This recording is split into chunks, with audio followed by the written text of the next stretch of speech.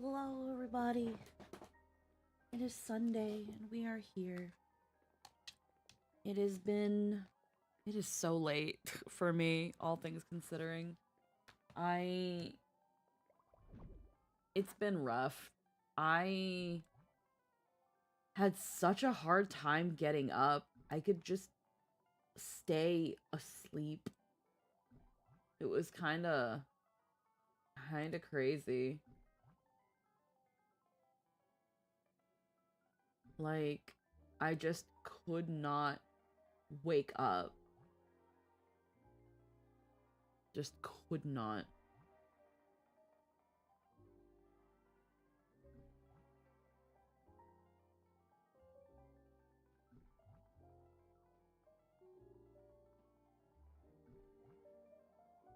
So it's very weird. I'm not sure if it's like I'm not gonna try to look into like any deeper meaning behind it.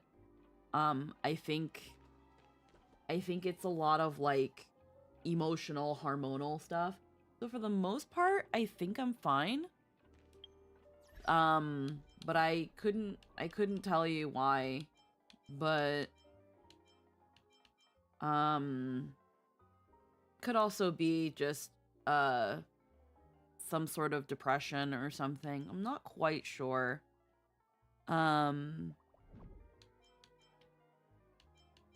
It wasn't the best deep sleep. It almost felt like sleep I couldn't get out of. 'Cause I didn't wake up feeling rested or anything like that. What was I gonna do? Gotta get my dailies done. But what materials do I need so I'm not wasting time on that? Oh, we got some stuff for an axe though. But I just know that I woke up and I was just like, do I even want to do anything, or do I just want to stay in bed depressed? And then I was like, no, because that sounds like a surefire way to make sure that gets even worse. So I ended up not and just getting up, but as I saw it getting later and later, it was like, man, don't think about that. Okay, we gotta beat up Sunday. We gotta beat up Feishao. Sunday and Feishao. I think I already did 2 of my weeklies, though. You're not done yet, either? Feishao. You're done. Yourself. You're done. You're done. I still haven't gotten your main trace. What the fuck? I gotta beat a lot of things up. I don't think I have any more Echo of Wars. I think I might have burned through them. Yes. Feishao's got 2 of them that I need to finish. Not Feishao. Sunday.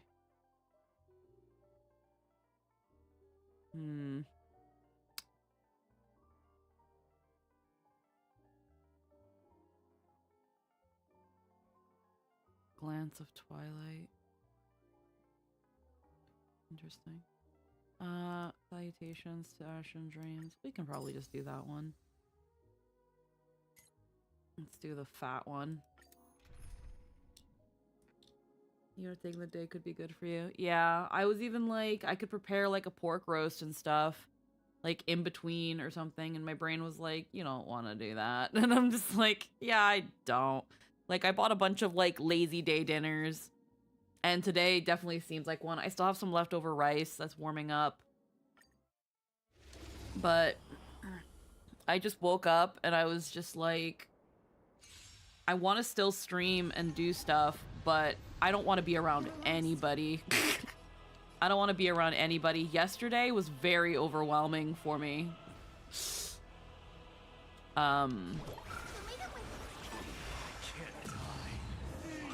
And it's made me think about a lot of things and how I want to take things going forward. But I'm not quite sure yet, so that could also be the depression, so don't take my word on that right now.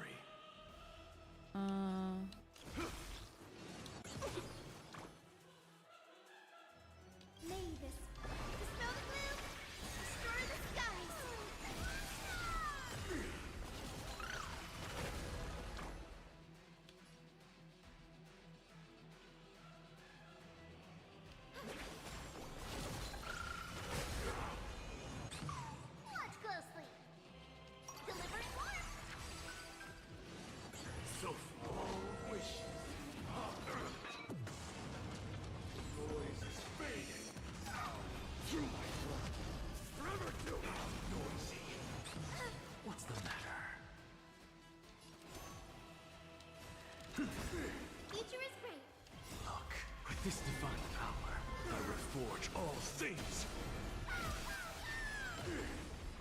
Let's see.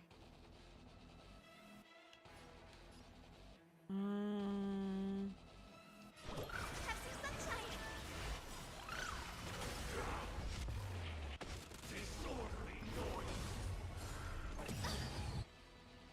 Enjoy eternal peace, dying soul. Now accept your punishment. Noisy. Burn it up.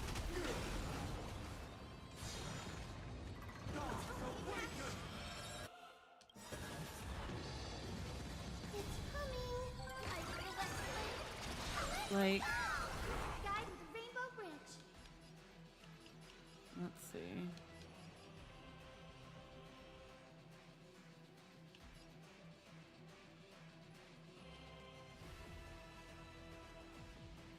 May this thick dispel the gloom, destroy the skies.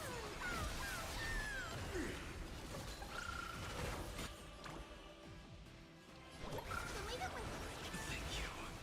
And I'll give you what you need. underestimating us will cost you.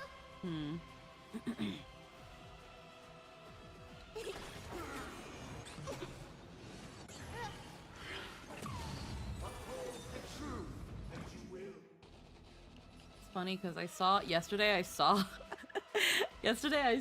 a VTuber group holding auditions.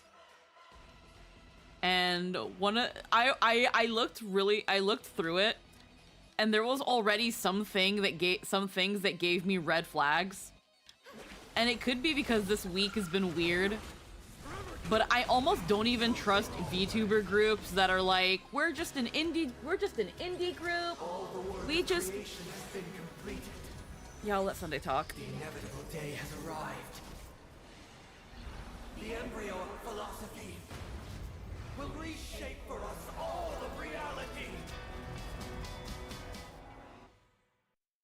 I swear on truth. I'm Like- a frail scholar. Just seeing where the game is. Sound-wise. I always feel like it's always so fucking loud.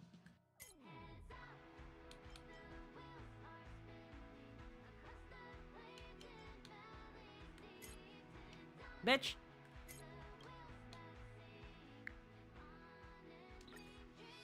There we go. Yeah, I saw, maybe it's because of like everything going on, but I thought it was so freaking weird that this VTuber group, for one, and this is a smaller one, but because I understand, since they're like a relatively new Twitter account too, so they're gauging interest. But they were like, you need to follow us so that we know you're serious about applying. To which it's like, you already have an application. You already have an application. If someone's filling it out and you see that they like are like, that's what your application's for. That's what your application's for. Like, I know there are people that do like troll applications, but you can tell right away if a troll application is a troll application. Checking whether or not they're following you is a weird way to gauge someone's interest in your VTuber group when they're already applying. Another thing, that struck me as weird was that, again, they're claiming to be an indie group, not an agency or anything, and no intentions of becoming an agency.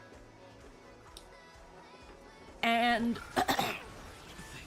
they're talking about how they require you to stream at least once a week, and that if you're going to be having any, in the case of any quote-unquote absences, long-term absences, you need to let their administration know. And I'm just like, who the fuck is running this? Who's running this? What do you mean contact your the administrator for, like, who's taking it seriously or not? Like, it again, already weird to me that they require a follow, and then another thing to require essentially, like, schedules and shit from people. It just struck me as very weird. What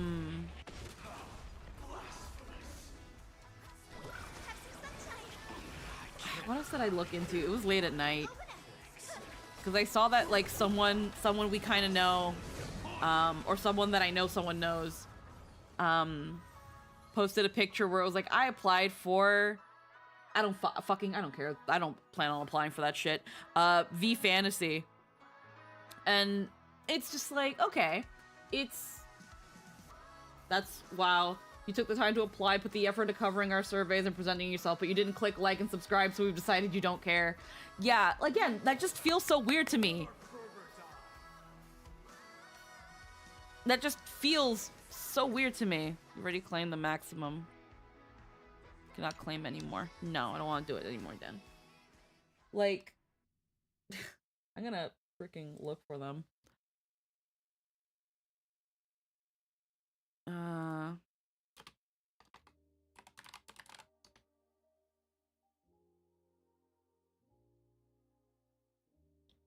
They overnight they've gone from 90 followers to 147.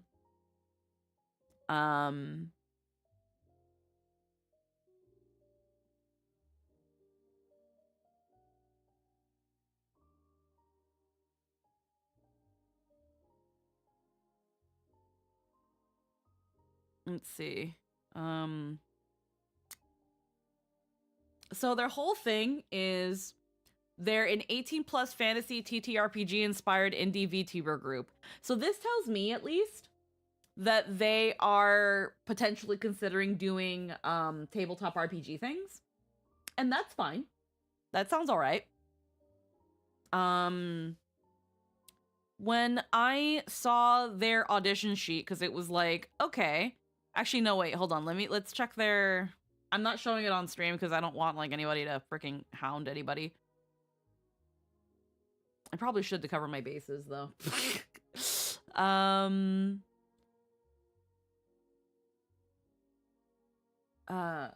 sec. There we go. So, the group here. What the hell is this? Okay, I was like, what the fuck is that? Okay, before I'm accidentally showing shit. So, their Google form here. Their talent expectations. So 18+ talent and communities, no exceptions. This is an adult-oriented team and community. All applicants must be legal adults, comfortable working in an 18+ space. We require talents to have communities that are strictly 18+. We will not allow our communities to invite minors into the shared space, and breaking this rule will result in all applicable parties being banned from V Fantasy. Hi, Sam Blitz. So it's like, okay. Understandable when it comes to wanting 18+ talents. That's a very, very common thing, if not almost the standard. Communities that are strictly 18+. This does most VTubers nowadays, whether they do NSFW or not, are already usually 18+, because the VTuber community has is always a little sussy. And it's that thing of, that's fine. When it comes to the communities have to be 18+, this is a bit of a mixed bag. Because normally, normally I feel like a lot of VTubers do this too, where they normally wanted 18 plus community, but if most of your content, this is going to be a thing of unfortunately you can't stop people. Unfortunately, they're going to lie about their age. And there are things where like most people usually have roles that they give to like adults so that they only access the adult only section of Discords. I don't really know this much myself because I at the moment don't have my own Discord. If I ever do decide to make my own Discord server for whatever reason, it's probably going to be 18 plus just off the bat. Because I don't want to deal with minors. I just don't want to deal with it. So I think they're mostly just asking for you have to be 18 plus to be in the server. Low key, I'm gonna be real with y'all. Low key, I kind of want the Summoners Network to do this because we already have, first off, because we have a lot of adults. We do have an accessible NSFW page. We have an NSFW section of the server. And I feel that just based on the fact that we have those, we should have the rule be you must be 18 or older to be on this site, to be on this Discord. We should be enacting that. I feel like any server that's going to host anything not safe for work, whether it be art or audio or anything that can fall into that general plane, if your content hits some of those topics, should be 18 plus. The Discord should be too. Because again, I announce my own streams on the Summoners Network, and I personally wouldn't like the idea of someone who's like 14 that is on the server coming to my stream. I wouldn't be comfortable with the fact that a 14-year-old is on the Summoners Network server, period. Even though most of Deco's content doesn't really cover that stuff, if at all, again, we do get a little bit just based on Zelda alone, just based on Zeldarp alone and NetNavi alone, we should not have kids on our fucking Discord. So I totally understand this. I guess now that I'm like really the gears are really turning, it's another duh. It's another duh. So that might actually be something I legitimately talk to Deco about.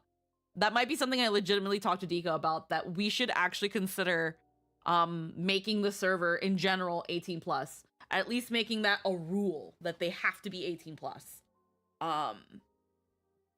Because I just feel like it's the best way to make sure our bases are as covered as possible. We can't have a general audience Discord and have not say, I know we have the degenerate role, but I think it's that's just mostly for people who want to see that sort of stuff. we should take that extra measure to make sure that nobody to kind of leave that space open. Someone says, I'm 16, bye, come back in 2 years, shit like that. Branding. We ask that you have a clear design and branding that is unique to your identity. Makes sense. We do not tolerate the use of AI in any form of your branding. Understandable, absolutely. We accept talents with PNG, Live 2D, 3D models, placeholder or customizables are also accepted. Understandable. We also ask that our talents have some sort of fantasy element to their VTuber branding to match the branding of our group, rather it be in their lore, their species, etc. Understandable. If your brand is fantasy, then yeah, you want fantasy elements. The only problem with this is it's too broad. It's way too broad. Anything can be fantasy nowadays. A cat girl is fantasy. like a cat, just a cute little Nyanya cat girl and an Eldritch abomination from the deepest recesses of space are both fantasy. But what do you want in this talent? Are you looking for, are you thinking about your classical D&D medieval fantasy? Are you looking at sci-fi fantasy? Are you thinking about like modern like what do you mean by fantasy? It's too broad. It's just a little too broad. Maybe that's the intent, but I feel like this is a very easy thing to just be like, but I'm this. Why are you saying this isn't fantasy? Like, that's, yeah. Hi, after a small sabbatical, after getting spoiled on what happens to Horsefant, I've gotten back into 14 and started Heaven's Words back on topic. Yeah, so that's fine. Boundaries, respect boundaries. Understandable. Respect boundaries, positivity, blah, blah, blah. Yeah, okay, cool. Drama-free collaboration is non-negotiable.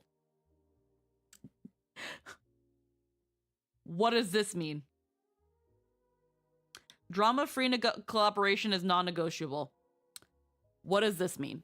Does this mean no conflict among yourself and the other people in the group or people managing it? They don't want to see you engaging in topics that could be considered VTuber drama. What does this mean? What does this mean?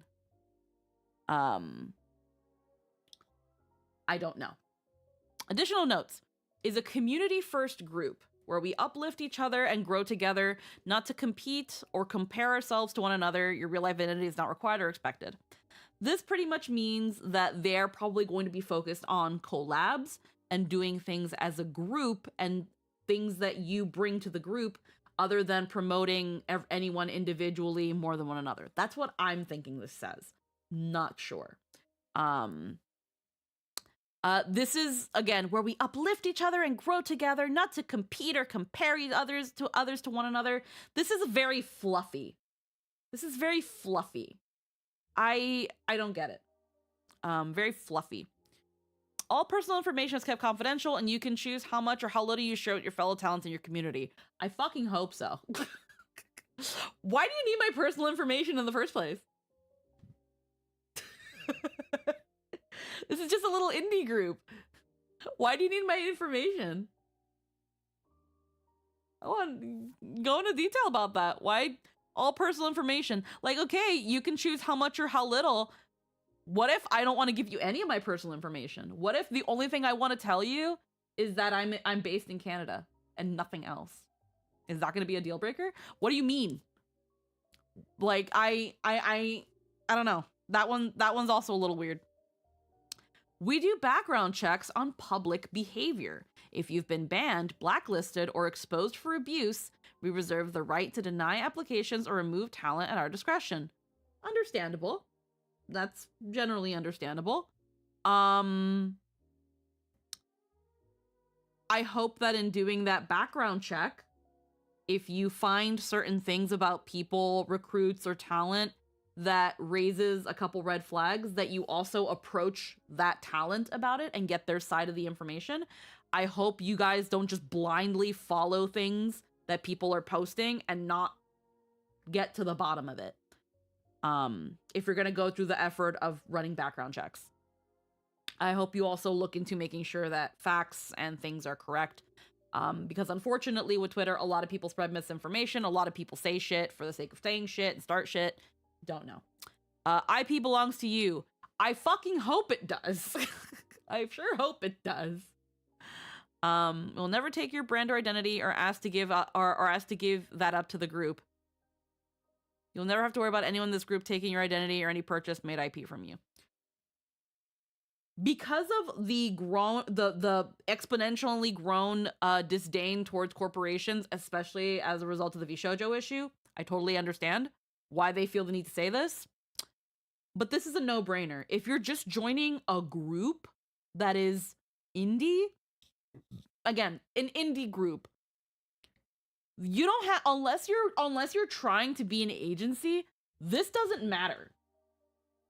Your IP belongs to you. I sure hope it does. We're just creating a group. This isn't an agency. And they're going to say later on that they're not an agency. So why does this need to be put into question? What is this about? I don't understand. And again, literally, since we're not an agency, we will never ask you to sign a contract or force you to stay with us. If at any point you no longer wish to be talent with V Fantasy, we ask that you communicate your concerns with us so we can discuss the best course of action. Okay. This is just, we're def not trying to be an agency, bro, trust. Like, okay, we get it. You're not an agency. You've said that. You said you're just a group. You're just people that want to come together under a general theme, under a general base of inspiration and do stuff together and grow together. Understandable. Why are you talking like an agency? Like, yeah, when you just join like a little rinky-dink group, like that means that you're not signing up. Like, there's not really supposed to be contracts. There's not really supposed to be stuff like that. The only time that sort of stuff becomes discussion is if you're aiming to become an agency, or I'm misinterpreting things. But it's a little weird. Let's just say we want to keep going. So when it comes to the application itself, fill out all the information. Here's the thing. Already going back, you already have a thing here where they're like, do you agree to abide by blah, blah, blah, blah? There you go. Now, here's all the stuff you need to fill out. Here's where we get to know you better. What's your preferred name?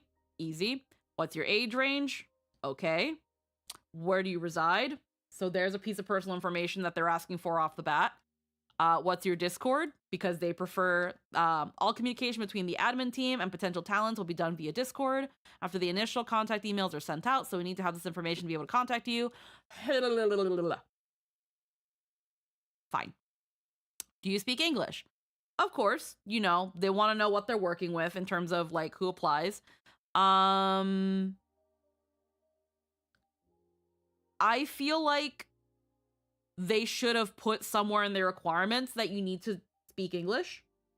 So that they can kind of avoid this, because unless they're outright going to take people, because here's the thing. If I hit beginner, are they going to throw out my application?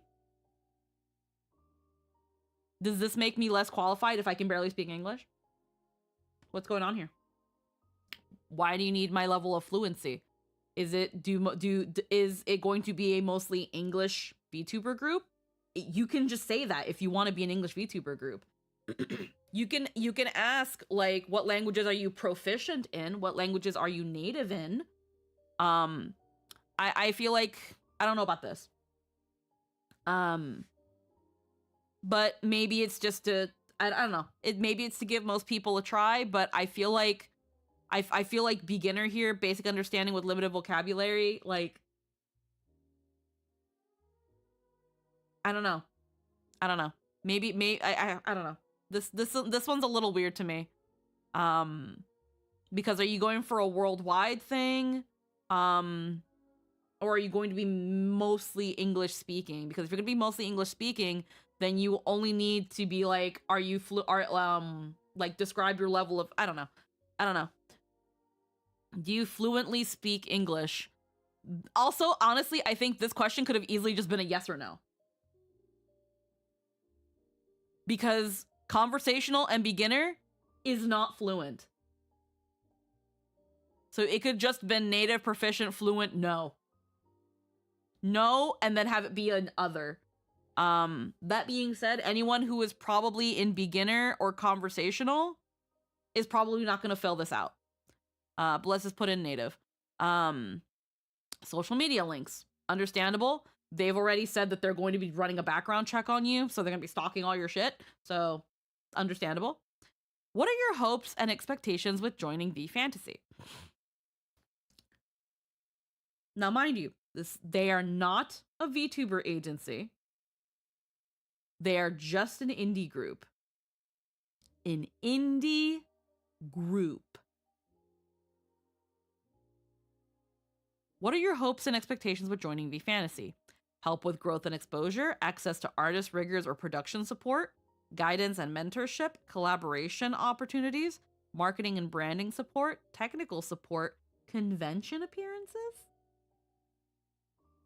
merch services, management services. Those last three things, and you can argue for a couple of them, that's what an agency usually offers. Most of these you can get on your own. But maybe you need help. Maybe you need help, and that's where you feel like a group that's a bit more educated on that can help you.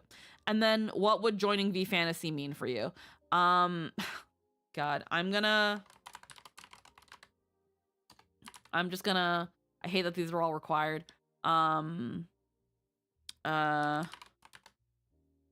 Discord username. Whoop. Just because I want to see the rest of the application.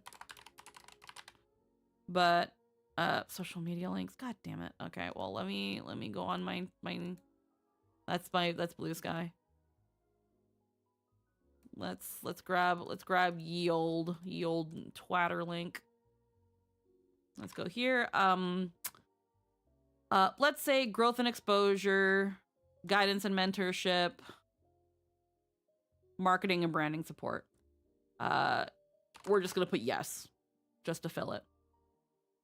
Content creation.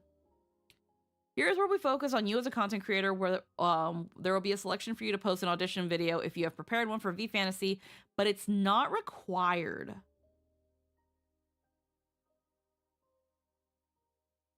Please note we ask that you fill out the section with well-thought, in-depth answers. Please answer each question with at least one full, well-thought-out paragraph. An increase in response will dictate your viability to us, so please write as much as you can. Okay. How long have you been a content creator? What kind of content do you create? How often do you produce content? What is your preferred streaming platform? I feel like this, with how many VTubers see Kick, I feel like this is a very good way to weed out a lot of people. Because a lot of VTubers don't like the idea of streaming onto Kick, because Kick, a lot of people don't like Kick. This is a good way to weed out people. But I don't know. How many times do you normally stream? Feel free to add a link to an audition video if you prepared one for V Fantasy. Now, my only problem is I think it's only when it's like ready to submit that they do submit, but I don't know. I don't know if there's anything more after this.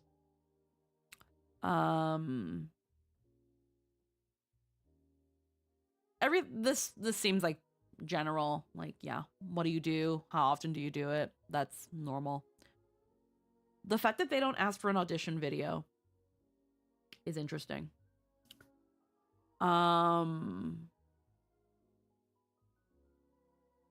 Like, I get that they're going to be looking through all these applications. But I feel like an audition video, funnily enough, is a great way to know if people are genuinely interested in applying. Because it means that they have initiative. It means, if it's a good video, that they have experience. It shows that they have confidence. And that they can sell themselves. So, not asking for an audition video is weird to me. Because again, that's one of the easiest things that narrow down if your applicants are serious.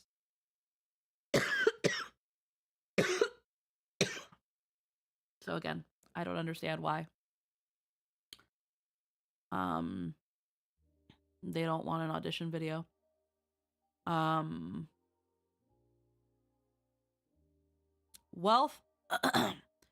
With well thought out, in-depth answers.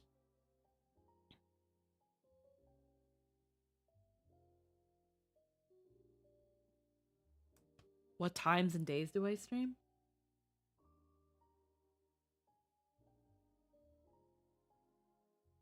Like Friday to Sunday, like Saturday nights, Friday to Sunday afternoons, like Sunday, Monday afternoons. You can't get more in depth than that, hun. There is no in depth here. It's a choice. How often do you produce content? How many hours do you stream? How often do you stream? Do you post any other content? Okay, well, I often stream. If most of my streams are usually 5 hours, 4 to 5 hours minimum, sometimes going 6 to 8, I want to say I stream between 15 to 25 hours a week. I upload my VODs onto YouTube.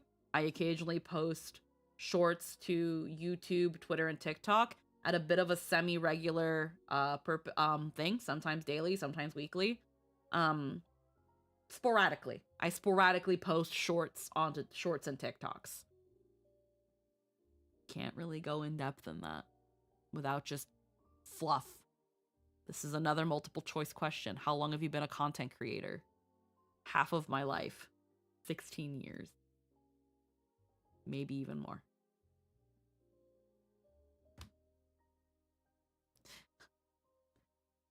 With at least one full, well thought out paragraph. I get to the point. I get to the point.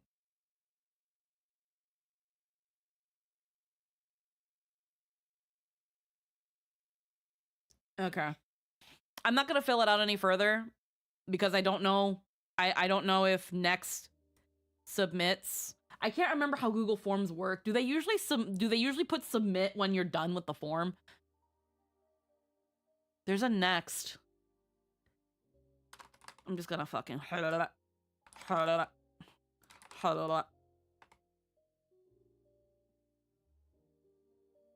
This is a required question. What do you mean? I filled it. Other. Okay, there we go. Oh my god, there's another next. Okay.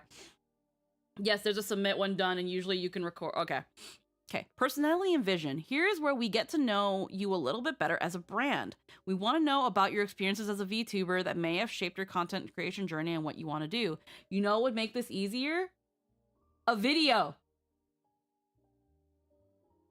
You know what will make this easier? An audition video.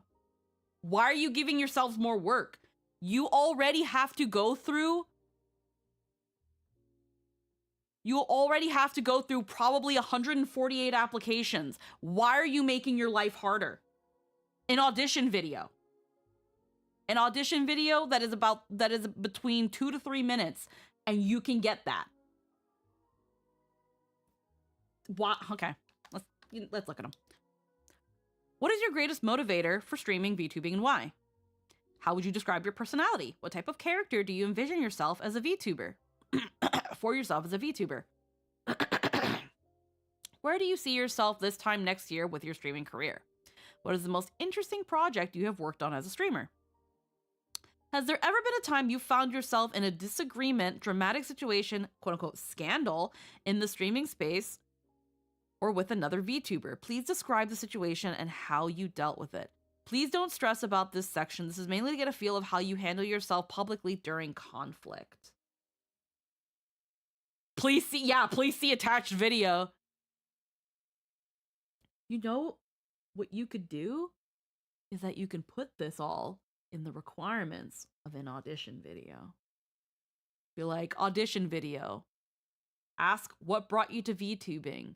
Describe what you bring to the table as a streamer. Describe where you see yourself going.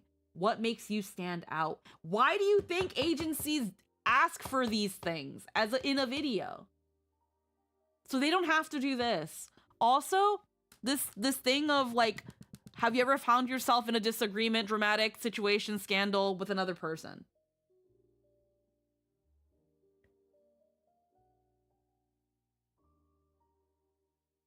This is mainly for you to feel how you handle yourself publicly. No, it's not. This is to weed people out. I think that one's... I normally don't try to assume malintent. This feels like this is to weed people out. And that's okay. That's fine. But just say it. But just say it. Okay.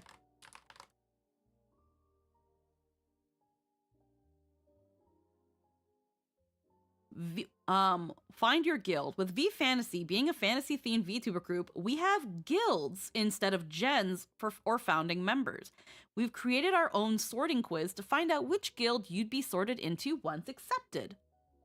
you'll be sorted into once accepted into. You can just say which guild you'll be sorted into. That's it. Once accepted. Just take out the last into. It's, yeah. Take it from a bitch who's really repetitive. That's repetitive. V Fantasy, please complete the sorting quiz here to find out which guild you'll be joining. Once you've completed the sorting quiz, please screenshot your results and upload it here. Do the work for them. Do the work for them. You're faced with a door that shouldn't be there. What do? Open it. If it's here, it wants to be found. Mark it, prepare, return when the signs are right. Wait, if something comes through, I'll be ready for it. Knock first, then listen closely. Your greatest curiosity lies in what unfolds stories lies beneath the surface. Here's your Hogwarts house. Please attach it to your Hogwarts acceptance letter. What untold stories lie beneath the surface? The marks left by time and spell work. The nature of what we call truth. Why I keep chasing things that shouldn't exist. I'll go untold stories beneath the surface. What do you believe is the most dangerous? What's above or what's below? Neither. Danger lies between where things shift and deceive. In a party, you're most often the one who takes the lead when no one else will, even if you don't have the whole plan, listens first, and helps everyone find common ground where things go off track, keeps quiet until something doesn't sit right, then says what others won't, works behind the scenes, pulling strings to keep things moving without needing credit. I'll say listens first. What kind of magic calls you to you the most? Tide storms and deep things, old tongue, subtle strange powers of things half remembered. Magic? No, it's intuition. It's what keeps me alive.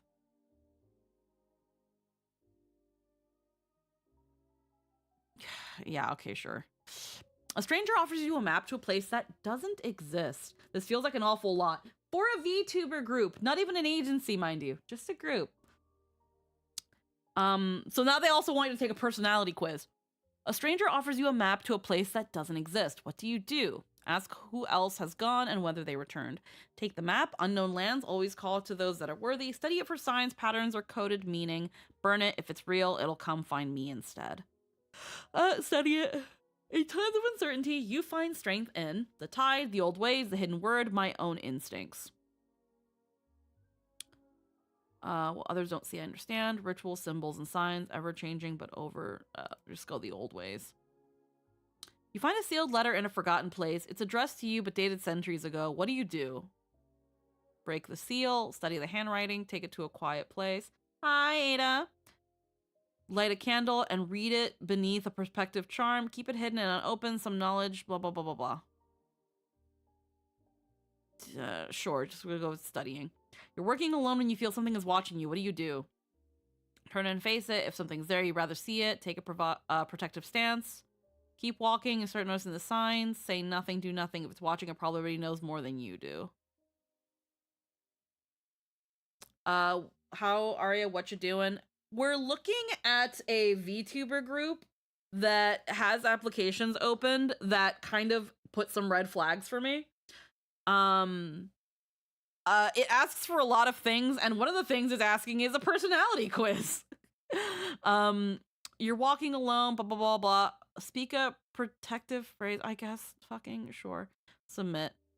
You are rune-bound. Coven steeped in ritual memory. They only have 4 houses. They only have 4 houses. A coven steeped in ritual memory and meaning. Its members draw powers from symbols, stories, quiet observation. They prefer to root, watch, and act when the moment is right, valuing subtle, layered, and lasting magic. Okay. And then they want you to put a screen cap, and I don't care to, so this is probably as far as we go. I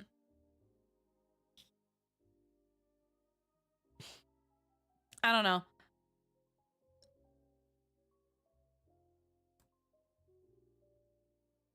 What happens if we, like, literally... I can't go back. I can't go back, so I can't, like, look at the other things. Again, this is a fantasy TTRPG based group, and they want the people who apply to fall under fantasy in some way, shape, or form. And again, understandable. But fantasy is too broad. But yeah, they want you to do a quiz to quote unquote find your guild. They want to know your personality, which again, an audition video could easily hammer down a lot of these. Because again, you don't even have to ask like, how would you describe your personality? Watch the video. Just watching the video and getting that glimpse of a person can give you an idea of who they are and how they might be like. Not exactly, but there you go. You can be like, oh, she seems like a bubbly person. Oh, they seem like a very mysterious person. Oh, they seem to be like this. Very broad questions that, again, a 3 to 5 minute audition video can solve. Content creation history, obviously understandable that you want this. Again, an audition video can do that. Into what kind of content do you create? How long have you been a content creator? This stuff, there's no really in-depth, fleshed out, at least a paragraph way to answer that question. It's a very simple question. Age range, country, yeah, all that's fine. If they want if they're asking if you fluently speak English, like, just make it 3 choices and no. Or again, if you're gonna ask this, my first impression is, do you plan on hosting other languages? And how important is speaking English to this? If you need to be able to speak with them, if you're mostly gonna be English, you can just be like, do you fluently speak English? Yes or no. Yes or no, or explain. And then follow that with, are you proficient in other languages? But so this one's a little bit weirdly formed. I'm not sure about that. And again, this group, how are they gonna if these are here, it's because at some point they intend to offer these services: convention appearances, merch services, management services. And again, this is a community first, so it's not going to be just to you, I'm assuming. They're going to do this for the group first and foremost. So makes me wonder what that's about. But yeah, not quite sure. They also talked about, man, I was supposed to be playing Honkai Star Rail, and now I'm talking about a freaking VTuber group. They have an FAQ as well about, oh, here's one of them, Boundless. For explorers, dreamers, those who thrive in motion, inspired by ever-changing ocean, its members are guided by instinct, emotion, and the thrill of the unknown. They embrace chaos and purpose, trusting their gut. There's a puppy. Boundless. If you applied, make sure you come join us at the guild, our Discord server. Even if you haven't applied, we'd love to come hang out with us. Again, they have a thing to like show that they applied. Akife is actually someone pretty sizable from the looks of things. So they applied for this.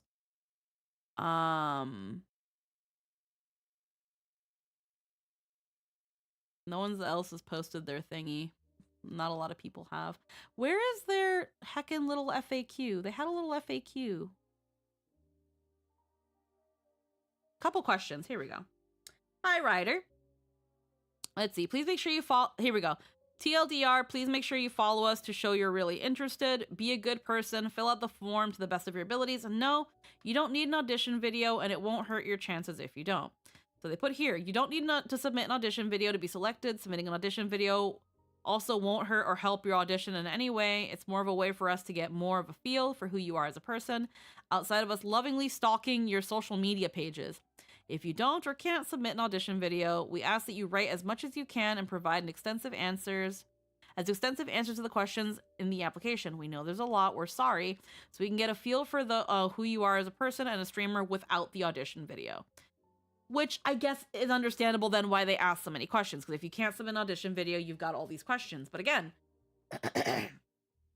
you can trim out a lot of this fat by just asking for the audition video. If someone is not willing to make a 2 to 3 minute video, it doesn't have to be anything funnily, crazily edited. They can literally hit record on OBS, recording VTube Studio, and talk about themselves. They can write a little blurb of what they'd say about themselves and read it while it's simple. It's simple. You're not asking for anything flashy.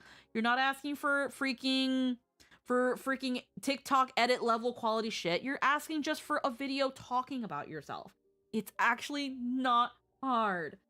You came to a just chatting stream disguised as a fucking HSR stream because I started yapping. But yeah, they got that. When filling out the application, make sure you're filling out the application with current information that's correct. Please make sure the Gmail you're using to fill out the application is accessible, as that will be the email we reach out on you on. Double check all information, make sure you're putting your best foot forward. Remember, we're seeing everything you're putting in the application, so make sure you give us all applicable information that you think showcases you and your personality.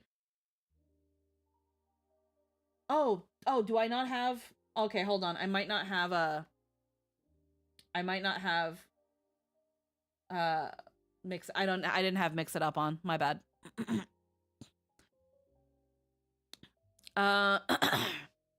Again, we're a broken record. Please make sure you're filling out everything in detail to the best of your abilities and give us full, complete answers to the questions. We know that it can be tedious and it's a long application, but we want to get to know you. And again, understandable. But an audition video would really just narrow it down a lot. Is there anything that will get us auto-denied from the group? We personally feel like we're fairly lenient as administrative staff. We obviously don't want anyone that's discriminatory or hurtful towards any group of peoples. We won't accept anyone that's homophobic, transphobic, ableist, etc. We also ask that you follow the group on any sort of social media. We know that's a silly requirement, but it shows that you're really interested in us and not just interested because you know someone affiliated with us.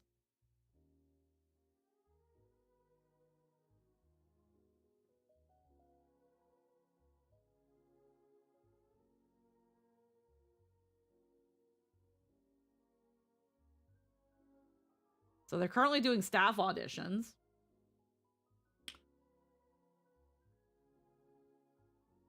Again, the following. So here's the thing. We won't accept anyone that's homophobic, transphobic, ableist, etc. Okay. And not saying that Kick is this. Why are you asking people if they stream on Kick? When Kick is mostly, unfortunately, known for having these types of people.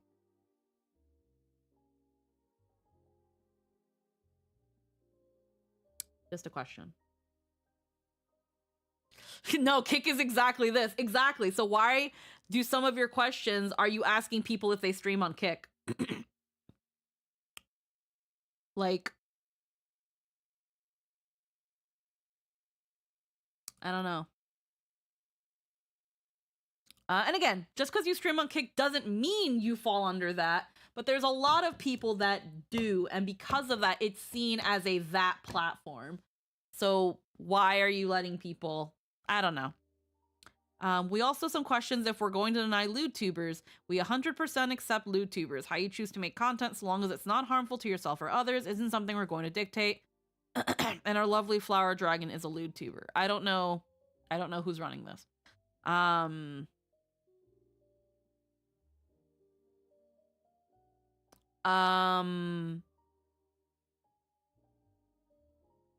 Here's another thing that I'm a little worried about. I think this is the person who created it. I don't know. Here's another thing. If right now you're holding auditions, can y'all stay on topic? Why are we like retweeting random things? Like, guys, like, I understand you guys retweeting this because it's cute to see people applying for stuff. Like, this is how I found out through Essentia, and look, her model's so cute. But like, right now, when people are asking you questions about your group and about what you're doing and your process, you don't want to flood the feed, because what this makes me want to do is hit follow, and then it would be here like freaking mute or like don't show retweets, because it's too much. But yeah, their auditions are open. They're open from July 26th to August 26th. They are called V Fantasy Live. they are a fantasy, an 18 plus fantasy TTRPG inspired indie VTuber group. So something tells me they're going to be delving into TTRPG related things. They've got some things going on in there, and some things just feel a little weird for me. Like, not that I want to bring up VShojo, but I've also seen other applications for actual VTuber agencies, startups, and things, and even they don't ask the questions that these ask for. And maybe they're just really wanting to keep their bases covered. Again, we're trying to assume, we're not trying to assume any maliciousness or anything like that. I just need to also be like, why so in depth, but also why so fatty? Their application, that's the thing. Their application is very fatty. It's very fatty. It's a lot of fat. A lot of trim. Need to trim the fat. Whoever made this application needed to have someone look it over and be like, do we really need this question? Do we really need that? And again, this is a lot of questions and a lot of inquiry from a group that is not an agency, is not going to pay you.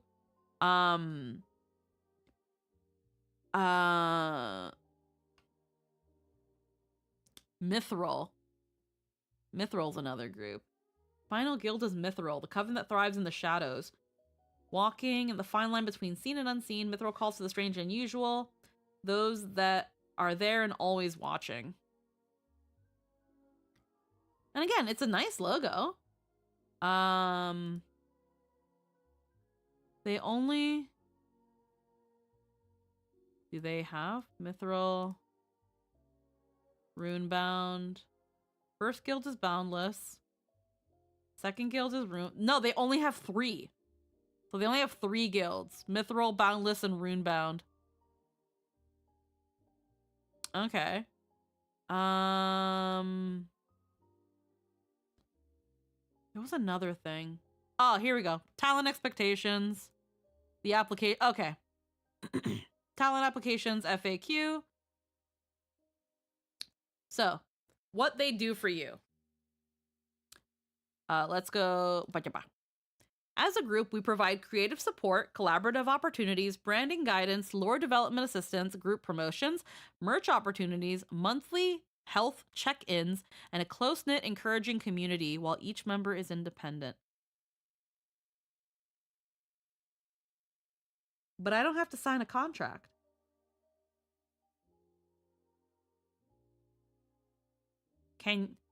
You're saying you provide this. Can you promise me that?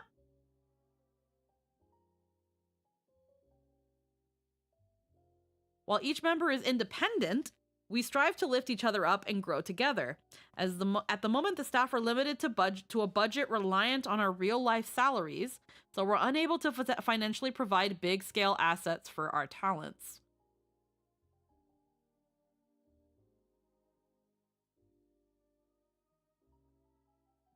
Then how... We will never take payment from our members for their streams, digital works, or sponsorships. I sure hope not. For all merch opportunities, we have 3 different scales for profits. If merch is handled through a third party, the profits are split 50-50 between talents and the group. If merch is handled through the group with commercial artwork purchased by group funds, the profits are split 60-40 between the talents and the group. If merch is handled through the group with commercial artwork purchased by the talent, the profits are split 80-20 between the talents and the group.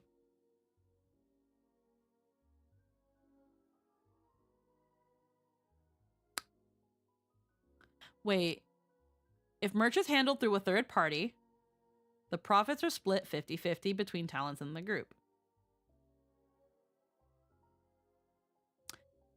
Yeah, okay.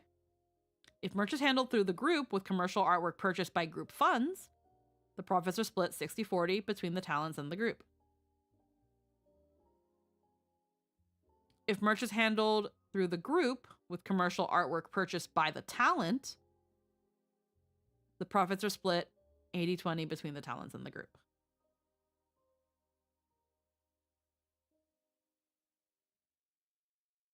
I'm gonna need some examples.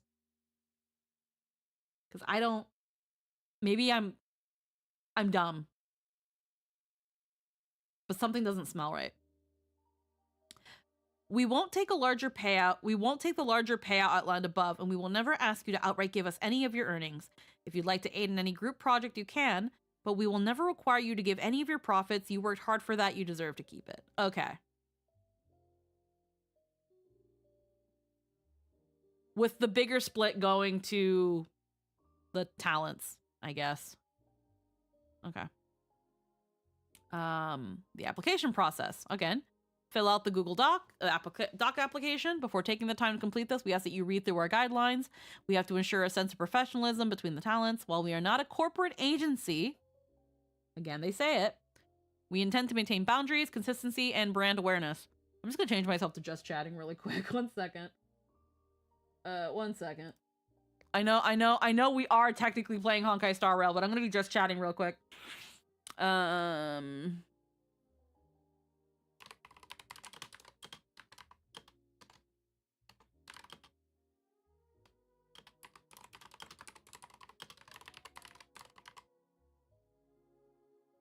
then we're gonna go to just chat. Then we'll actually go into Star Rail because I'm yapping now. Bit. Okay. Bam. Okay. So phase 1, fill out the application. We intend to maintain boundaries, consistency, and brand awareness. We require a small level of professionalism from our talents, regardless of if they view streaming as a hobby or if they're wanting to make a career out of content creation. The talent management will review your application and email you accordingly via our group's email, regardless of if you're chosen to move forward to phase 2 or not. So they will send rejection emails. So they'll be like, sorry, you didn't get in, or yes, you did get in. We won't leave anyone in the dark regarding our decision. That's understandable. A lot of people like that. Most bigger things will tell you that sending out rejection emails is a waste of time. And I am somewhat inclined to agree. But because this seems like this is going to be handled over Google, it is very easily to create 2 tags on Google. I think Google Contacts. You can create them by accepted and not accepted. Hold on.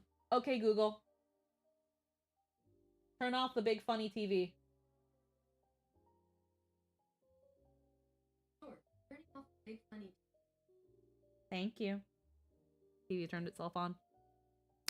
Oh, hold up. What's this? We're looking over the application for something called V Fantasy because it's something that caught my attention yesterday. Something I want to talk about now that I've yapped about it. And I don't plan on applying to this, so I don't care.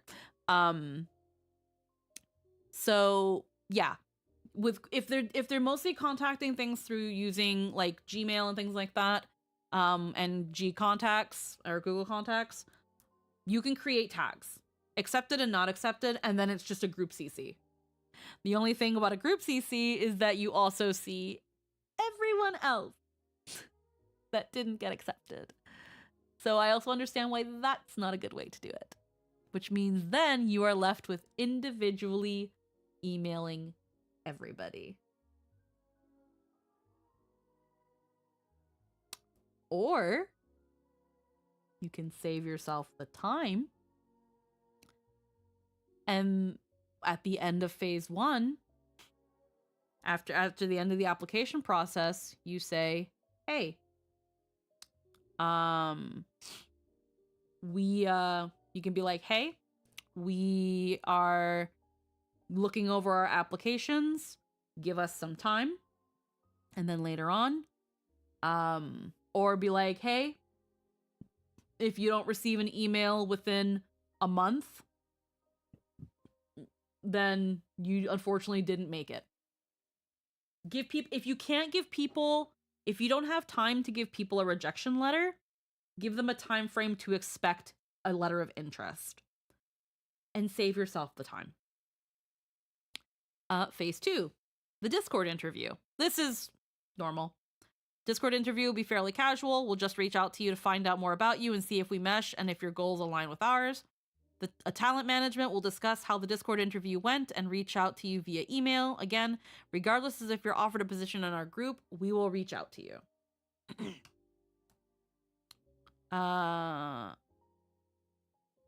Talent expectations. We already kind of went through this. It's in their application. 18 plus talent and communities, no exceptions, which means that if you've got if the talent has their own Discord, you are not allowed to allow minors, which is understandable. Most streamers already do this. Most VTubers already do this.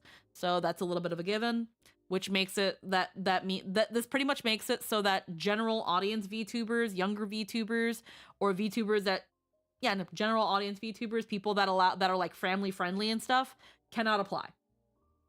If you are a VTuber that does that tries to be very family friendly, that tries to be like 14 plus, 16 plus, you cannot apply to this. If there's even the possibility that your community might be hosting allows minors, you cannot apply to this, and that is understandable. So Christian VTubers, you can't apply. No Christian VTubers. Stream consistency. Obviously, it's asking you to be this. Okay, this is the one that like really was like made me kind of like, You should be able to stream or produce content regularly, at least 1 day a week or 4 days a month. Okay, I'll be real with you. That's not a lot. That's not a lot to ask for. That's very easy. It's very easy. If you have to be gone for extended periods of time, we ask that you notify the administrative team in our absences channel for talents.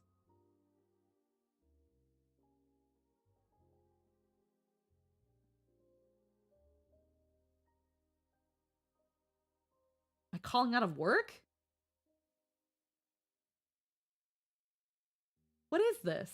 What is this requirement? I would need the logic behind this. I would need the log.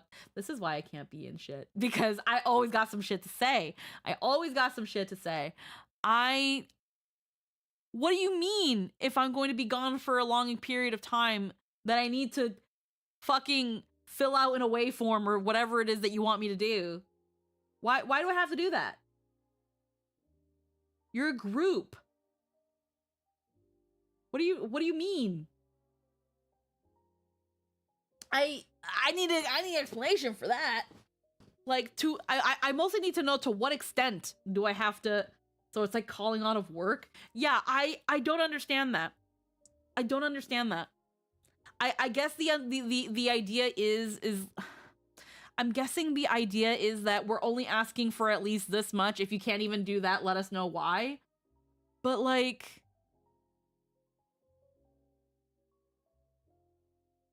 we understand that life happens, but reliability and open communication is key.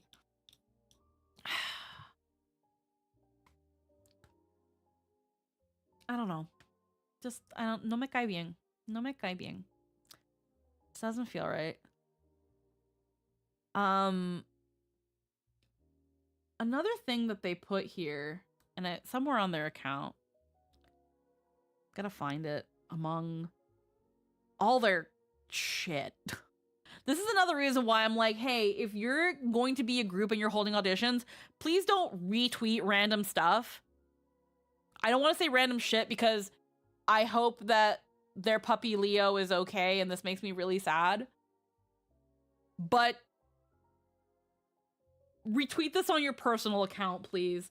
Like, this I'm trying to look for information about your group and what you need from me, and now you've made me sad.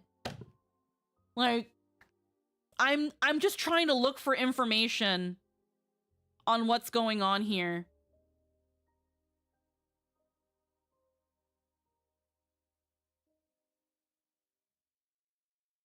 No, this is the server.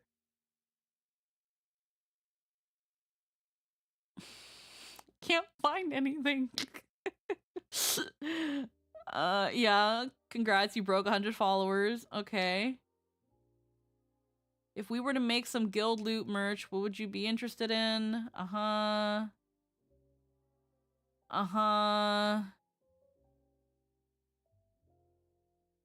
What if we said we might be opening a mascot design contest in the future? How about you find your talents first? Our first partnership teaser post. Who could be partnering? You probably retweeted it because it's you guys. You know, a cute little wink wink nudge nudge.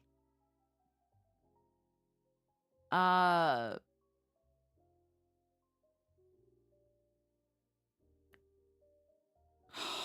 can't find anything.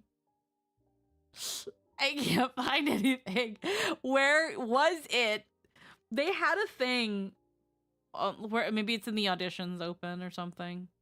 Maybe it's in their audition post. If I can find it. Come join us at our guild. Come join us. Talent auditions. Not here we go. Our talent auditions are now open. As of right now, we'll keep our auditions open for 1 month. Unless we have a lot of interest, then we might close early. So, one thing I will say, and this is something that voice actors will also tell you. A lot of professional voice actors, any real professional industry that is holding auditions that has a deadline, you do not close them early. You unfortunately, you always have to expect a large influx. You do not close auditions early. You do not do that. Because let's just say I'm a hopeful and I want to audition for this. But I got somewhere to be and I'm like August 26th, I can probably get that done. Like I can absolutely get that done a week before because I really want to take my time because I'm really serious about this and I really want to make sure that my application is perfect and I'm going to make an audition video. I'm going to go the extra fucking mile because I want to be a part of this. But real life shit is happening. You know, my job's going to be really busy. I got to go to a wedding, you know. And they close. They close 2 weeks in, let's say. They close 2 weeks in, early August. Do you know how much potential talent you have just missed out on? Because you closed those auditions early.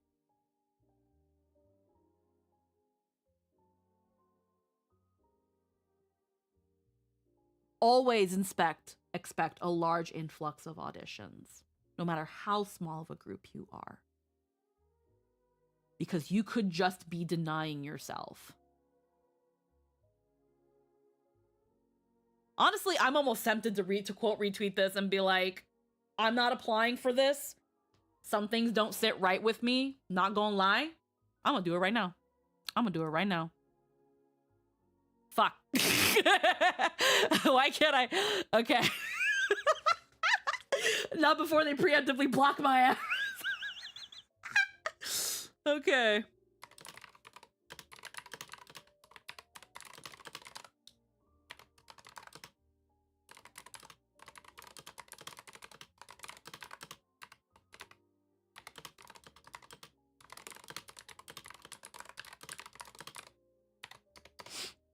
I might yap. I am.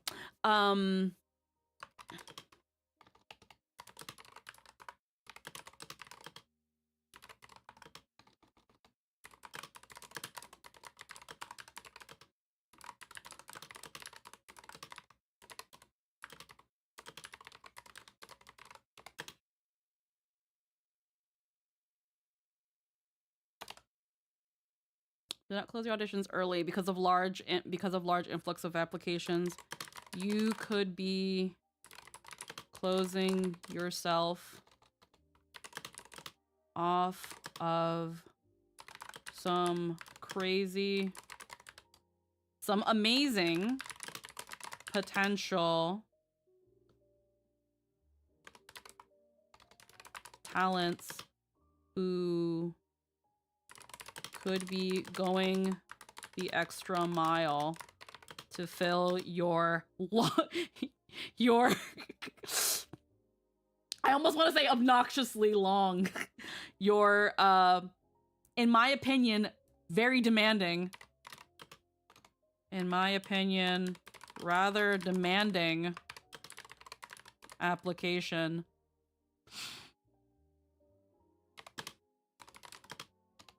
Which to me shows more interest in your group than asking for an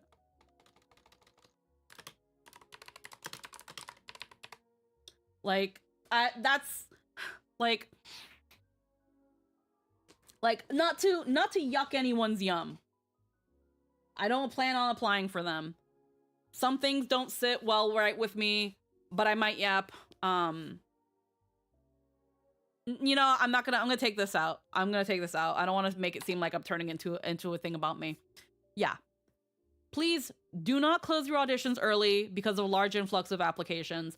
You could be closing yourself off of some amazing potential talents who could be going the extra mile to fill your, in my opinion, rather demanding application, which to me shows more interest in your group than a follow ever will.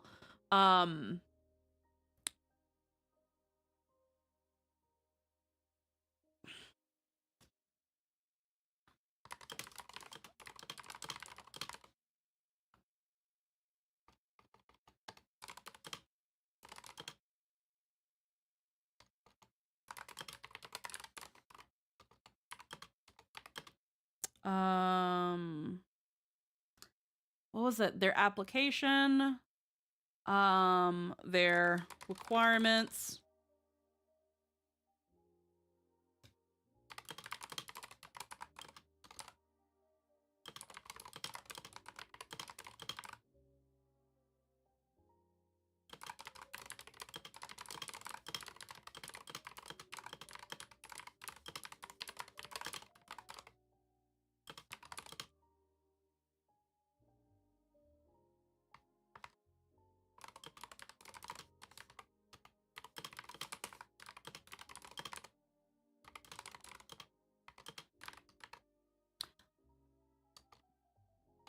Actually, no, just rather straight yap on stream about it.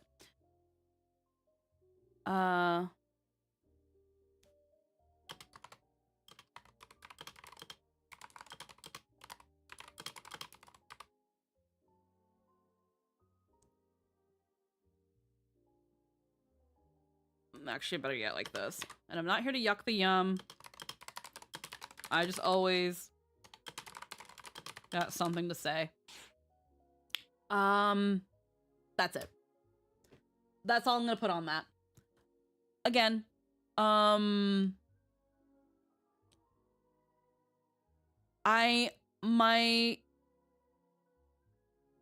yeah, gave it a shot. I know I might not make it. Yeah, that's fine.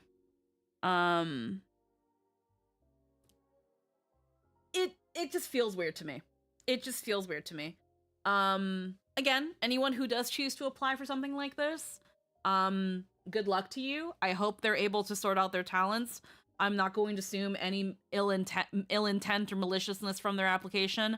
I think it is a very demanding application for, again, a group that is not an agency. There are a couple no does in it where it's like, well, you keep your IP. Well, yeah, no shit. Like, you're not an agency, you're a group.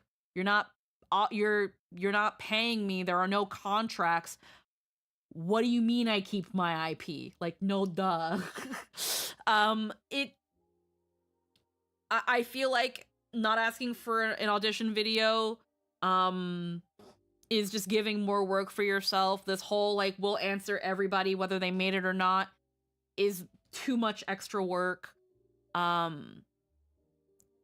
feel like their audition process and their I feel like their process, well, not the process. No, my bad. I feel like their application and some of their details are way too bloated. When it comes to their feed here, again, it's as easy as a follow and saying don't show retweets. But if I am just a random person like I was yesterday who saw someone I kind of know apply for this, and I'm looking through this and I just want to find details, I can't find it. I have to comb through your account. Funnily enough, and again, I don't mean it in any sort of malicious way, for a group that is trying to take professionalism seriously, even if to a small degree, you're not really showing it. I don't really feel it. I can't find any. I'm having issues finding things. Would it be rude to start yapping about something else? I'm asking because I don't want to be rude. You're making the rules here after all. It's a teeny bit rude. Because it is my stream. We will be moving on to another topic because originally this was supposed to be an HSR stream. But again, I got to yapping and I wanted to talk about this.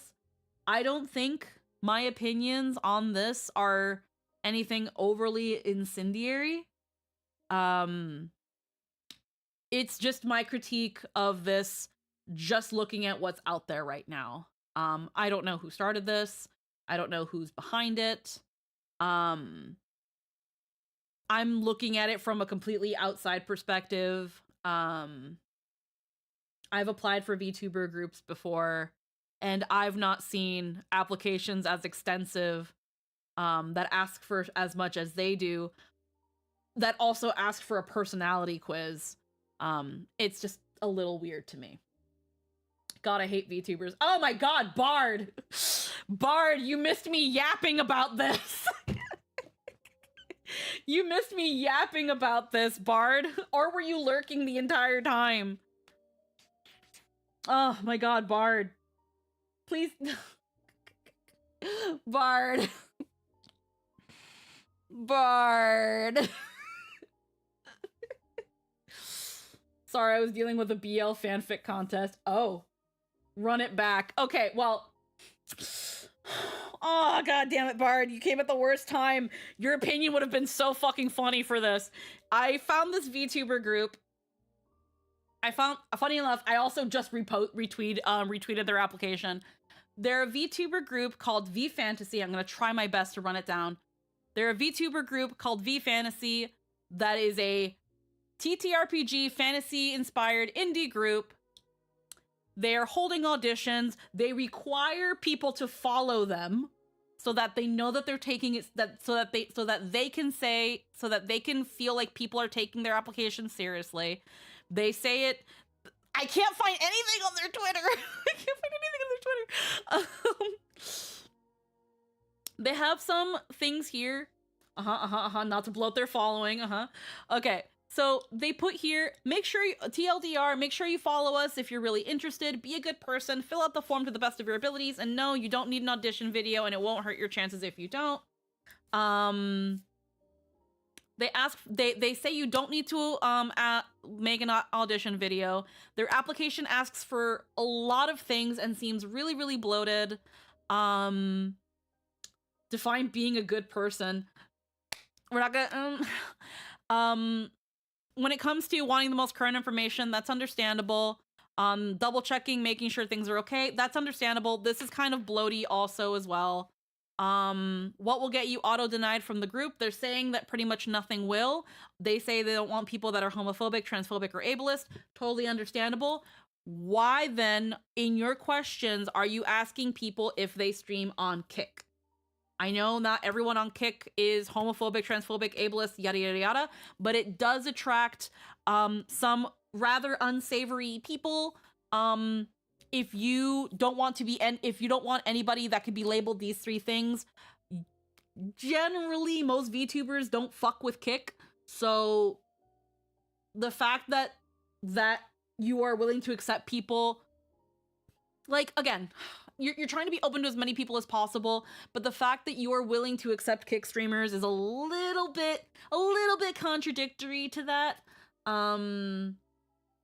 I actually did talk about Kick recently. They kind of have been trying to clean their image, but the majority of their platform are still people who approve of kidnapping sex workers. Yeah, it's good that they're trying to clean things up, but until I see or hear about some actual changes going on with this platform, it's performative.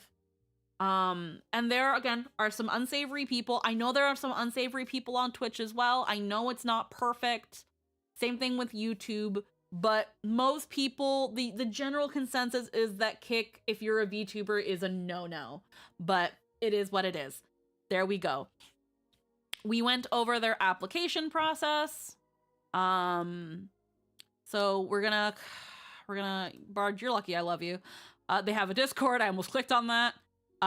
They have a little cute graphic that you can post to show the guild you were sorted into, because they have a personality quiz that they want you to do too, so that they know where to sort you, because they're going to be doing guilds instead of gens and stuff. Where is your audition link? Where is your audition link? Here we go. That's what I mean. Shit, you should have just told me you were doing this. I would have dropped everything to join you. No, because this kind of happened. This just happened. I just started talking about this. I was literally just playing Honkai Star Rail, and I started just talking, and this came to mind that I saw this yesterday, and I was like, you know what? No, I'm gonna talk about this because now it's in my brain. I have to yap about it. I have some thoughts about this. I don't plan on applying to this, so I gotta talk about it. And heckin', here they are. Their expectations, they want 18 plus talent in communities. Understandable, no minors allowed. If your community even hints at being more general audience, you cannot apply. Christian VTubers, unfortunately, you cannot apply. We will not allow our communities to invite minors into the shared space, and breaking this rule will result in all applicable parties being banned from V Fantasy. They don't want it. Don't want it. They also put here, it will remain open for a month, reaching out to potential talents over the coming weeks afterwards. Blah, blah, blah, blah. Before taking the time to complete this application, we ask that you read through our guidelines. We ensure to have a sense of professionalism between talents. We are not a corporate agency. They say that once. We require a small level of professionalism from our talents, regardless of if they view streaming as a hobby, if they're wanting to make a career out of it. Okay, stream consistency. You should be able to stream or produce content regularly, at least 1 day a week or 4 days a month. If you have to be gone for extended periods of time, we ask that you notify the administrative team of our in our absences channel for talents. We understand that life happens, but reliability and open communication is key. So what do you mean I have to notify an administrative team if I can't make my own stream? What do you mean I have to call out of my own stream? That just feels weird to me. It feels weird to me. For branding, they're pretty much open to anything. PNG, Live 2D, 3D models, placeholder, customizable models are also accepted, so they are totally understandable about that. We also ask that our talents have some sort of fantasy element to their VTuber branding to match the branding of our group, rather it be in their lore, their species, etc. Okay, here's the problem. Fantasy is very broad. Are you talking about cat girls? Are you talking about knights? Are you talking about dragons, tieflings? Do you want space eldritch abominations? Do you accept robots? What do you mean? What do you mean? This is very broad. And then when you go into their I'm gonna have to go to their media because I found their thingy. Because they have a cute little personality quiz that puts you into guilds. They've got Boundless, they've got Runebound, and they've got Mithril. And they're like little guilds and stuff like that. They seem to be leaning more towards the medieval D&D-esque fantasy. They've already said outright that they're a TTRPG fantasy-based group. So it tells me that they're aiming more towards that and probably a little bit away from the sci-fi aspect, but I don't know. But again, it's just fantasy. It's a little too broad. Boundaries, respect boundaries, be nice. Drama-free collaboration is not negotiable. I'm going to assume, again, this is a very weird thing to say. Do you just mean between the talents? You don't want any issues between your talents? Or do you want your people to not be involved in drama in any way, shape, or form? And do you want them to be sunshine and rainbows? I say this because there's a question later on in the application that also raised a red flag. So community first group, What do you mean by that? I'm assuming this means that you prioritize the community and uplifting the community and the brand over the individual talents. That's okay, but I need you to define what that means. Not everyone's going to know what that means. People are going to make assumptions. We're here to uplift and grow together, not to compete or compare ourselves to one another. Considering recent things we learned about VShojo, of course you want to say that. But again, you're not an agency. So why do you need to, you know, why are we getting into that? Personal information is kept confidential. I sure hope it is. And you can choose how much or how little you share with your fellow talents in our community. Okay. Okay, that's fine. A lot of people go to VTubing because of anonymity. Why you need my personal information in the first place, I'm not sure. Aside from where I'm based. I generally find not having a streamer group is not a bad thing because having friends that support each other isn't bad, but this doesn't seem like a group. It seems like an agency despite the insistence that they're not. Anyone who's trying to make an agency immediately after the fall of VShojo screams arrogance. Fuck, I might apply, just tell them no. Or do we gotta get our collab partners approved? I don't know. We do background checks on public behavior. If you've been banned, blacklisted, or exposed for abuse, we reserve the right to deny applications or remove talent at our discretion. I mean, okay.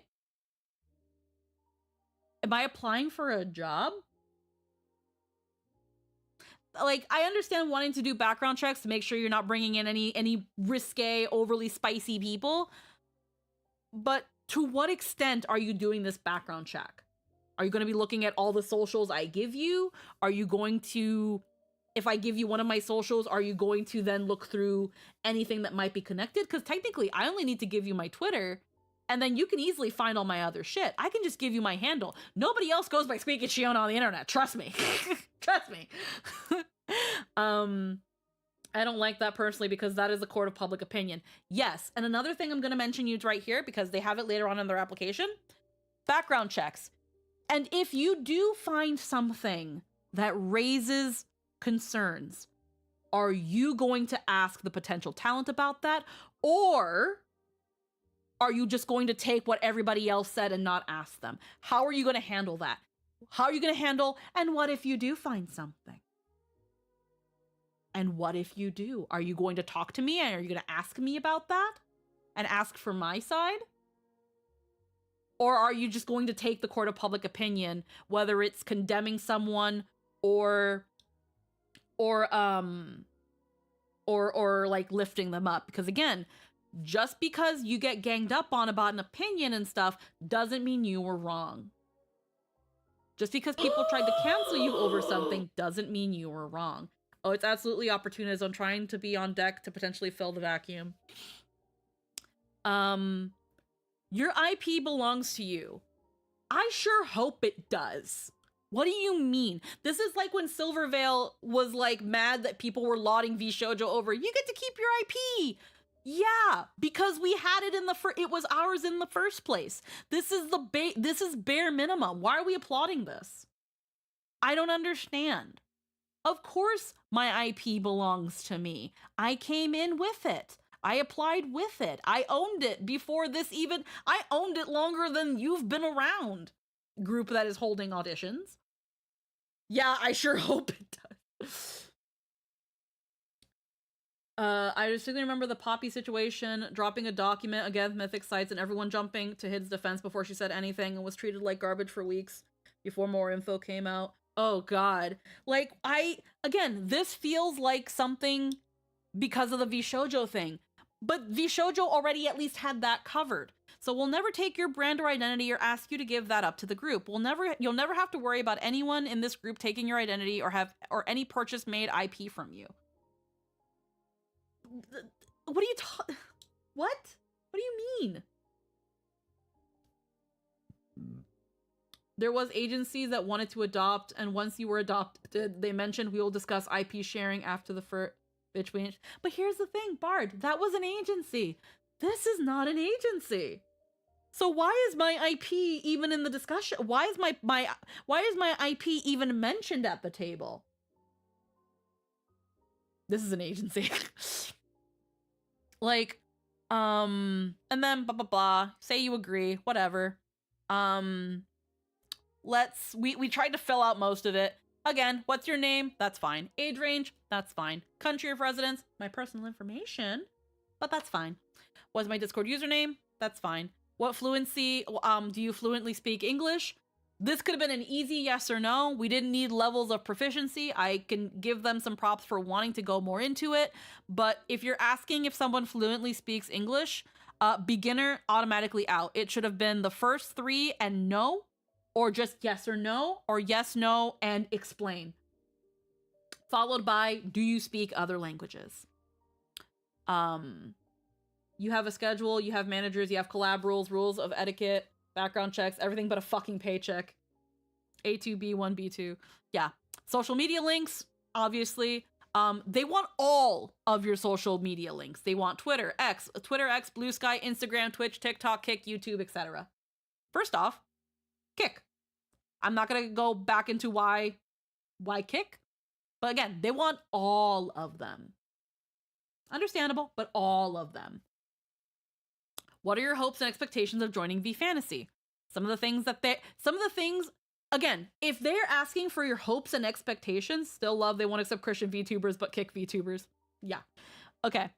What are your hopes for expectations? I imagine, do I keep my IP as a frequently asked question, but also it's one of those things you can virtue signal with, even though it's a given, just like V Shoujo. Exactly. What are your hopes and expectations with joining V Fantasy? Okay. So here are the things. Now, I'm assuming that because these are on the application, that you, in some way, shape, or form, are offering this.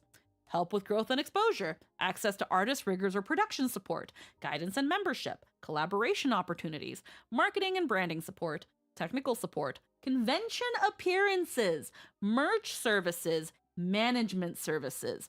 These last three are usually what agencies offer. Usually, not always, usually. This requires a lot of money behind it, especially if you're doing a group, especially if you're going to be doing multiple groups, because you already have at least 3 guilds lined up. A lot of money or a lot of clout. Then it says, what would joining V Fantasy mean to you? Now, this is that thing where I understand if a company like Hololive or at the time V Shoujo or Sox Agency or those really big agencies asking this question, because they've garnered enough time, clout, money, usually have very well-established talent that this question can actually be answered meaningfully.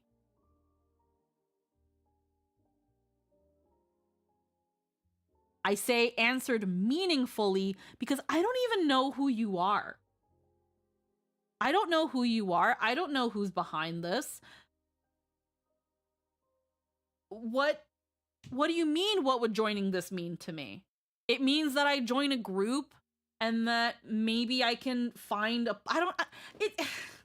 it's easy to write a lot of fluff that doesn't mean anything and sounds pretty, but I don't think I think we're a little too early to be asking that question.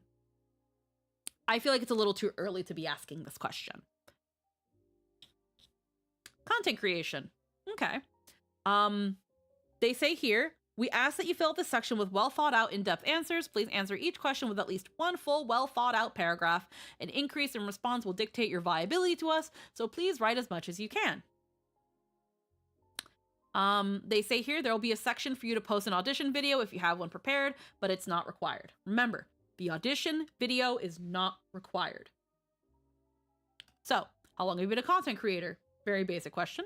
What kind of content do you create? Gaming, ASMR, music, singing, art, creative, just chatting, other? You know, very simple. Pretty simple question. How long have you been a content creator? I mean, yeah, I guess you can write a paragraph about that. I can literally answer, how long have I been a content creator? I have been a content creator for over 15 years. Roughly 16, maybe more, but I've been on YouTube making videos and posting them, which is content creation, for 16 years, half of my life. That's a quick answer. Sorry, it's not your one full it's not your at least one full well thought out paragraph, but it's straight to the point. Foreshadowing is a narrative device in which a storyteller gives an advanced hint of an upcoming event. Yeah.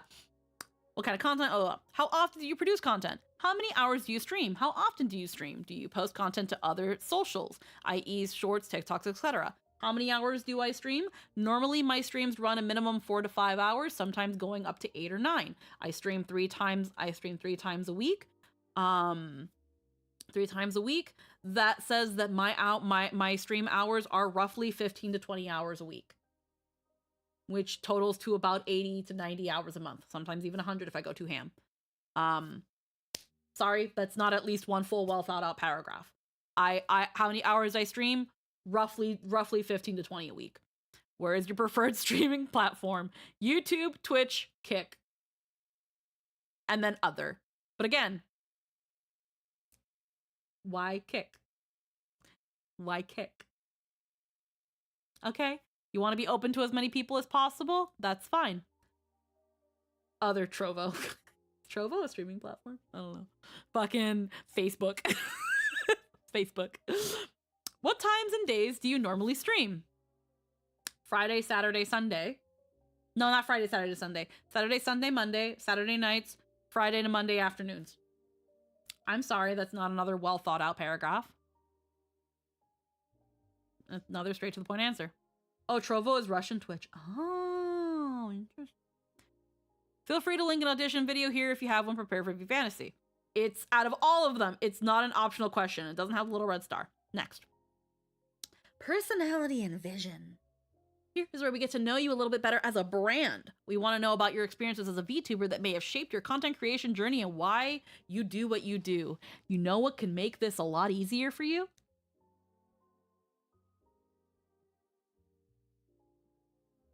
Stay with me now. You guys know the answer. You know what can make this a lot easier? An audition video. A video.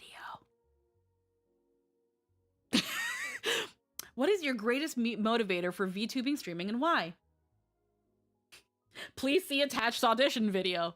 How would you describe your personality? What type of character do you envision yourself as a video? As a VTuber, please see attached audition video. Where do you see yourself this time next year with your streaming career? Considering that on average, most VTubers are only around for 1 to 3 years before they quit because they don't see any growth because they don't know what they're doing wrong. As a big VTuber. Where do you see yourself this time next? Yeah, I already started that. What's the most interesting project you could have you've worked on as a streamer? I mean, yeah, you can write that out and have a nice little thing, or also see attached VTuber audition. A video could get this all answered in 5 to 10 minutes. Shorter. 3 to 5 minutes. I saw myself as partner within 5 years. Yeah, like again, and they're just some things where like. And again, the VTubing sphere, the streaming sphere is so competitive. And the easiest way to make sure that it's not as like tackling on your mental health is to set like small attainable goals.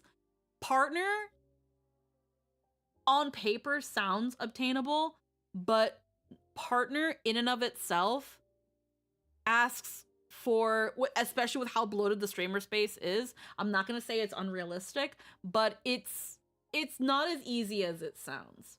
You need to see, and Twitch likes to, like, I have seen Twitch deny people who have had, Nat19 was rejected 5 times before becoming partner. And they were, and Nat19 pulls over 100 to even 200 viewers during their streams.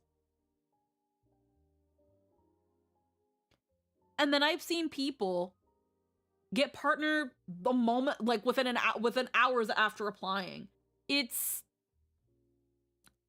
so inconsistent that and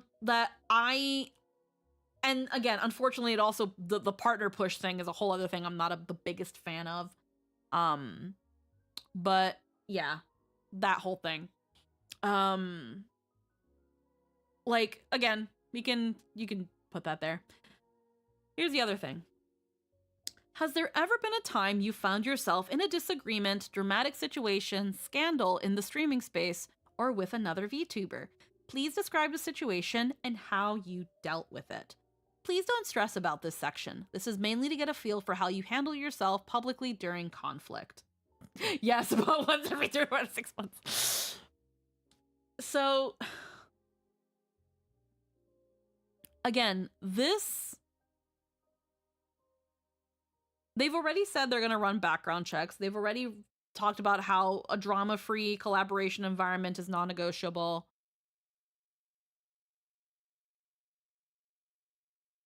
This feels performative. This also feels very virtue signally.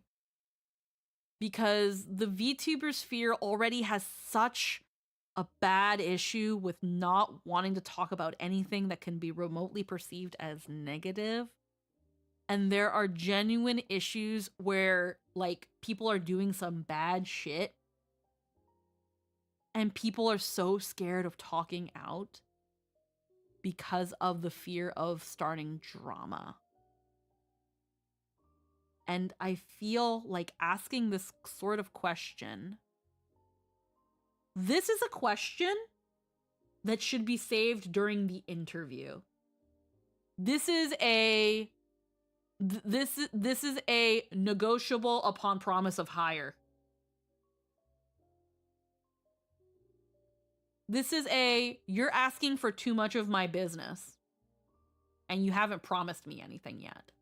I'm not a fan of this question.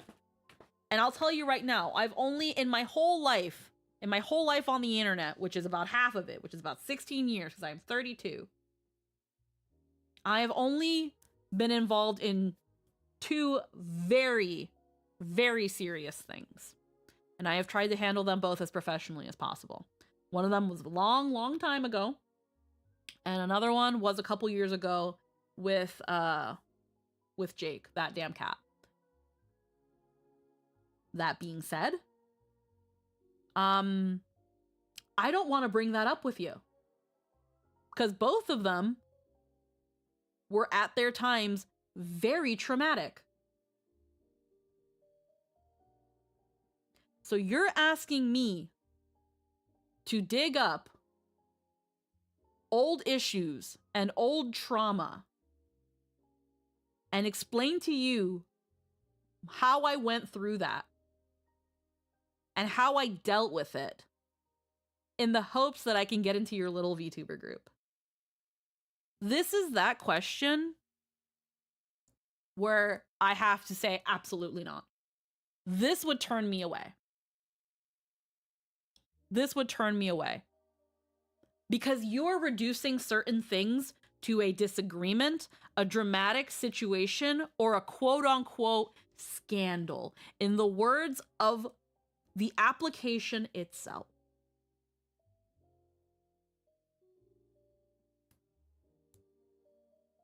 This completely pushes me away.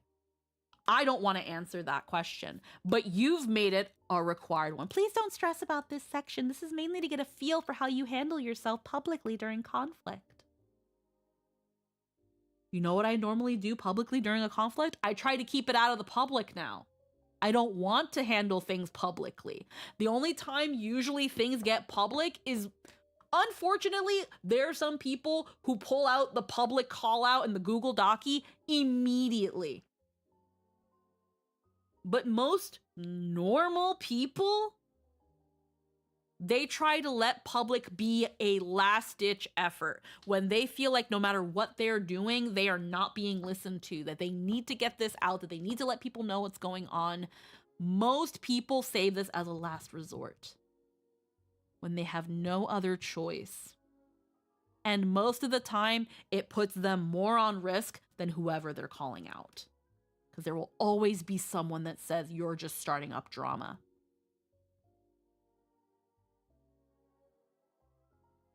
Most people who will be able to answer this with, thankfully nothing as of yet, are people who have just started this. People with followings barely in the 2 to 3 digits. And that's okay. Congratulations, good for you. Again, the VTuber community is full of a lot of different type of people, people that don't agree with one another, people that are very volatile. This is not a question you ask unless I am very deep in the process. Unless I am pretty much all but actually accepted, you do not ask this question. You're asking a dangerous question in the sphere of tea sippers. Heavy question for interview, and it's for shit that should be actual criminal offenses, essay, fraud, scams, etc., etc. Exactly. Most people don't take it. Most normal people, or at least on the bigger side of things, don't make things public unless they had no other choice. And one can argue, well, you know, those sort of issues don't count in the scope of this question. No, don't ask this question. It's none of your business. It's none of your business. And then they ask, V Fantasy is a fantasy-themed VTuber group. We have guilds instead of gens or founding members. We've created our own sorting quiz to find out which guild you'll be sorted into once accepted into the Department of Redundancy Department. Please complete the sorting quiz here to find out which guild you'll be joining into. You know, you've already filled out this huge form. Also, do our job for us. Like,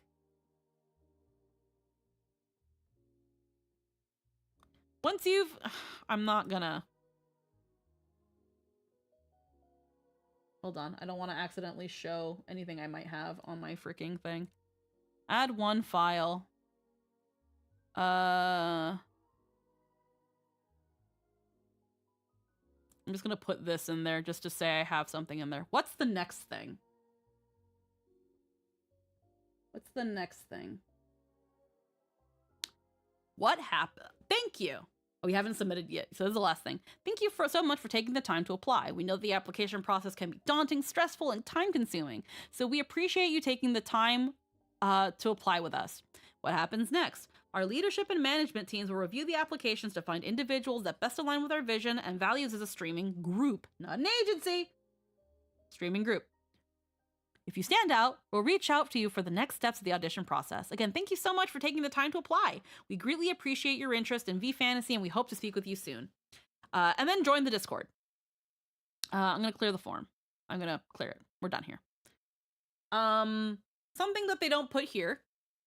They want you to follow them. They want you to follow them. Like I already went, they want you to follow them because this is how they know that you're serious about wanting to apply.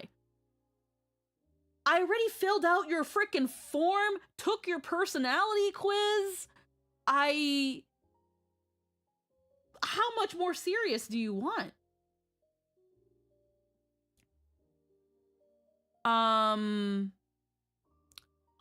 Another thing here, and this is where Bard came in, is that they put here their auditions are open from July 26th to August 26th. So if you're interested, get your applications in now and get them done as soon as possible, because they've put outright here, we'll keep our auditions open for 1 full month unless we have a lot of interest. Well, V Fantasy, who also wants people to follow them, as said in their, god damn it, I'm just gonna be opening like things. Again, they want you to freaking join their Discord. They want you to think, but they specifically, oh brother, I hate that I have to scroll through all this stuff. Make sure you follow them. Make sure the follow to show that you're really interested. Again, V Fantasy, you already got 158 followers, which I'm going to roughly assume that means you have 158 applications. If you want people to follow you also, to ensure that people are serious about filling your application. You also outright said that in your thing that you might close it if you have a lot of interest early. If you are trying to have any air of professionalism, you are not going to close that early. You cannot. Not only do you deny yourself, again, potentially some very good talent that for whatever one reason or another could not apply at the earlier half of the application period, and maybe they're going to go through that extra mile of making an audition video on top of answering everything as in-depth and as nice paragraphs as possible, you could be closing yourself off to that talent. But also, in general, it's not professional to close any audition early for any reason. You keep that open. I don't care if you're going through 20 auditions or 2,000. What you do after that, after you close, you say, wow, we sure did get a lot of people. This is going to take us roughly this much time. If you don't get a response within this much time, then unfortunately you didn't make it past the first wave. Here's the thing. I'm gonna try to find it. God.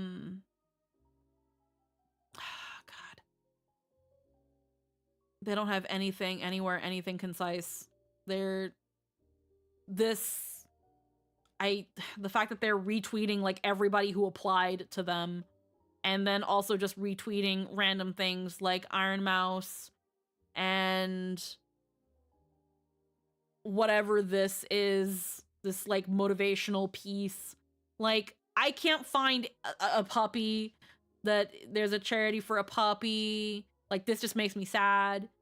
Like, I just want to know what's going on with your totally not an agency. Someone Podge talking about how she'll make slime with her feet at 30K. What are you doing? What are you doing? I can't find anything on your Twitter. What are you doing? Like, person who is running this account, keep it to your main, please. I can't find anything. I can't find anything. Where their talent FAQ. Their talent FAQ is a whole other thing too. They say, as a group, we provide creative support, collaborative opportunities, branding guidance, lore development. I'm not trying to suck your toes, but hey, pretty girl, I'm sucking toes. The way you do the things you do reminds me of me sucking your toes. That's why I'm all up in your toes. Hi, Spicy. Anywho, they're offering how you doing, Spicy? They're offering creative support, collaborative opportunities, branding guidance, lore and development assistance, group promotions, merch opportunities, monthly mental health check-ins, a close-knit, encouraging community where, while each member is independent, we strive to lift each other up and grow together at the Can you promise me this in a contract? If you're saying you provide this, can you promise me in a contract? Even though your application says that there are no contracts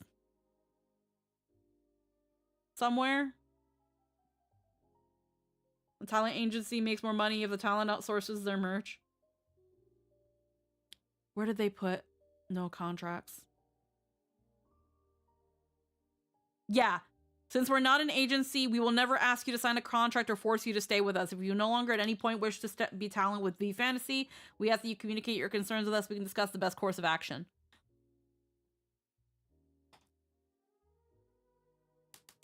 What is this? Can you promise me this? You're saying you provide this. Can you promise me that in writing? Remember how Shy Lily refused to sign with V Shoujo? Because they couldn't even this is shit that V Shoujo promises. And V Shoujo didn't even want to put this in a contract. Then they're talking here about merch. About merch that is handled. If merch is they will never take payments from their members for their streams, digital works, or sponsorships. Yeah, you better not, because that's why Shy Lily didn't freaking sign with Shoujo. We will never have you sign a contract. That way there's no actual legal repercussions. If merch is handled through a third party, the profits are split 50-50 between the talents and the group. If merch is handled through a third party. If merch is handled through the group with commercial artwork purchased by group funds. The profits are split 60-40 between the talents and the group. And this is with the talents getting the bigger cut. If merch is handled through the group with commercial artwork purchased by the talent, the profits are split 80-20 between the talents and the group. I'm going to need you to actually like give me examples of what would entail these splits, because just saying them is not enough. You need to explain these things to me. You have to explain this to me like I'm kind of stupid. What does that mean? We won't take the larger payout outlined above. We'll never ask you to outright give us any of your earnings. If you'd like to aid in any group project, you can, but we will never require you to give up any of your profits. You worked hard for that. You deserve to keep it. Virtue signaling. Virtue signaling. What does this mean? What does this mean? I want you to explain that. Give me an example of that. What does that mean? What's the 50-50 talents and the group? What do you mean by that? When does the group mean the staff? Who does the group mean if the talents are not a part of the group? What does that mean? Please explain this to me. Please explain this to all the little tiny baby VTubers who don't know any of this. Explain this to them. They're not going to understand this. You don't have to give us a cut, but it'd be kind of mean not to. Please explain this to me. Explain this to me, please. Explain this to anyone that is applying for your totally not an agency. The application process. Again, we already went through the form. Phase 1 is you fill out the application, you do their little personality quiz. The talent management will review your application and email you according to our group's email. Our group's email doesn't show the email.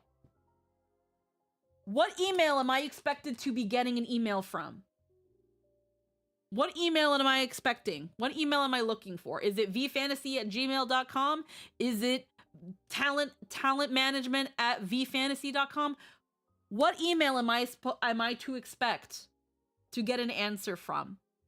You need to disclose that. Why? Because remember when the whole hacking situation happened with VShojo? What email am I expecting? Where is it coming from? I need to know. So that me, silly dumb babu VTuber, am not just clicking anything and then giving my information and then I get swatted on stream. I need to know. Disclose. Transparency. The talent management will review your application and email you, blah, blah, regardless of if you're chosen to move forward to phase 2 or not. So they will send you a rejection letter if you don't get in. I'm going to tell you right now, as really nice as a rejection letter sounds on paper, to know that you are, you didn't make the cut one reason or another, they are a waste of time. They are a waste of time. You have to expect a big influx. No matter what, no matter how small you are, you have to expect a big influx of applications. You don't have time to message every fucking schmuck that applies that they didn't get in. You have more important things to do, like work out the people who did. This is a waste of your time. You are wasting your time. You are wasting your time. And I know that with Google, because if they're using Gmail and they're using Google Contacts, there is a way to make it easier. You can sort everybody out by tags and you have the people who made it and the people you do. The problem with that is that's so that you can mass email people. So you'll know everybody who got fucking rejected. Disclosing everybody else's fucking emails, which is kind of a security risk. So they can't do that. So they have to individually email every single person, whether they pass or fail. That is a waste of time. Because if you start giving people a window of when they should be expecting a response, that is a waste of time. If you are going to audition for any voice actor or anybody through any audition thing in the industry will tell you that it is super unprofessional to close auditions early. And it's in and of itself unprofessional to expect a rejection letter, to demand one even. Submit it and forget it. If they give you a window to expect a thing, if they say that in 2 weeks, if you get in, we're going to be sending out acceptance letters. If you don't get anything in 2 weeks, you didn't get in. Guess what? 2 weeks pass, you got nothing. There you go. There's your rejection letter. You didn't get in. Do you need any more landing lights? No, you do not. Submit it and forget it. If you didn't get in, what changed? What changed? The worst thing that they said was no. That doesn't mean you were bad. It doesn't mean you weren't good enough. It just means that you weren't what they were looking for. Try again next time. Yeah, can you carve that into stone for me? Carve one into stone. Like, no. No. What changed? You didn't get the email. You didn't waste your time. My rejection letter. Like, you didn't waste your time. You weren't any, I want my family to be well, here's the thing. What they're gonna say is, we regret to inform you that you didn't meet the necessary requirements, or you didn't blah blah blah blah blah. Like, I don't understand why people need rejection letters. You don't need one. And if your day is going to be so fucking ruined by a rejection letter, I'm really sorry. You're gonna have to get over that, hun. You're gonna have to. I applied to when Alara was holding auditions for Waifu. I auditioned for that. Audition tape and everything. I was actually really surprised that I got a rejection letter. Because when I got an email that was just like from Alara at Waifu or whatever, or Waifu audition thing, I was like, holy shit, what the fuck? Because for a minute, I thought I got in. And then I look at it and it's a rejection letter and it's like, oh. And then I just immediately deleted it and went about my day. Because I don't hold expectations like that. But imagine you're a tiny little Babu VTuber who applies to this thing. And then you get a notification on your, you get during the what we're sending out emails phase. Where these people have already said they're gonna give everybody an email. And then you look at your phone and it's like, new email from V Fantasy, but it only shows you the title and it says V Fantasy audition. What is a tiny Babu VTuber gonna think? The first thing they're gonna think is that, oh my god, did I make it? Oh my god, did I make it? And then they open it. No, you didn't. Some people aren't going to be ready for that. Some people don't want a rejection letter because they can't take that.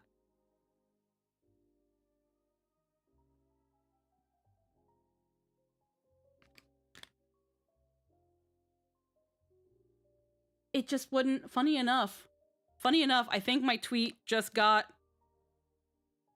my tweet just attracted someone from them, where it's saying, can you explain instead of yapping on stream, where it doesn't help anybody. I'm yapping on stream because I have too much shit to say.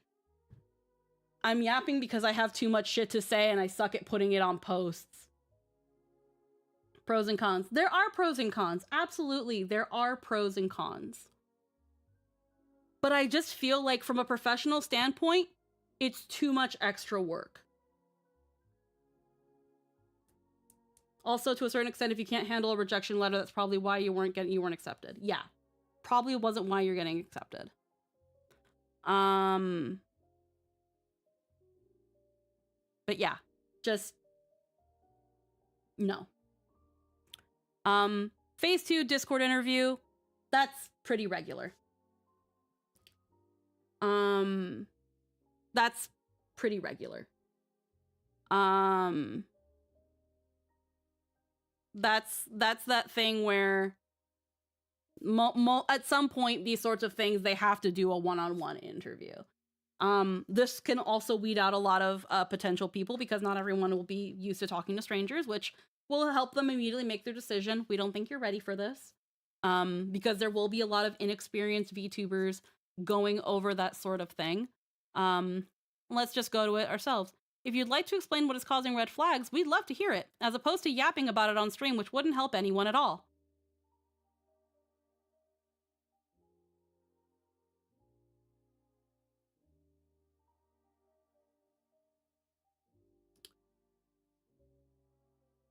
Well, here's the funny thing, Bard. Not everyone pays the muskrat to yap forever. I actually did get, not to get the check mark, but to get the ability to edit and post longer things.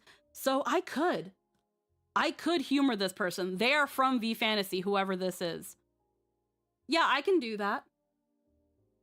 I can absolutely do that. It's gonna be a long message, though. It's gonna be a long message, though. I use a bit rude at the end there. Squeaker, know that if I ever pay for Twitter Blue, I'm generally mad at someone and need the character limit.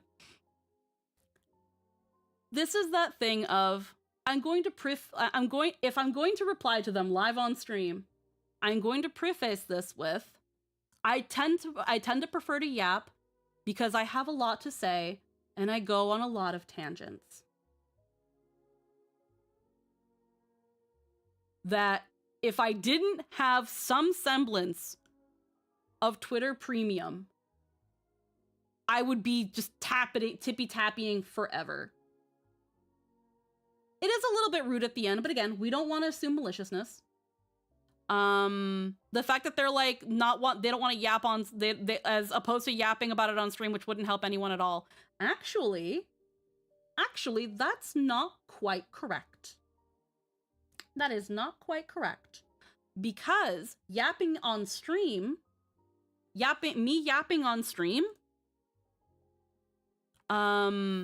allows me to also go into more. Oh, it also gets the more engagement if you do it on Twitter and gets you more if it's on stream. Yeah. It's bait. It's bait. It feels like bait. Funny enough, I think because I quote retweeted it, it probably wouldn't give them that much engagement.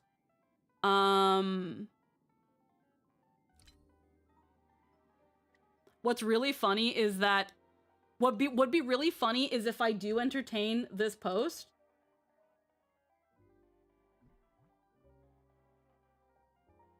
Funny thing is that if we do engage with the post,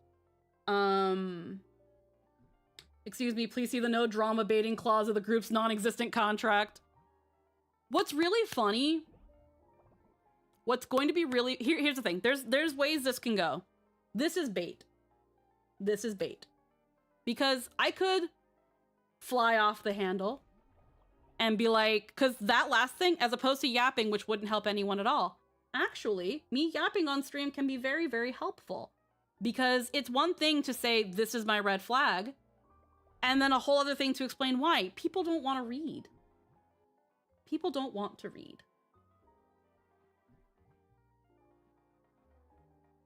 Like, yes, I'm also be real. It's too much work.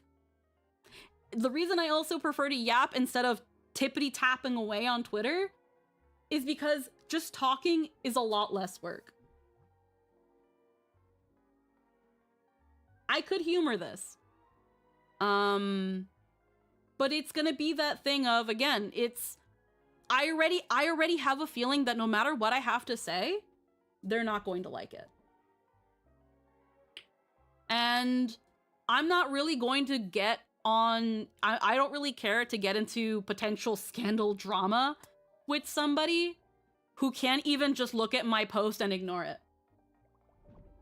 Because the main point of this post was, I don't plan on applying for this. Some things don't sit well with me, not gonna lie, and I'm not here to yuck the yum. I've just always got something to say.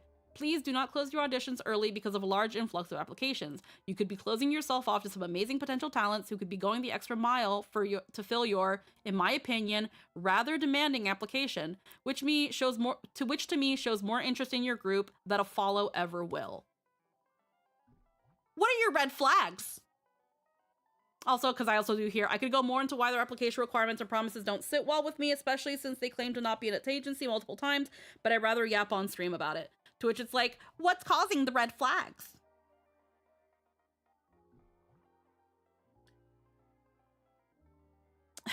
But you know what? If I have been able to yap for 2 hours, what's a Twitter post? You're allowed to have an opinion. Let's go on this journey together. I always got some shit to say. I always got some shit to say.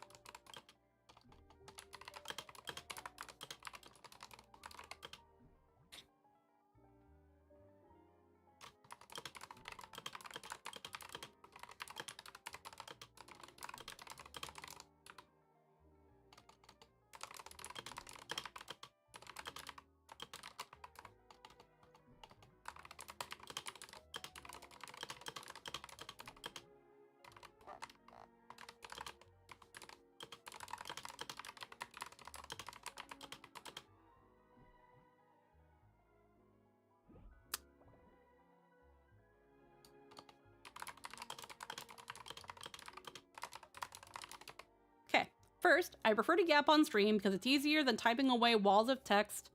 It's easier to get my point across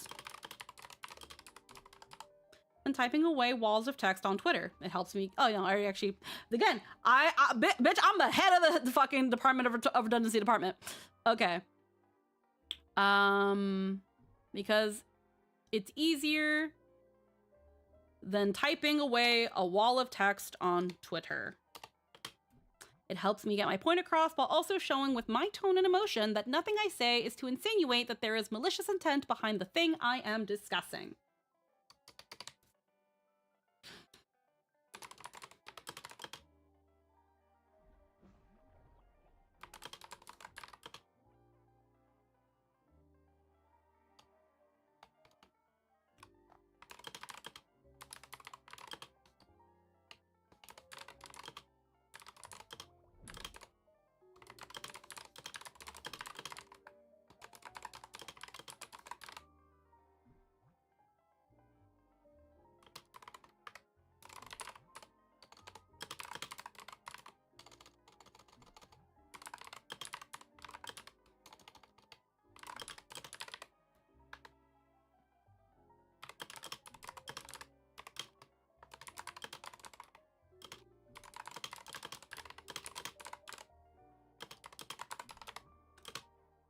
Okay. We're gonna put a little shrug emoji. Just, oh, oopsies.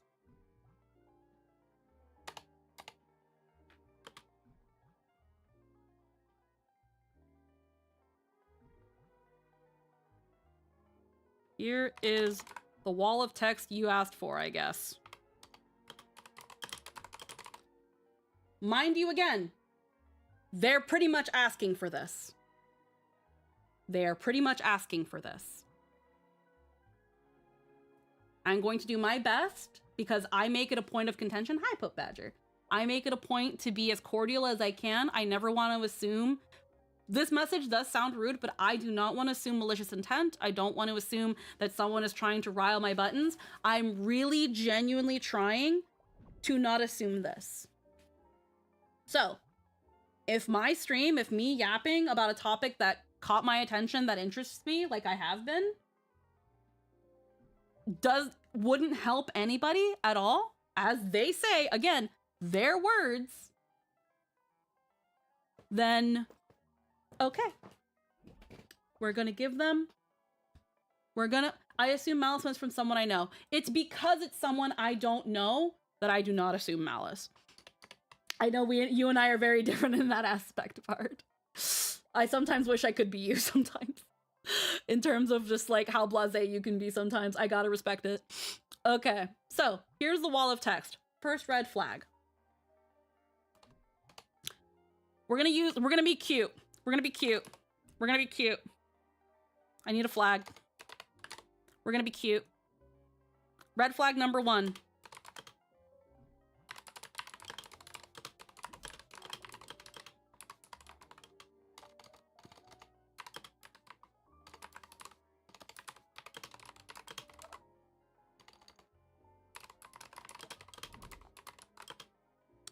Another reason I'm glad I have actually gone through all of this on stream is also because, hold on, let me, because we're gonna be here a while if we're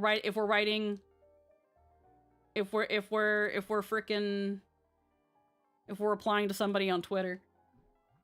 Update titles. Update these while we're at it. Okay. So. The insistence, not instance, the insistence that you are not an agency while promising to provide things that are usually covered by agencies. Are you putting people in their place live? I don't want to call it that, Pope. I don't want to call it that. I actually generally don't want to call it that. It's not that we're putting someone in their place. I don't want to do that. That's not what I'm here for. It's mostly, I had an opinion about someone's upcoming VTuber agency, and it feels like someone's taking it personally. But okay. So the insistency that they're not an agency while providing things that are usually covered by agencies.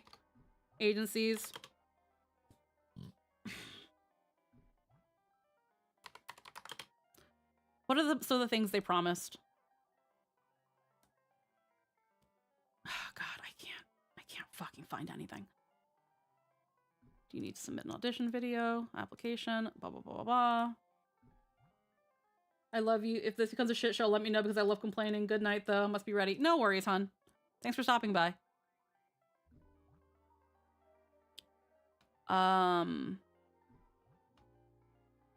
So they're offering things, again, merch opportunities. Yeah, just things usually covered by agencies. It's on their profile, so I don't need to freaking cite them. Actually, no, no, you know what? Just in case. Cover all your bases. So they're offering things like, actually, their own application. No. We're not gonna worry about it. So they're offering branding guidance. They're again support, merch,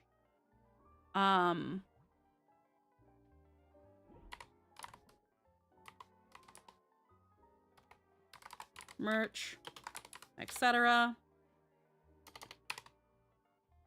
Merch, support, etc.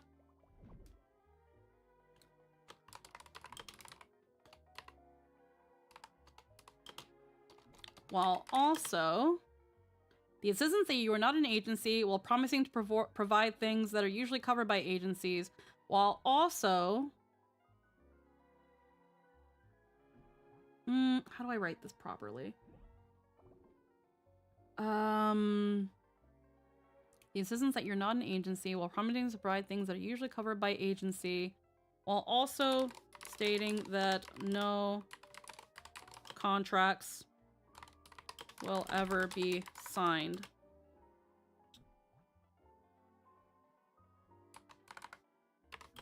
See why Shy Lily didn't sign onto the shoujo. See why Shy Lily didn't sign into V shoujo. Red flag number 2.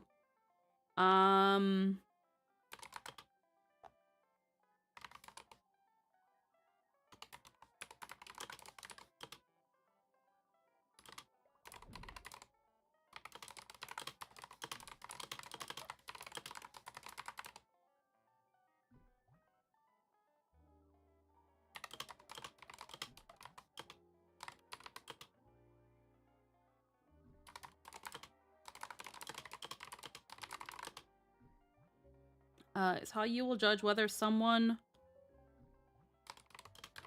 who applied is serious about wanting to join your group.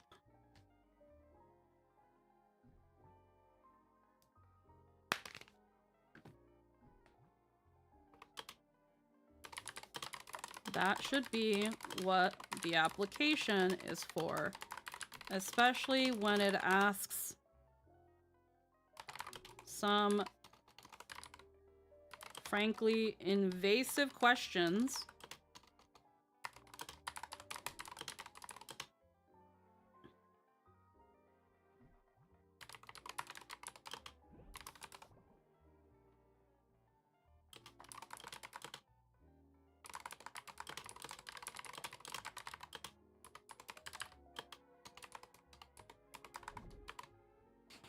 The insistence that a follow, while you admit is a silly requirement, is how you will judge whether or not someone who applied is serious about wanting to join your group. That should be what the application is for, especially when it asks some frankly invasive questions about applicants' pasts under the pretense of wanting to remain drama-free.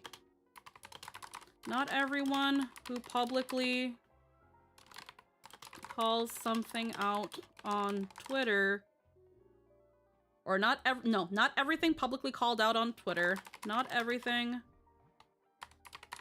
publicly called out on Twitter is drama.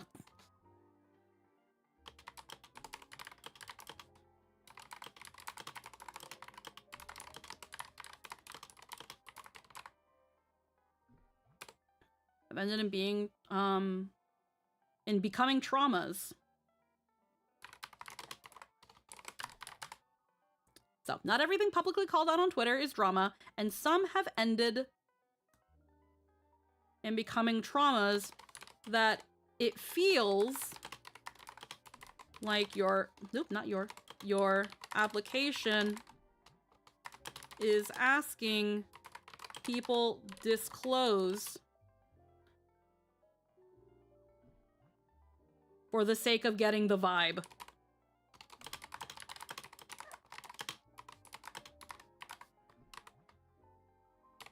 The vibe off someone. So, pretty sure that was my second red flag.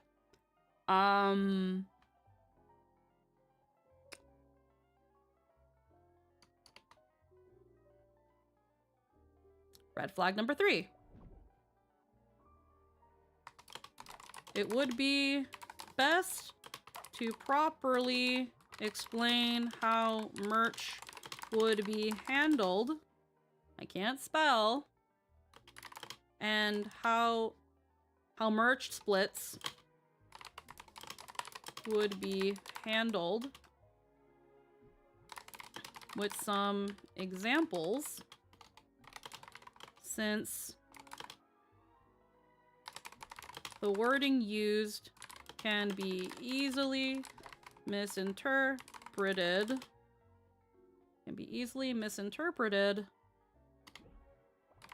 And I'm sure there are many fledgling VTubers applying who might not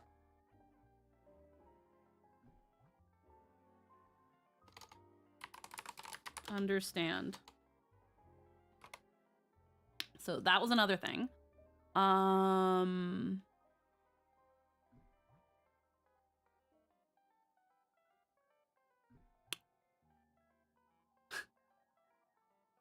The fact that you're accepting applicants who stream on Kick.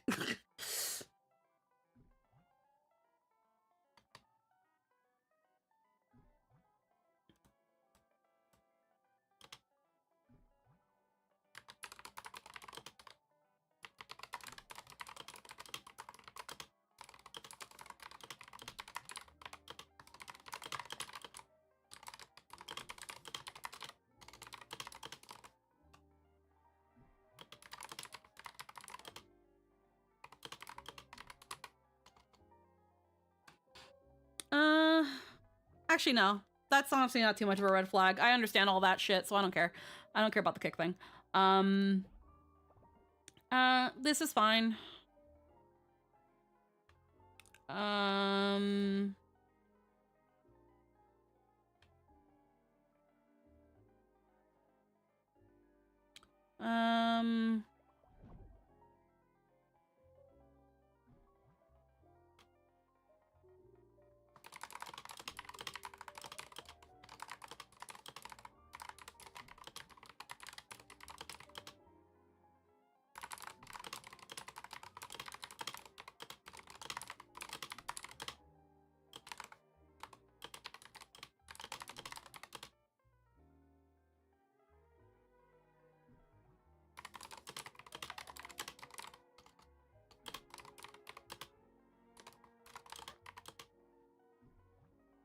Yeah, the whole freaking ay coño.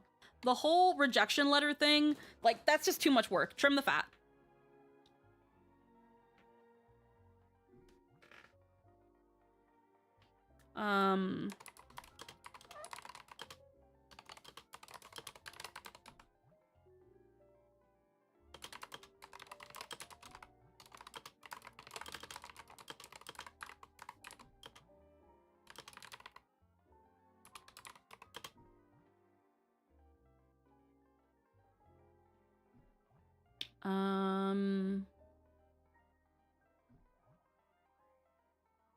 Yeah, there is no need to send out rejection applications to everyone who doesn't make it. This isn't much a red flag as it is just too much work. Focus on finding your talents and simply give people a window to expect a callback. If they don't get one, they didn't get in. Done. If they didn't get one, they didn't get in. Done. What else didn't quite get to me? Yeah, I keep looking at that one. Yeah, we were fine with this. Other words. Swallow our professionalism. Have community strictly 18 plus. We have clear design. Some sort of fantasy element. That's not really a red flag. It's more just like, that's too broad. You need to be more explaining on that. Boundaries, that's fine. Indie fantasy themed VTuber group brought together by shared love of fantasy, storytelling, creative expression. Live streams, gaming, music. Yeah, okay, whatever.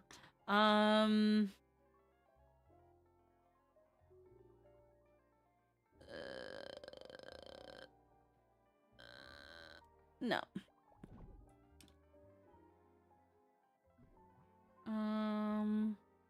Actually, this leads me to, let's see, the instance of a follow. What? Are we getting raid? Oh my god. Hi guys. Hi guys. You came in at an interesting time. I'm having Squeaky's being that person right now. Right now is a Squeaky's being that person stream. It's a Squeaky's got a lot to say stream. Hello everybody, how are we doing? How are we doing? Hope you guys enjoyed 5 Darps. We're just kind of talking about a VTuber agency that I found the submission application for. And after looking around, some things just didn't quite sit well with me. I've already gone over it twice. I'm not going to go over it again. But when I decided to quote retweet the application after they said that they might close early, saying, please don't close early, you might be closing yourself off on talent. And then another tweet saying, I talk more about things that concern me, but I'll save that to stream. What I'm guessing is the founder was like, no, tell us, instead of yapping on stream, which doesn't help anybody. So they asked for this. They're asking for a text wall, and that's what they're getting. They asked for this. Let's see.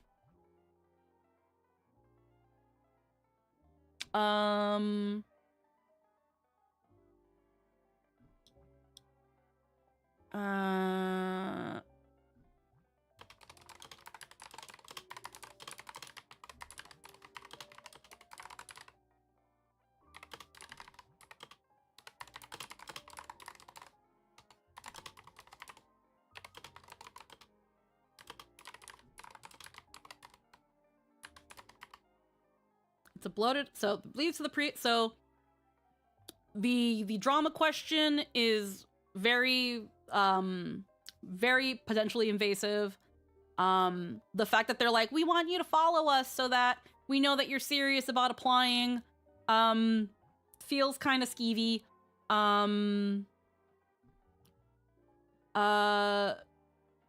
When the application should be that. It's a bloated application with questions that could be easily solved with the audition video. The audition video that for some reason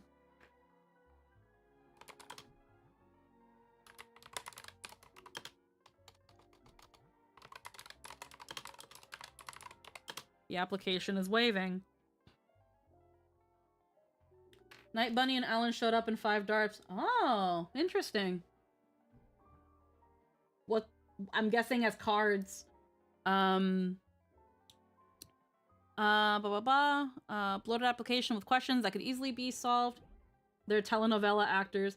Oh, as people. Huh, interesting. Bloated application with questions that could easily be solved with the audition video that for some reason the application is waiving.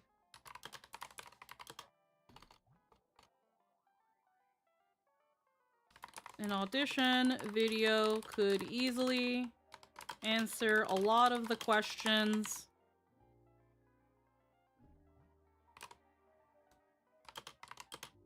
In 3 to 5 minutes. As opposed to writing... Ah, man. Oh, I can't go back to the thing. They wanted a full length paragraph.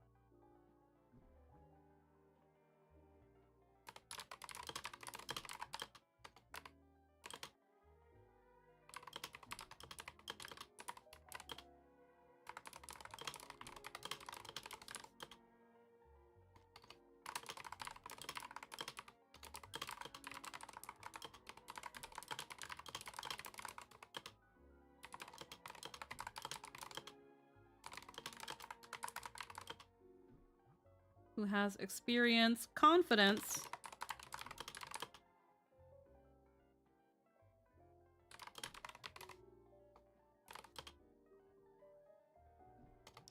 / desire to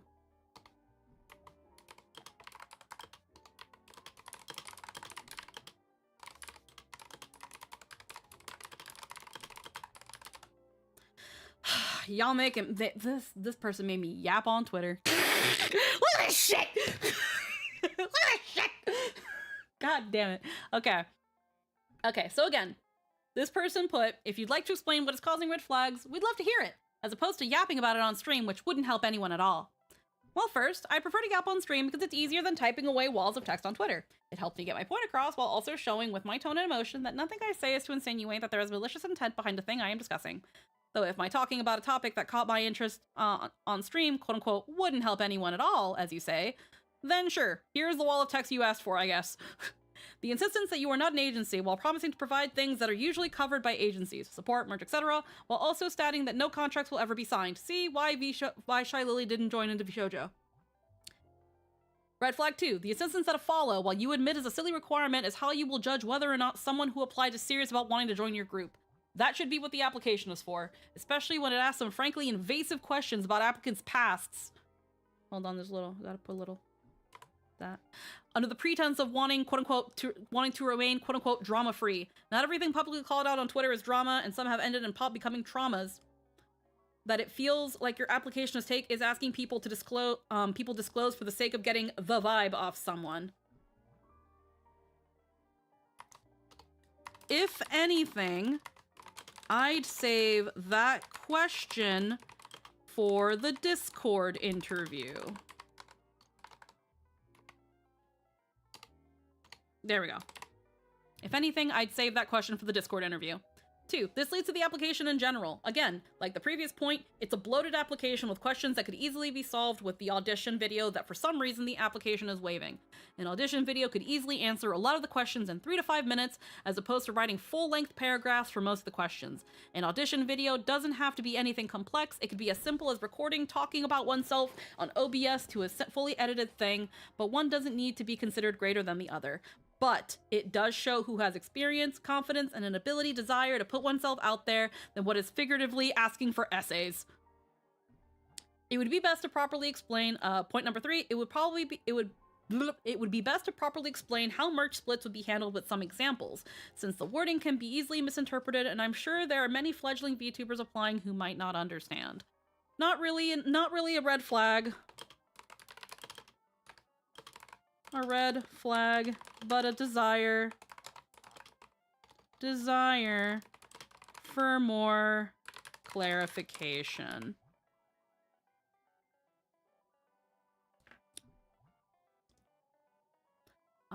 Especially due to recent events with the shoujo. And then I guess last red flag for now, there is no need to send out rejection applicants to everyone who doesn't make it. This isn't much a red flag as it is just too much work. Focus on finding your talents and simply give people the window to expect a callback. If they didn't get one, they didn't get it in, done. Actually, no, last red flag. Again, the aforementioned and the whole point of my initial post. Lastly, the point of my initial quote retweet. Do not hold auditions without the expectation that you might get a large influx of submissions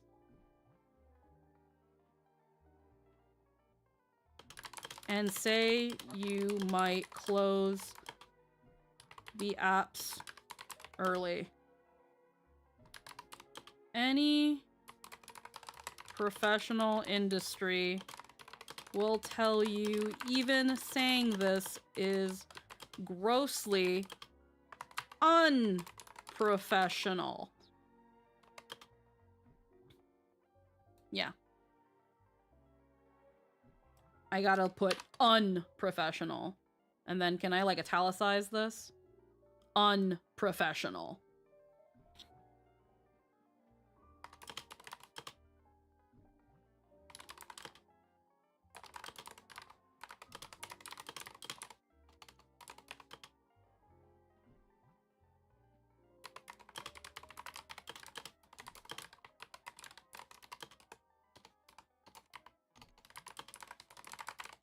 I know Squeaks is killing them with text. Life happens as your application and requirements for talents to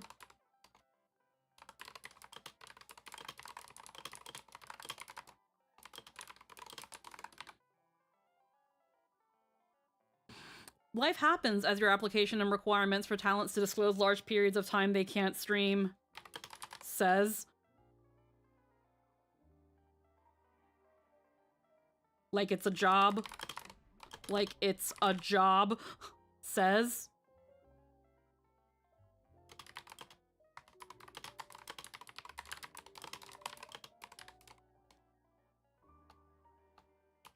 And I'm sure you want your applicants to take the time and care they would need to confidently fill out apps and send them in without fear that they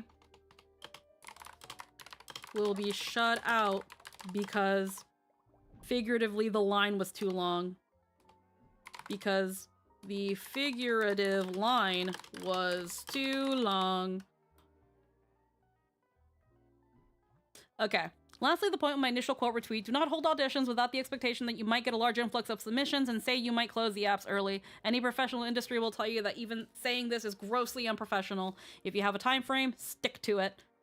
Life happens as your application and requirements for talents to disclose large periods of time they can't stream like it's a job says. And I'm sure you want your applicants to take the time and care they would need to confidently fill out apps and send them without fear that they will be shut out because the figurative line was too long and life got in the way.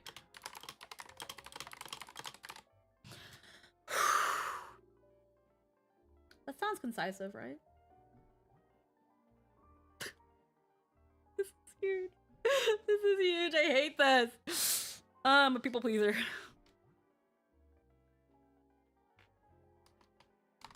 So, yeah. There you go. Oh no, wait! wait, can I edit it?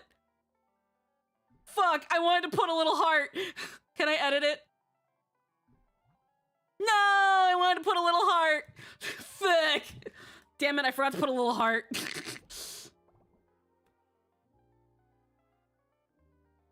No, I wanted... When it mattered most, I forgot my emote.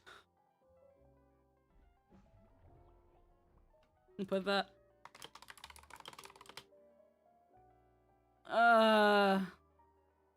Pin, add, mute, embed. Can I delete it all and put it back and reply again? So I can just have my... God damn it!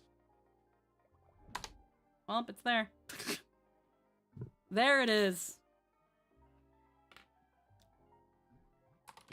Actually, no, hold on. Coño. Hold on.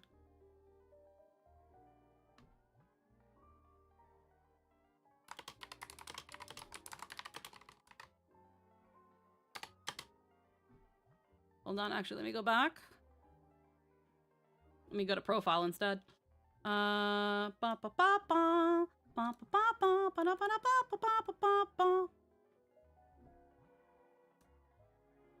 Actually, here we go. No, just done live on stream. No, I don't have to tag them. Yeah, no, I can keep them untagged.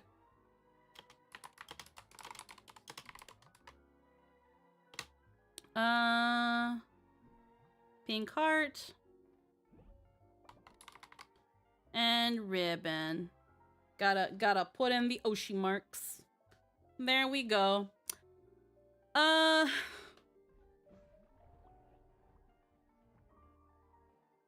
Pepperonis. There you guys go. There you guys go. Like, comment, subscribe. Like, comment, subscribe. How long did it take me to write that? How long did it take me to write that, guys? Can we finally play Honkai Star Rail? 4 o'clock. I fucking hate this.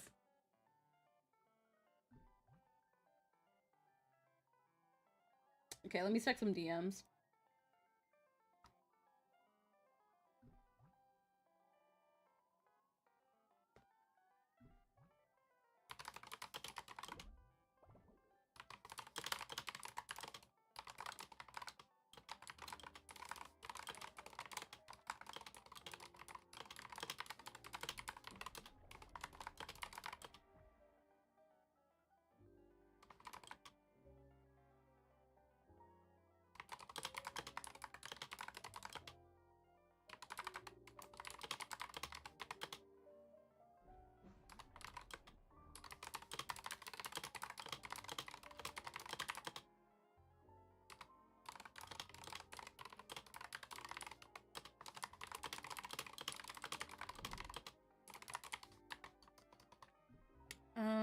How many few do we want?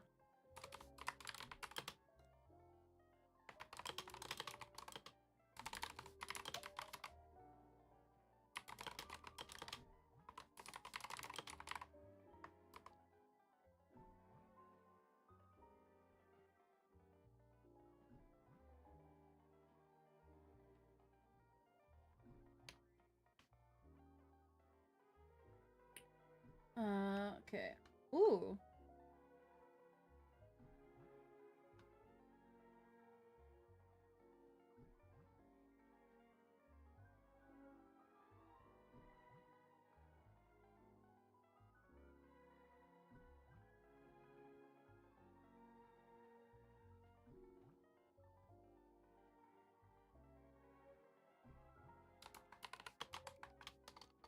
Alrighty. Coño, I can't type for shit. Yay! Okay. Like, comment, and subscribe. Okay. I'm gonna go BRB. I'm gonna get myself a bowl of rice. And then I think we're actually, I'm actually gonna jump into a thingy, and then we'll play some Honkai Star Rail. I will say, I started the stream really fucking depressed, but now I'm kind of in a weird high. This felt I don't think I talked down on someone on Twitter because that was not my intent. But I felt good about that. I felt good about yapping. Holy shit, do I love fucking talking out of my ass. Let's go. We're gonna be right back.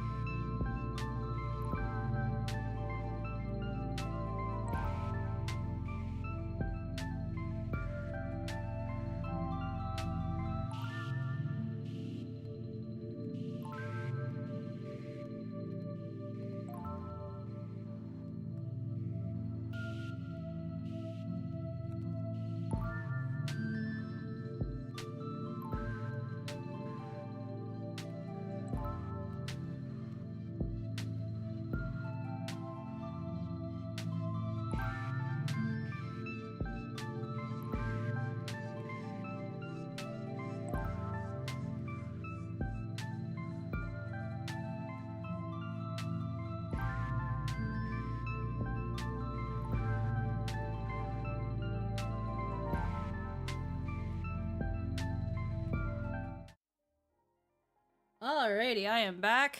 I got some rice. I got some sippy. Okay, now that I've gotten all that yapping out of my brain, huh, that felt great. How long do you think until they reply?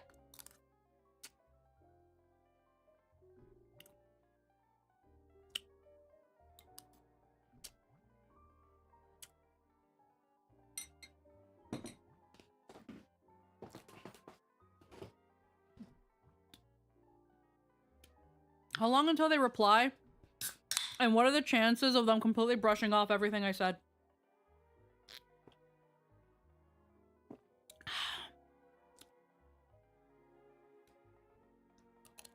I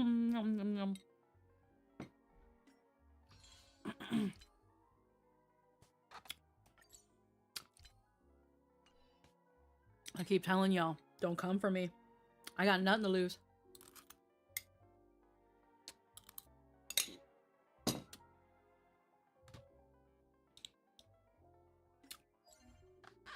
Okay. Ooh. Hi, hun. Also, I can hear you. Hi. Hello, hun bun. How you doing? Yeah, because I use you VPN. Mm-hmm. I'm doing good. Also, you muted on Discord.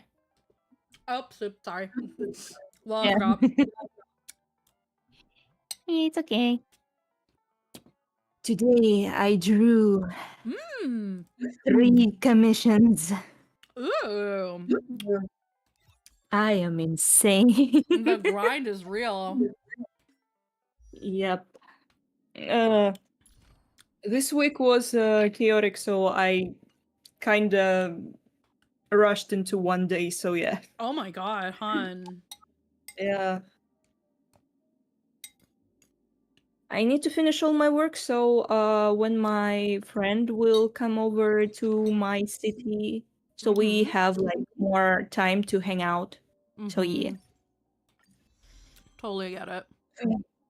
Yeah. I also need money to hang out. Oh, I already logged this. I already got this major prize.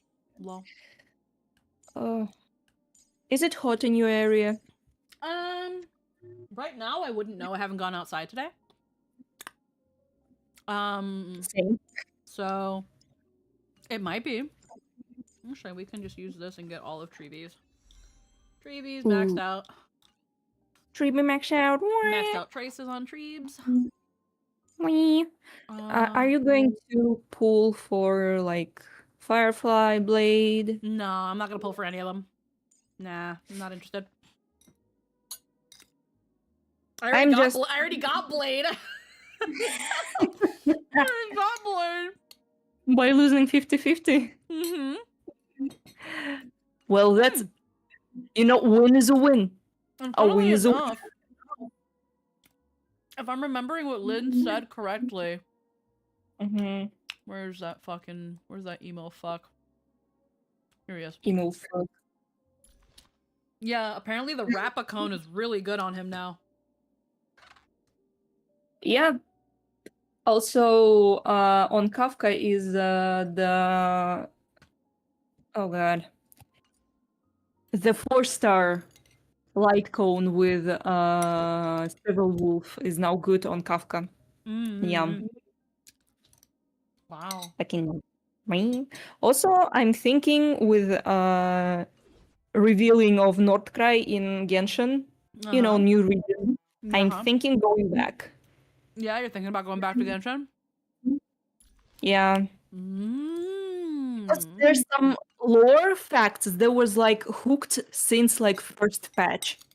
And now they finally showing it to us, like characters like Varka, Alice, who was teased since like day one, basically. Oh, wow. So yeah, and they finally revealed them, and I'm like, finally, after all those years, always. So yeah, I'm kind of excited about it. Also, there is like a character with a freaking the most Russian name I ever heard in my entire life. Ooh. Kirill Chudamirovich. Oh, wow. Yeah, yeah. Chudomir is the most Slavic as like Chudomirovich is basically like a son of Chudomir. Yeah, Chudamirovich? Chu- yeah, Oh, I Chudomirovich. got it Yes. right.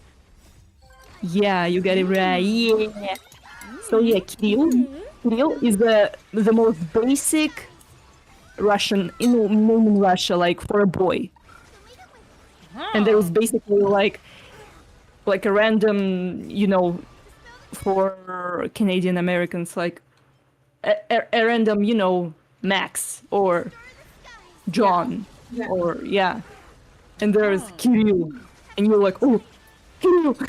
But he have like a really weird surname, like Flins, which is doesn't really sound Russian, but I get it. It's hard to pronounce for non like Slavic name speakers, like Kirill Chudomirovich. Oh. Yeah. Yeah, also, it's not Snezhnaya yet, but we get in there.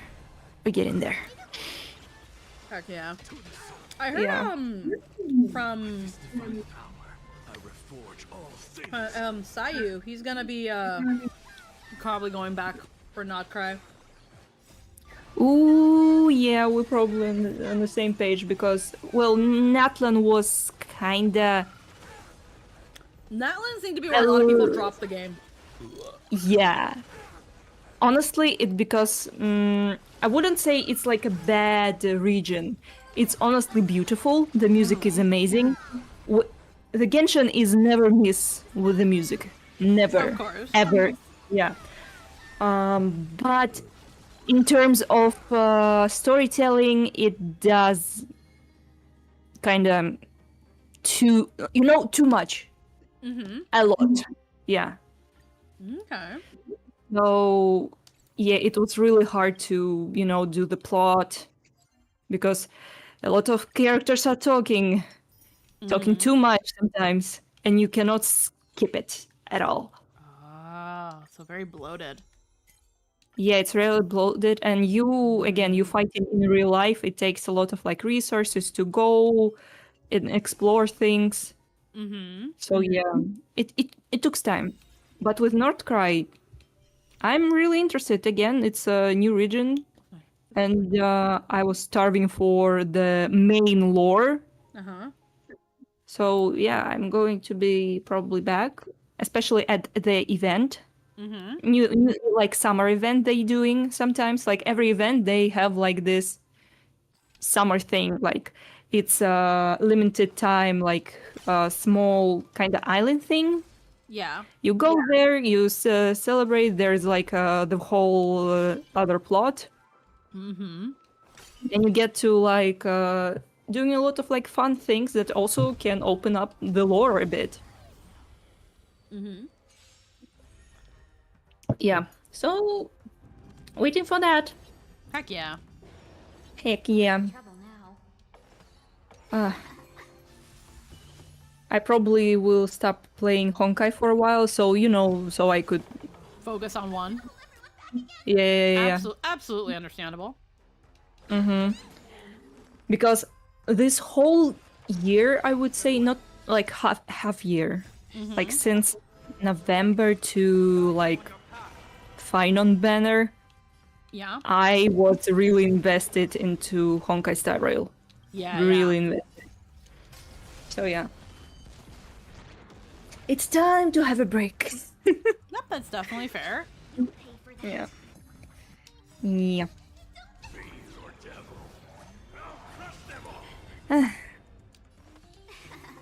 Things are going back. That's lovely. I've never touched Genshin, so I'm kind of in that thing where it's like I don't have to worry about that. Yeah, But you don't seeing have to seeing some of the new characters, there's one that people I think his name is like Chris or something like that, or Chris. Something like that. He's like he's a long-haired guy with a lantern. Oh, Kirill. This is Kirill Chudomirovich. Oh, okay. This is the Russian guy, Kirill. What? Chris? I don't fucking know what his Genshin name, what his his actual name is. I saw it something else. 1 second. Ah, Flins. His surname is Flins. He looks like a guy from the Disney Atomic game. He reminds me of Hades. Yeah, there we go. Flint's. Is it Flint's? Yeah. Yeah, Flint's. This is his surname. His full name yeah, is... Flint's. Yeah. But every Russian player would call him Kirill. Just Kirill, just by his name. Yeah. Not by his surname. Because surname is really easy to pronounce for other people. Which is understandable. But Kirill, Kiryuha, my brother, my comrade. So yeah. Yeah. That's okay. That's nice. I like Columbina. She looks very, very pretty. Oh yeah, she looks pretty. And also her heels. She doesn't have one, but she kind of like going on her tippy toes, and on the end of her heel, he have like this water orb with a little wing, which is kind of like fairy, something like that. I think she's just really, really, really pretty. Yeah, she is. There's a lot of pretty characters. Yeah, it's just unfortunately not enough to make me want to play the game. Honestly, you not losing much. Honkai by many standards is better. By, it's easy to catch up with the story. It's easy to collect resources. It's a lot of like, you have a lot of things for the end game, and again, it's easier. It takes less time, and it's easy to play it every day. But with Genshin is now really like hard to dig for some. I've heard it's hard to get into now. Yeah. With where like things, how it went. Yeah, in the beginning it was like really easy because it was not a lot of things going on. But now there is like a big map, big open world map. Yeah, it's huge. With like caves and structures and some things. Again, it's a lot sometimes. Again, it's just like the Horizon, the Legend of Zelda. Okay. Yeah, I remember when I very first heard about Genshin Impact, people were calling it Breath of the Waifus. Well done. I'm not against it, but it's not like the Horizons invented an open world with cooking and stuff. Oh no, same thing. Like same thing with Breath of the Wild as well. It's just it reminded people a lot aesthetically of like Breath of the Wild from Legend of Zelda. Yeah. I mean, they could like be inspired by it, but its own thing. It's not like traced and tossed. Yeah, its own world. It's its own world, own lore and stuff. But for me, at least, it was fun. Yeah. Yeah. Let's see. Zenless, it's You want to take advantage? Zenless is entertaining. I would say that. I'll go easy. Maybe I'm not too hooked on the plot, Pick up reality. but I like to do side quests and it's just kind of fun to just watch the freaking Yeah. Genshin is one of those dialogue. games that gives you a familiar kind of chill vibe like Minecraft. Unfortunately, that's directly contradicted by the need to log in every single day. Fun characters, great music, turning your brain off and just going places without a bigger reason is fun. Yeah. It's the thing of, again, it's unfortunately the biggest issue with Genshin is that it's a gacha game. Well, It wants you to log in every day, it wants you to do events, it wants you to do the story, it wants you to do all that stuff, and all of that may be good. But like it was predicted, the thing that will hold it back the most from being the like ultimate chill vibe lax game is the fact that it's a gacha. by the way, I would rant right now about Genshin that both of games like Honkai Star Rail and Zenless Zero have. You know, when you don't spend your resources like on how would say Take it on. I don't remember how it's called in English. You know, those round stuff you spend on to Feeling spiffy? for resources, for bosses, you know. I'm not sure, but let's just say I do for the sake of the conversation. Yeah. Mm-hmm. So, and when you don't spend them, it's you know, it's harvest every day. Like you can save what 3,000 or something like that, or 2,000. To then you this amount of this resource you can spend to level up your character, Yeah. and it's harvesting. In Genshin, you cannot do that. You only have like 20 things, so you can spend on relics, on leveling up your characters and other resources. And it's only like 200 a day. Oh, Only the 200 a day. stamina. The stamina? Yeah, the stamina. Yeah, the Yeah. stamina. Okay, yeah, Lynn was saying, like, yeah, Trailblaze has overflow, Battery has overflow, Stamina has overflow in HI3, but Genshin Impact doesn't. Oh, that's Yeah. dumb. It's really dumb, especially this game needs much more resources than any others. It takes too much time to, you know, to harvest it all, and don't have enough resources. And also, different arterias, it's called like the dungeons and stuff, they open up in a different time. You cannot like take these resources for leveling up your character this day. Uh-huh. You can do it on specific days. And I hate it with passion. Genshin has fragile resin, but it has a gap. You can manually craft it, so it's not overflow, it's saving for later, which neat that it has that, but it's objectively worse. Yep. Yeah, it's not organized, and we have not enough things, not enough stamina, basically. Not enough at all. It would be much easier if it would be harvested like a regular, you know, thing. But it's not. But it's not. Where's the... Oh, I went the wrong way. I'm like, where's the boss?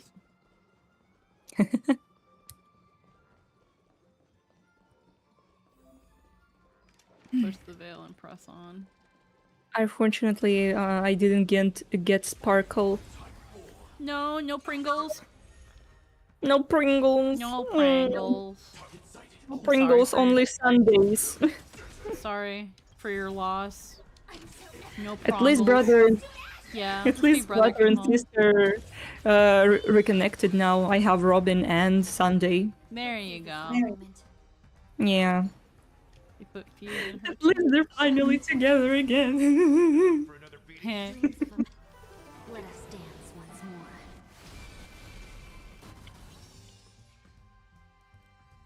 Also, I sketched Wingser design. Do you wanna see? Ooh, is it the boys? Because I know you did like the I did the boys, but now I do the girls. I will show. You did the girls again? Yeah, I want to see. Yeah, I did it with different body types, like to really refresh them in my style and in my mind, you know. Heck yeah. Like I did with the... Heckin', I remember I saw someone on Twitter where there was like, why did you make Timothy fat? And it's like, why do you care? Go make your own. Yeah, I make him hotter, objectively.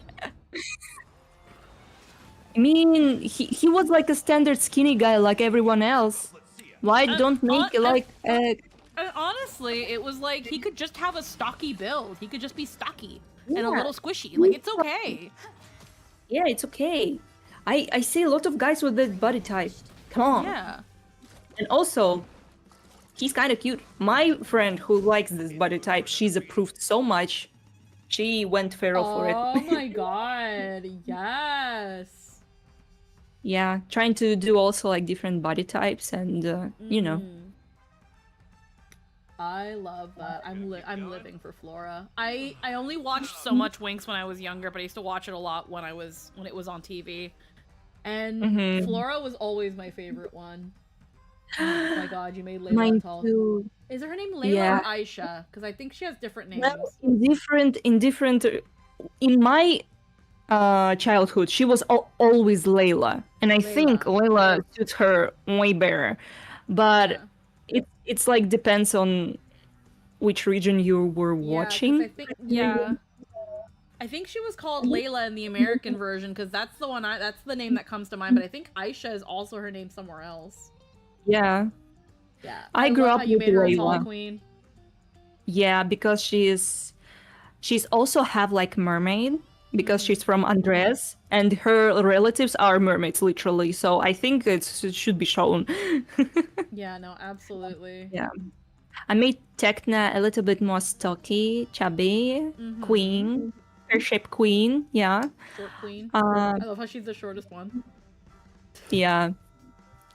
I like that too because I really want. Oh, I'm sorry. I really like that I'm looking at them and I can immediately guess who is who. Not only from the style of dress but just from the general stance and the facial expression. First off, I love that Musa has this resting bitch face. Like she's giving like a K-pop idol. I was really inspired by Mira. She's giving like Mira and like edgy Blackpink. Well, when I first saw Mira, I was like, "Oh my God, Musa, is that you?" Shakira, that's too. They look so heckin' good. Yeah, now I'm going to color them. Because it's my hyperfixation, because I don't like what the rainbow did to them.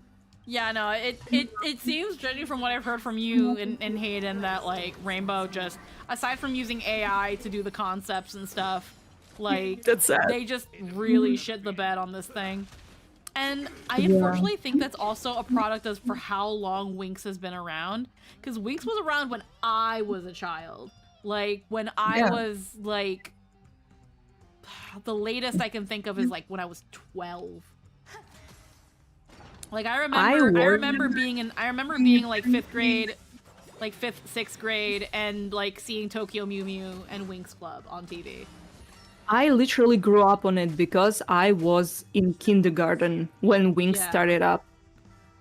And it was just obsession, love in first sight, I would say.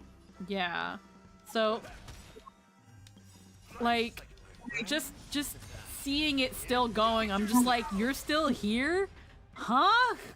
Yeah, I think it should be ending on, like, maybe 4th season. But... you know, the conveyor, the Nickelodeon rights and stuff. Animation got worse, the plots just got ridiculous and more childish. And just not interesting to watch. Like, not recently, it was quite a while ago, but I rewatched, like, first 3 seasons. Yeah? And I was, like, kinda enjoying myself while watching it. But since I start like season 4, which was my favorite as a kid, now as an adult I cannot really watch it properly because like too much going on, a lot of unnecessary stuff, pointless drama, and animation errors, like a lot of them. Like there was like a lot of good things too, but also a lot of weird stuff that I wasn't really like enjoy. Also, hi. Oh my goodness. It's that thing of like it's been around for too long. Yeah, it should be dead 10 years ago. Just saying. It's the thing of it's been around way too long, and it's unfortunately lived long enough to become the villain. Yeah, they doesn't know when to quit. It's that thing of if it's making any money, they think it's worth it, and I don't know. Just it's not worth it at all. The art is dead. It doesn't It's not look this anything good. like what kind of made it like iconic. Yeah. Talking about Winx, also your mic's fucked, Anthony. Mm. It just You sounded like a walkie-talkie in another room. yeah. Guide with the rainbow bridge. Is it still bad or? There we go. Eh, Okay, cool. I That literally was just had to. I had to switch my microphone to a thing that's not even plugged in, and then switch it back to the Yeah, one that that's tends to plugged in. happen.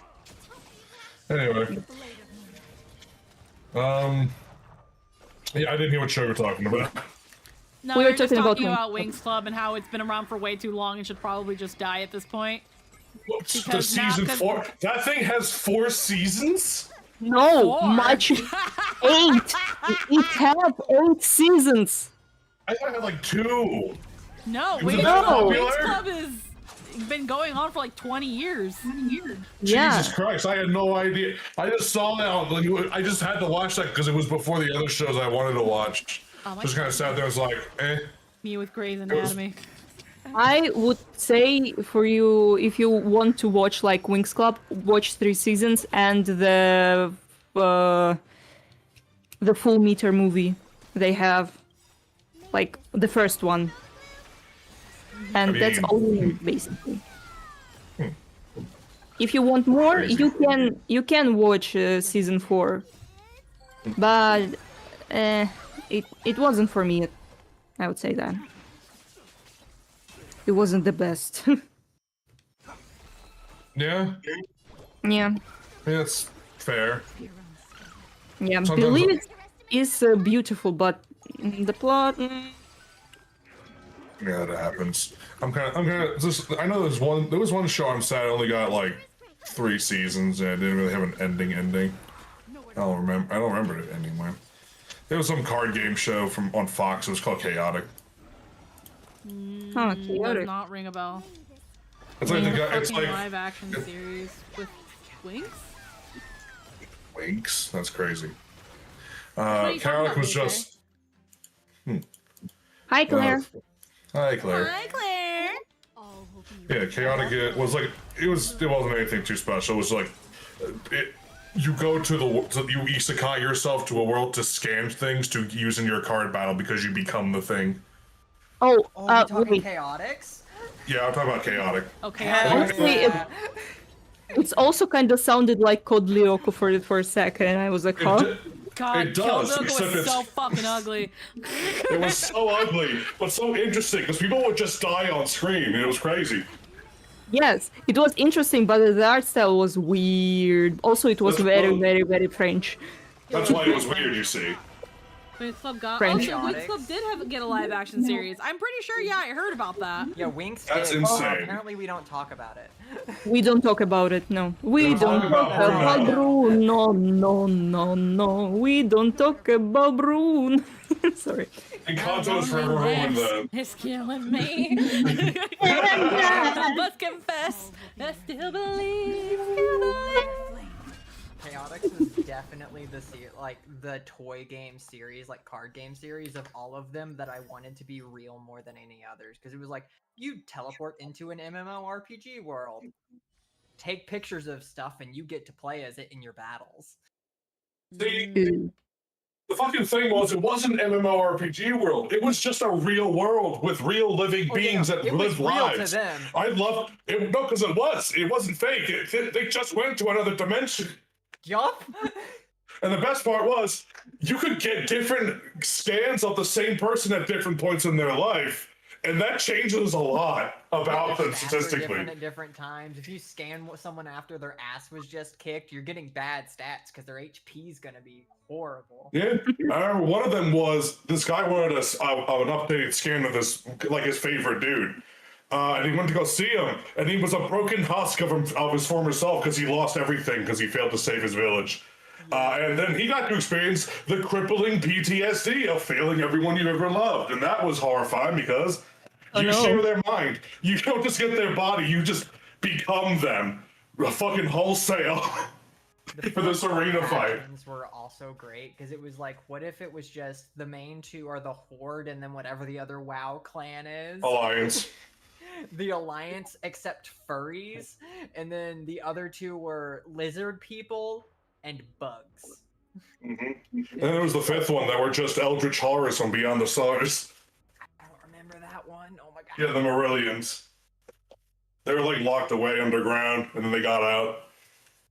They could mind control. They could spread the mind control through humans who use them in the fucking arena fights. To other humans. It was and one season, I think it was 2 or 3. Because like arenas and locations were special. Like you could scan them and get them for your thing.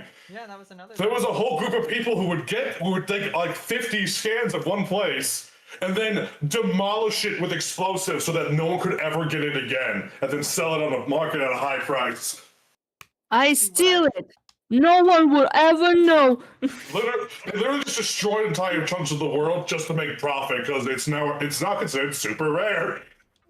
Damn. Kind of like how scalpers steal, like, take everything out of the Pokemon vending machines.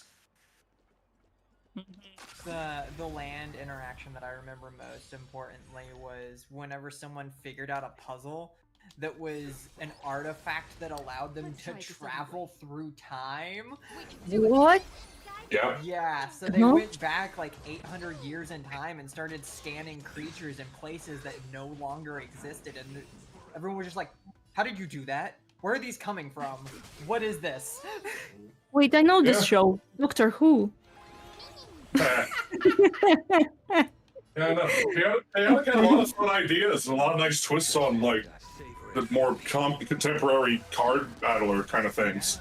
I was down for it. The problem was the first season was made in fucking Flash, like everything was, and season 2 and 3 had actual like animation, less blocky, thick outline, like Flash game aesthetic. The main problem was that 4 kids got greedy and tried to take more ownership over the card game than they were rightfully owed, and the small company didn't have the means to fight back lawyers, so it all just fell and crumbled. I was mostly growing up with Jetix. Yeah. So I got Jetix my is fun. Shaman King, I got my Sonic the Hedgehog, and other stuff like Kit VC Cat. Yeah. Yeah. God, fucking. It really sucks that, you know, it really was weird. Like, I think it had like maybe one game that was ever made for it, that show. And it was like a turn-based, it was like turn-based or something. It's like, you take this cool thing, you don't make like a beat-em-up or something, or a fighting game or something. Nah, it's just you build a little team, like an auto battler. Alright, I guess. Me. Kind of a waste of a cool concept. This series. It What's would that? have been perfect. You could have done a lot of things with that idea. Yeah. I will dispatch you. Alright. I think it's That neat. is. Well, it is expensive to make like a full-on MMORPG and stuff. Oh, totally. I wouldn't do MMO, but something. I don't know. Well, yeah, like RPG online RPG. with open world. It's just like an action RPG, just to explore it. Yeah. Also, all the magic in that was called music because they were all musical songs that caused magic to happen. So you just cast a spell of demon core explosion. Music. And you just plays the fucking little xylophone effect and then just nuke somebody. Which I always thought was funny. Oh my god. Yeah, it's not literally that, but it could be. Who knows? It's music. Magic is music. They It's have music. so many good ideas in that show. Not enough shows with good ideas last long, or sometimes they last too long and become nothing like they were supposed to be. Like Winx Club. They literally could have guess. had the potential to compete with like Yu-Gi-Oh and Pokemon had they taken that the right direction. And A blade knows no mercy. At least it would probably have lasted a little longer than it did. Do you remember? I don't know if you saw this cartoon, but do you remember this cartoon called Mansuna? No, it Soon doesn't enough. ring a bell. Oh yeah, it's probably because it was like in 2010s, and Yeah, I probably Yeah. that was prime. I'm not watching. I don't watch TV anymore. I'm Time. too old for this. Well, not even that I'm too old for this. That's when I stopped watching TV. Yeah. Yeah, same. That's kind of the same, except for I did make an exception for anime. It just because feels was being old, watched but on it's the not laptop. really old enough for you to like watch it. So yeah. I mean, Shaman King. You saw Shaman King? Shaman King's pretty fucking I tight, remember. so Yeah, I yeah. remember Shaman King. I never saw that one. Yeah. I That fucking love Shaman King. one, when 4Kids had it, was probably the one show that 4Kids was like, we might have gotten the show that's a little bit too much for what we want to do, and had actually like 4Kids were trying to like promote it as like a 4Kids like teen kind of thing. That was like one of the early signs of like, we don't want to water this one down too much. 4Kids Oh, they did water it stabilizing. down so Oh, they much. absolutely did, but they were a lot more lenient on it compared to like something like Yu-Gi-Oh or Pokemon. Yeah, but I would say the only good thing they really did is the opening, because it's much better than the Japanese version. And after that, a lot of other countries translated like only the English thing? American, yeah, only the American version of the opening. And I am biased, but the Russian version is the best one. I'm biased. It hits different. I would just say that. I got a reply on Twitter. Oh, they answered? Yeah, they did. Ooh, I hope Yeah. something constructive and nice. From the looks of it, it's just as long as mine. We can go over it. Smart deviation, one heckin' moment.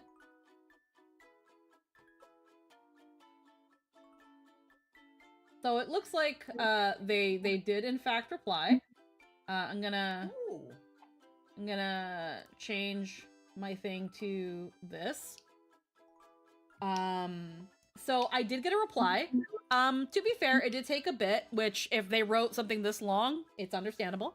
So we're gonna read it in good faith, like I answered mostly in good faith. I won't be refreshing what I talked about here, in case for people who weren't here earlier. I will probably just split this, but I don't really know.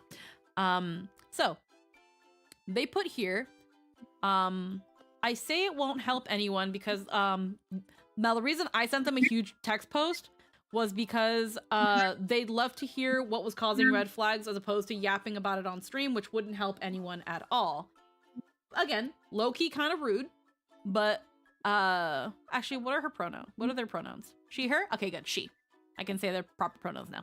So she said, I say it won't help anyone because there are many, many people who won't see your post and won't come to your live stream to know what you're talking about, as opposed to approaching one of the leaders with your concerns, which would enact meaningful change if we think it's something we should be changing. That being said, we're not an agency. However, that doesn't mean that we don't want to help the people we bring in with things we can help with. Things like connecting them to merch groups, finding artists, and giving support. None of this requires a contract, not like Shy Lily v Shoujo, because we're not accepting money from them. Anything we use for merch for the group comes out of leadership pockets, unless art is provided by the talent, in which case, see my upcoming response on merch splits. Connections require nothing on our part and would benefit the people who need it the most. That doesn't click. That doesn't quite answer the question, or doesn't quite answer my concern. Yeah. My concern, let me actually go back to my post. Because that makes it sound like they're a fence group. Like they're just a middleman trying to get a couple bucks off merch sales, but that's not enough to run a company. Yeah. Well, the thing is, they never claim to be an agency. They never claim to be an agency. They're a group, but they're also saying that they'll provide things like merch opportunities, support, mental health check, collaboration opportunities, yada, yada, yada, yada, yada. They're saying we're doing this essentially out of the goodness of our heart. Okay. Yeah, and those are all extremely expensive things. Yeah, that's the thing of like all those things cost money, but you know what? They're not an agency, so done. The reply? A follow can seem silly, yes, and if it's something that bothers people, we understand and could revoke that. But to us, it means you support us and want to see us more than just a potential group to join. It means you'd like to support us even if you're not chosen. And we think that small gesture is a big one.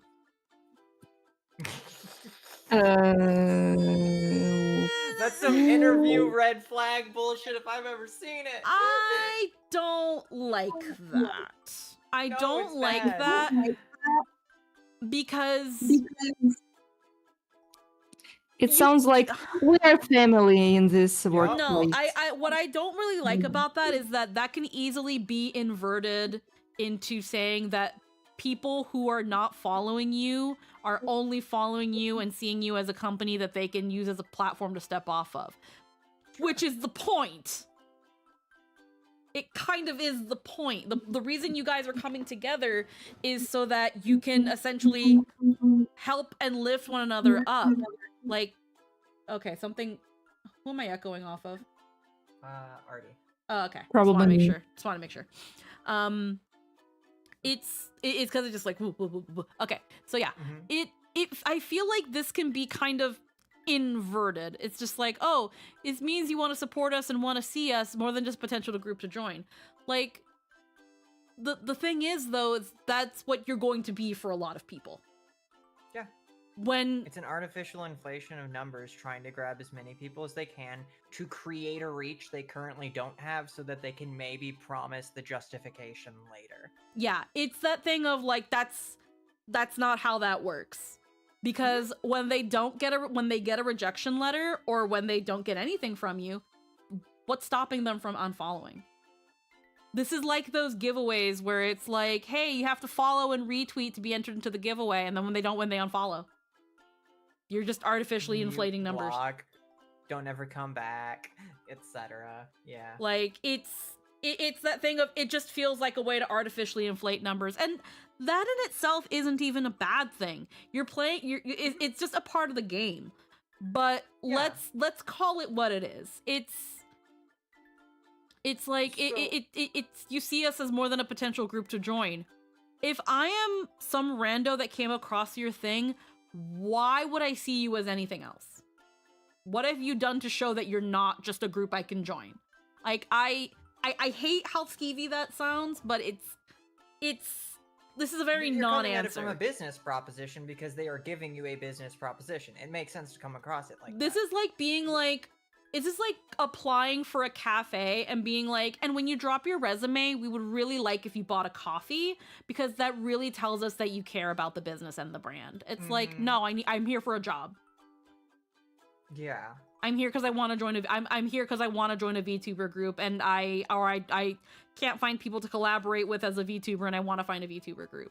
Like this very much seems like when people when it comes to applying for a thing, it's essentially a no purchase necessary, no follow necessary. So that's it's a very small gesture, but I think you're considering it too big of one.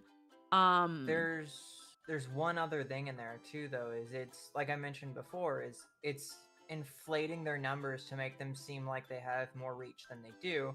Because if you convinced, say, 10,000 small streamers to follow you on this promise, now you have 10,000 followers. Now you have 10,000 more followers, but they're not anyone with reach or connections anywhere. And someone who has 1,000 concurrents every stream might be a little more open to applying as well because they see you have potentially some good reach. You might It's not much different from bot follows.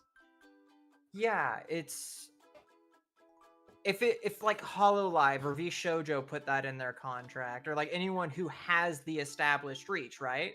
I wouldn't blink at that nearly as much because they already have proven reach. They already have that it's proven that it's not gonna Mhm. just take advantage of me Yeah. for following Yeah. in So, any way. so the second part here, as for the invasive questions, these are things we've seen on the other group applications and are generally considered standard. Nope. I have not seen that on the VShojo application. I have never seen that on the no VTuber group or agency that I have looked into have ever had this on their applications. No, that is considerably not true. This is not a standard question. The standard question of, have you been involved in VTuber scandals and how have you replied to that? No, that has not been a thing on an application for the first wave. Never seen it. No, do not believe that. That's work that the agency looks into you to see. That's not something they ask you to self-report because you're not gonna self-report it. Well, that's also a thing of, and if they want to ask you that question, that's for the interview. Yeah. And that's the thing I put in my post, that like that should at least be a Discord interview question. We have to ask about past lives because we've experienced issues with those things before. You can ask about past lives, not about past scandals and stuff. That's a little too invasive. Despite that, if the answer goes unanswered, that's fine. If it goes unanswered, that's fine. No, you have it as a required question. If I just put NA, is that going to disqualify my application then? But it is something we have to take into account. And about saving it for an interview, that's still just asking the question, which you seem to have an issue with in the first. Do we ask it or not? So again, here's that thing of, if anything, I'd save the question for a Discord interview, because at that point you've already at least passed by the first phase. That already seems like you're already interested in the person and now you're interested in getting to know them. So the reason I say at least save it is because if you really must still ask it, save it for a later phase of the thing. I prefer just not ask it in general. So that's kind of a little bit of a I don't know if facetious is the right word. That's a little bit facetious. So I don't think so. I don't think so. Like, well, do we ask it or not? You just said to ask it later. Like, you're missing the point of why I said that. So no. We put the questions in because a lot of people don't have an audition video, and we know that. That's where they make it. We're not an agency. We're not going to make them do a recording for 3 to 5 minutes for something that they could answer in less time by writing it out. In fact, some people have come to us worrying that they don't have an audition video, and if it could make their application be seen as less than, which we emphatically state no. We judge based on the person, not on if they can make a pretty video. Hun, you're in the world of content creation. They need to prove they can create content. I literally put here, it could be as simple as recording talking about oneself on OBS. I could literally just go to my just chatting thing, my little cute background and shit that I paid for, and I'd say, hi, I'm Squeaky Chiona. I'm a magical girl VTuber. I do variety content. I yap about things while playing games. I tend to have, couch streamer vibes where I hang out with my friends and we talk about whatever is on our mind. I've been doing this for 16 years. I have been a VTuber for about 5 to 6 now, and blah, blah, blah, blah, blah. No. You completely missed the point. So the follow is the big gesture that somebody cares about your group, but the audition video isn't? What do you mean? What do you mean? Girl has no business sense. What do you... It's just like, if... You just said that you want to help people get into content creation, whether they're taking it seriously as a hobby or if they want to do this full time. That audition video, like I even put in my comment, I say here, but one doesn't need to be considered greater than the other, but it does show who has experience, confidence, and an ability, desire to put oneself out there than what is figuratively asking for essays. If someone tells me that they're passionate about content creation and want to get into content creation and an audition video is too much, honey, you're not ready for this. They're not into it. You're not into it then.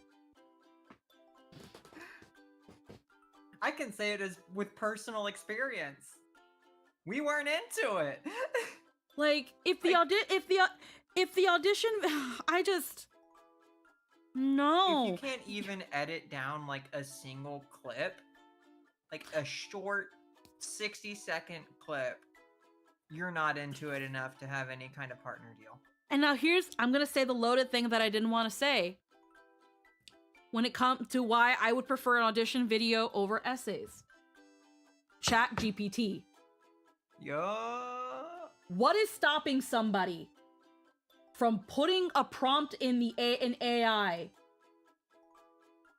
and putting that in your audition thing? How are you going to gauge that those essays weren't written by AI? Also, writing is a different skill set than interaction. Yeah, there's a difference between being a good writer and like, no.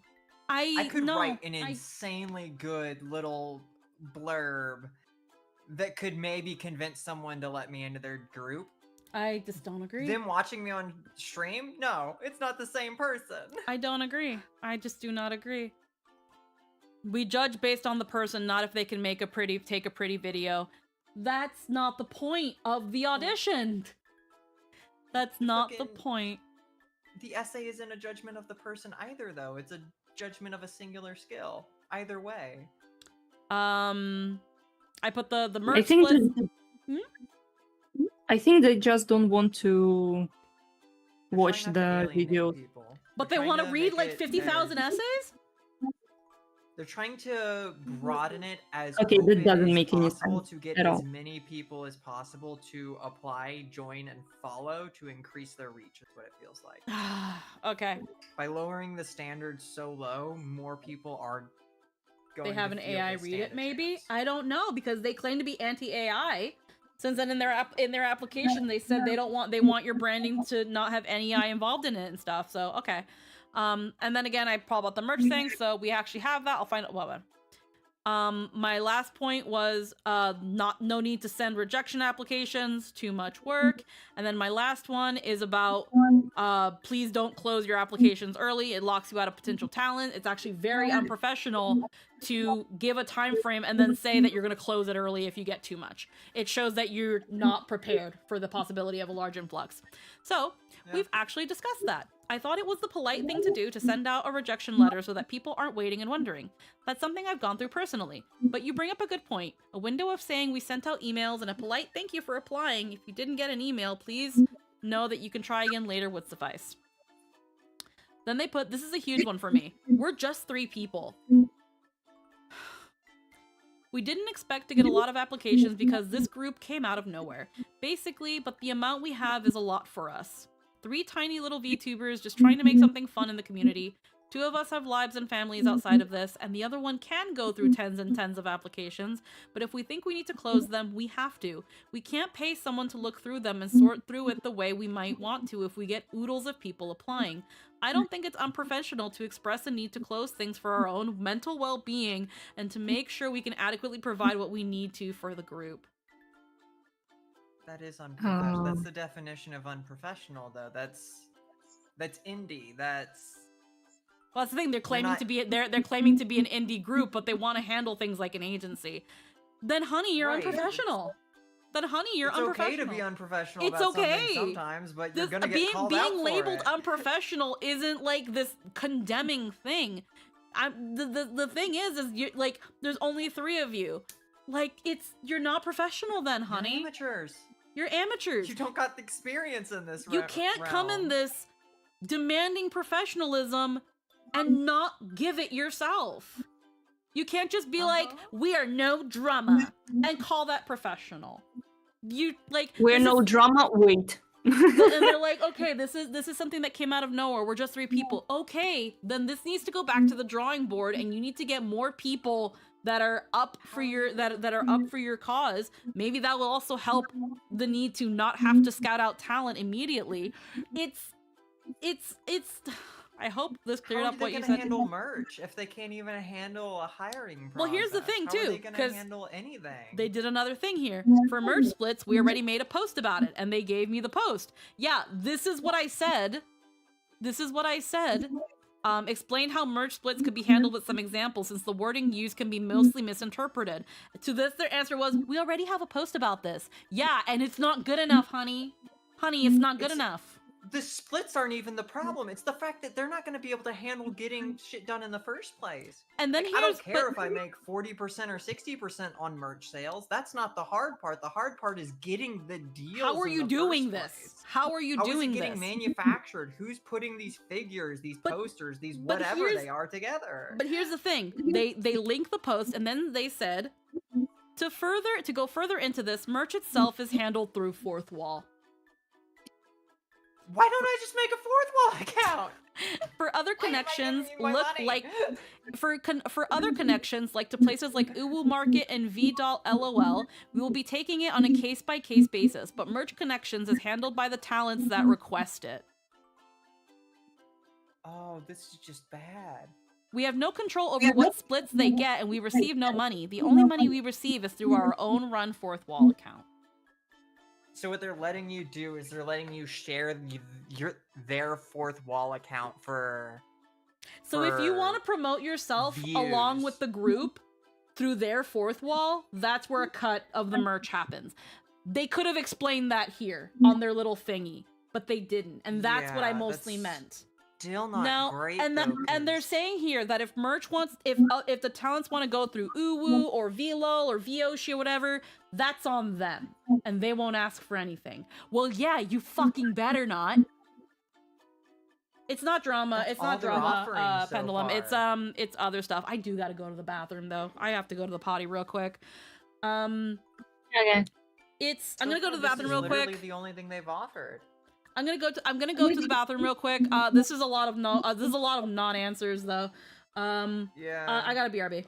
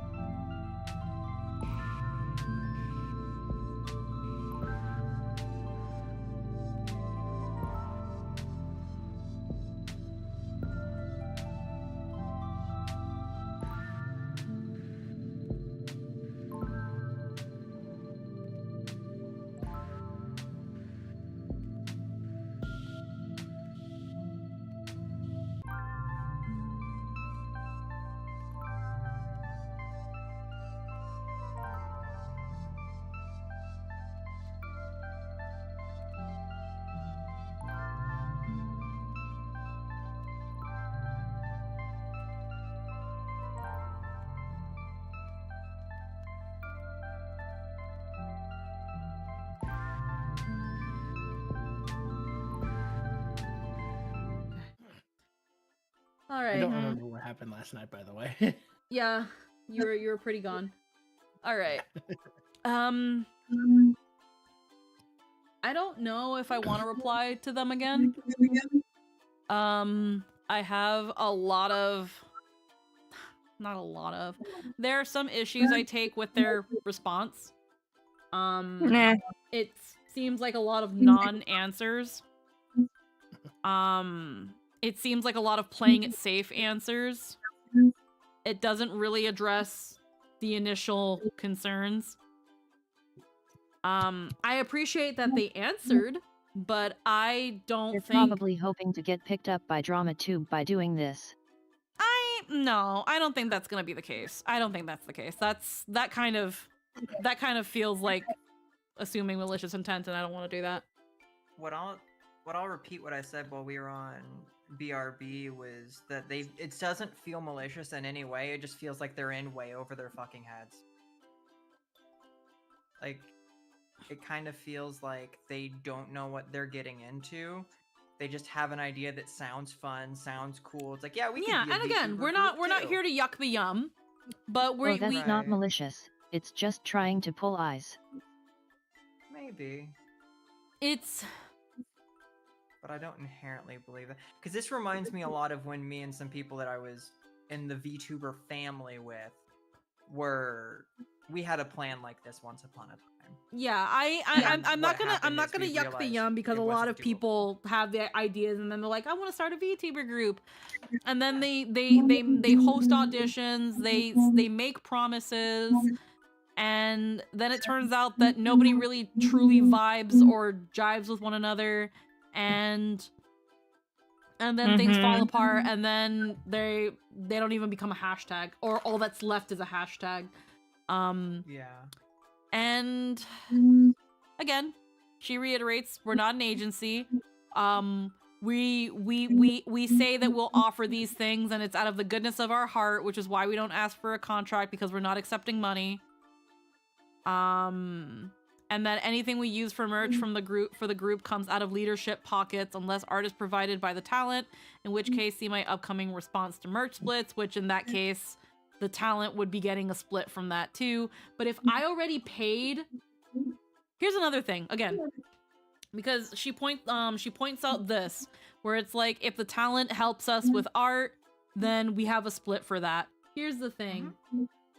If I paid for art with commercial usage, I'm just gonna put it up on my own goddamn fourth wall. Yeah.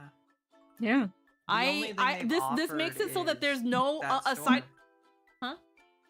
So the only thing they've offered is that store. So it's like someone might see your stuff when they're coming for a different member's stuff, but that's it. That's all they have to offer. Heckin' Raijin, thank you for the follow.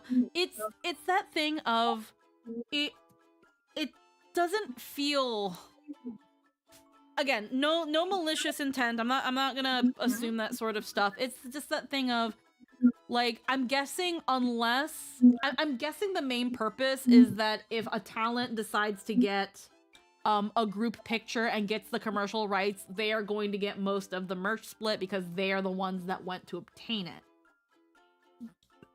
And they want you to think of the group. But the thing is, though, is that I'm guessing the idea is, to my question of, but why would I do that? Is because you care about the group, because we're a group. And I don't know. If what I'd probably do is I just would never invest in that sort of group thing. Yeah.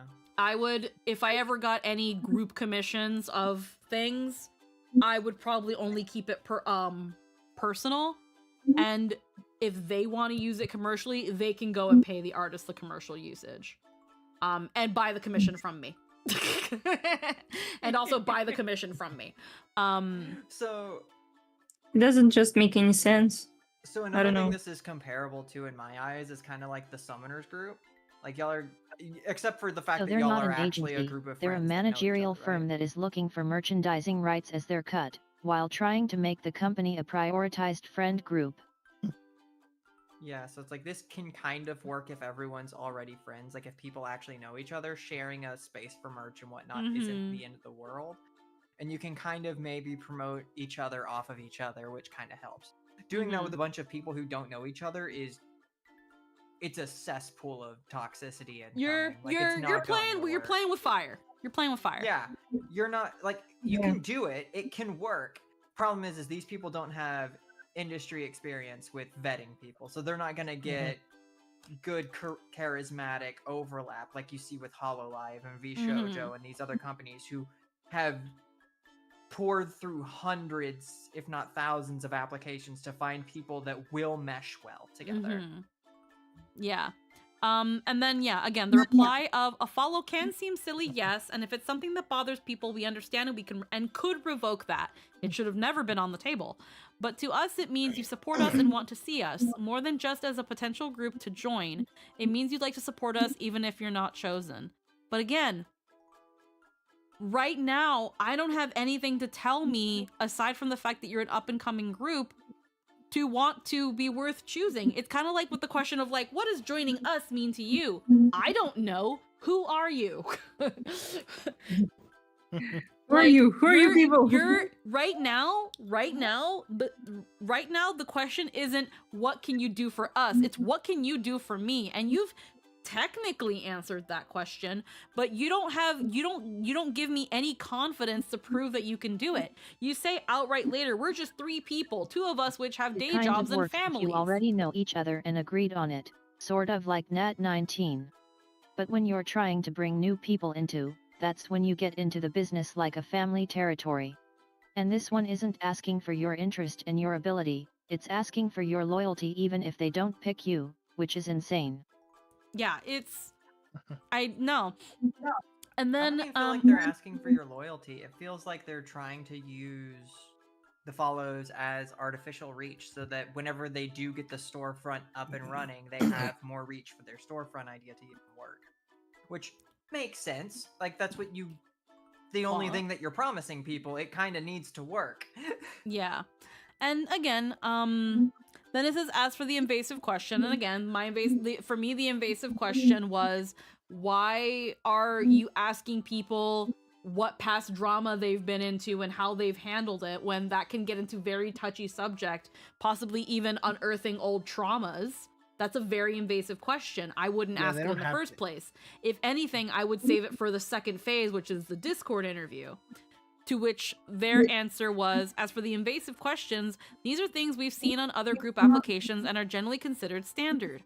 No application that I've ever applied, that I've ever seen or applied for, ever ask the, have you ever gotten into previous drama, scandals, etc., etc. One, for a fact, I know a lot of bigger ones don't, because Niji Saji sure as fuck don't ask that question. With some of the past life shit some of their talents have gone into. As well, they might maybe ask if you have a past life account, but they're not going to ask you about scandals and shit that you've been into. That they don't ask that. That's not I don't think either they misinterpreted what I meant by saying that question shouldn't be there, or like they kind of missed the point. I don't know. I just don't think they looked at that question properly. I don't know. We have to ask about past lives because we've experienced issues with those things before.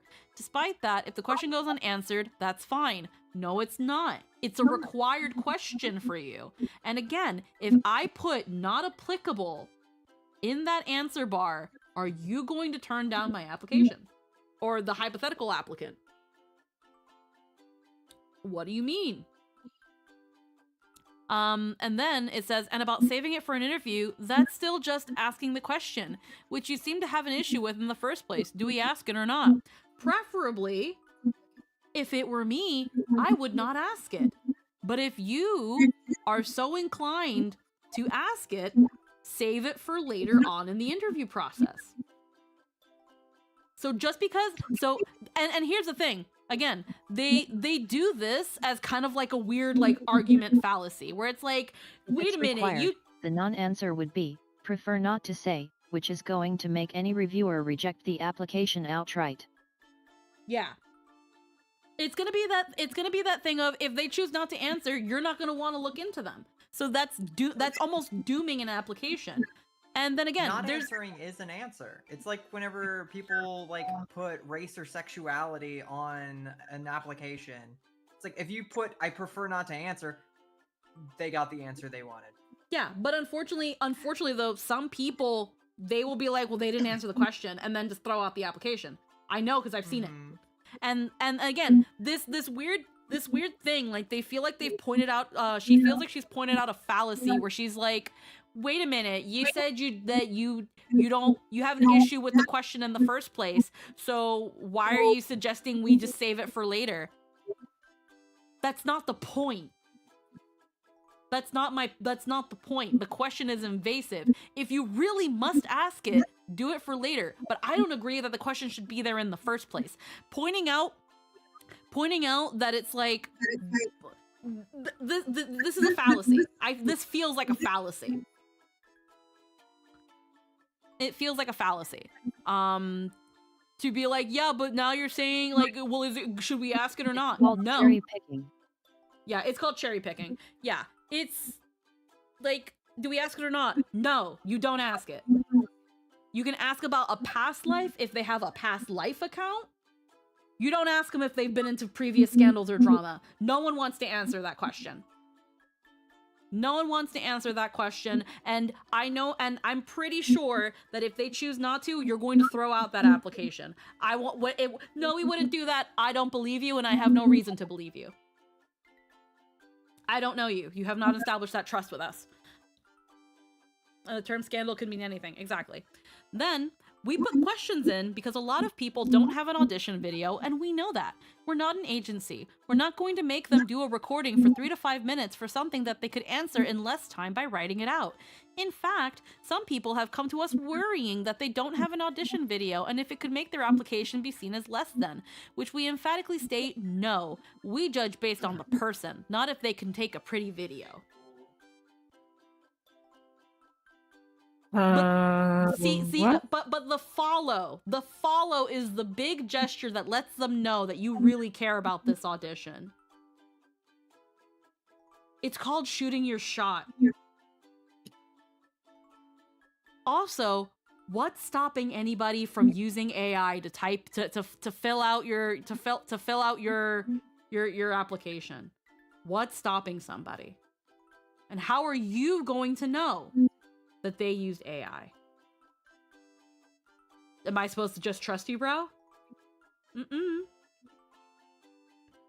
Like, and again, even in my comment, it could be as simple as just recording yourself on OBS, or if they want to go ham on a whole crazy thing and make a whole freaking edit and that be their audition video.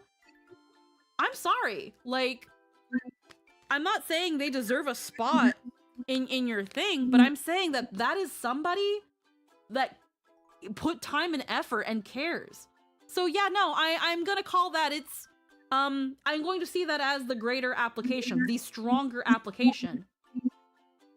I'm not saying that doesn't make the people who didn't put in an audition video less than. It tells me that the person who did make an audition video gave more of a shit. And I'm sorry, when you're auditioning for something, for a role, for a position in a company, you have to show that you want it. And you need to prove that you want it. Which just shows even more. Oh, but if I don't have an audition video, then I'm not going to be seen as good enough. Because you're not. If it's too hard, you're not. Hello? Because you're not. Yep, you're fucked. Come Like, back when you're honey. ready.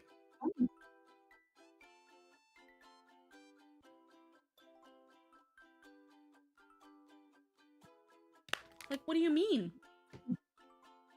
What are we talking about? We're talking about not an agency, a group that I found that raised some red flags. So I pointed it out. So one of the founders came in asking for more details, and I gave it to them, and they came to me with a bunch of non-answers. There you go.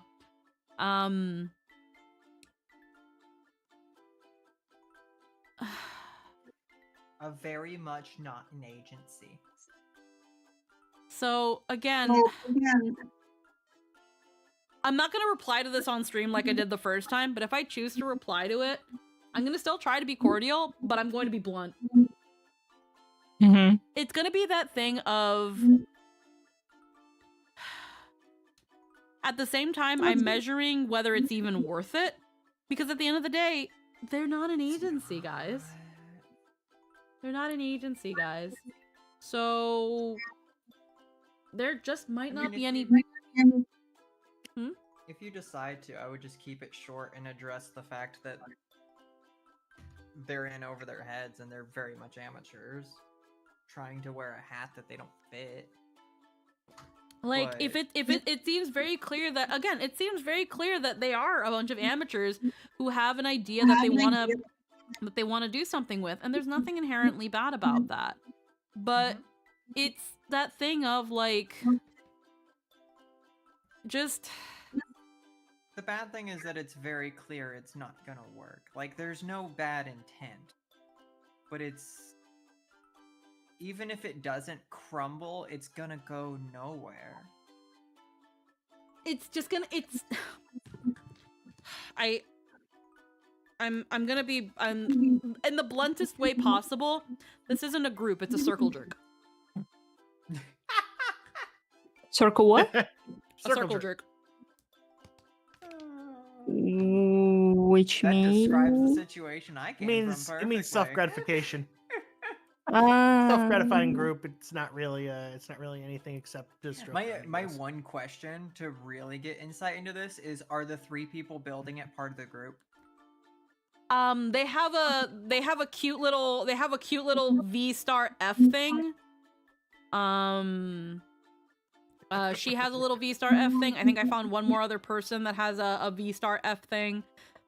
This is started by 3 VTubers. Cause yeah, no, that's the thing is they are VTubers. They're not admins. So if But they're the only 3. But they're the only 3 running it. So they are the leader. They are the talent management. They are the administration. I can only assume that they're a part of the group. But I don't know. The weird part to me is if they're also part of the group, because it's like, are you using this to ladder climb by chance? I mean, there was a VTuber with like 25K who applied. Right. I don't know. It's a way to get easy collabs, I guess, is if you sign yourself up for collabs with your employees. Air Which quotes, they did outright say that they're employees. going to lovingly stalk people's social medias. So that does mean that they're going to look at your follower count. Oh, of course. You have to look at follower Of counts. course, yeah, They're you have the- to. You can't. You're not gonna make merch for people who get 3 concurrents. Like they don't have people. They odds are don't have people who are willing to spend money. Like it's and again they mentioned the lawyer thing, and again the only thing that that she seemed to agree with was the no, do not send rejection letters. That's too much work. That's too much time.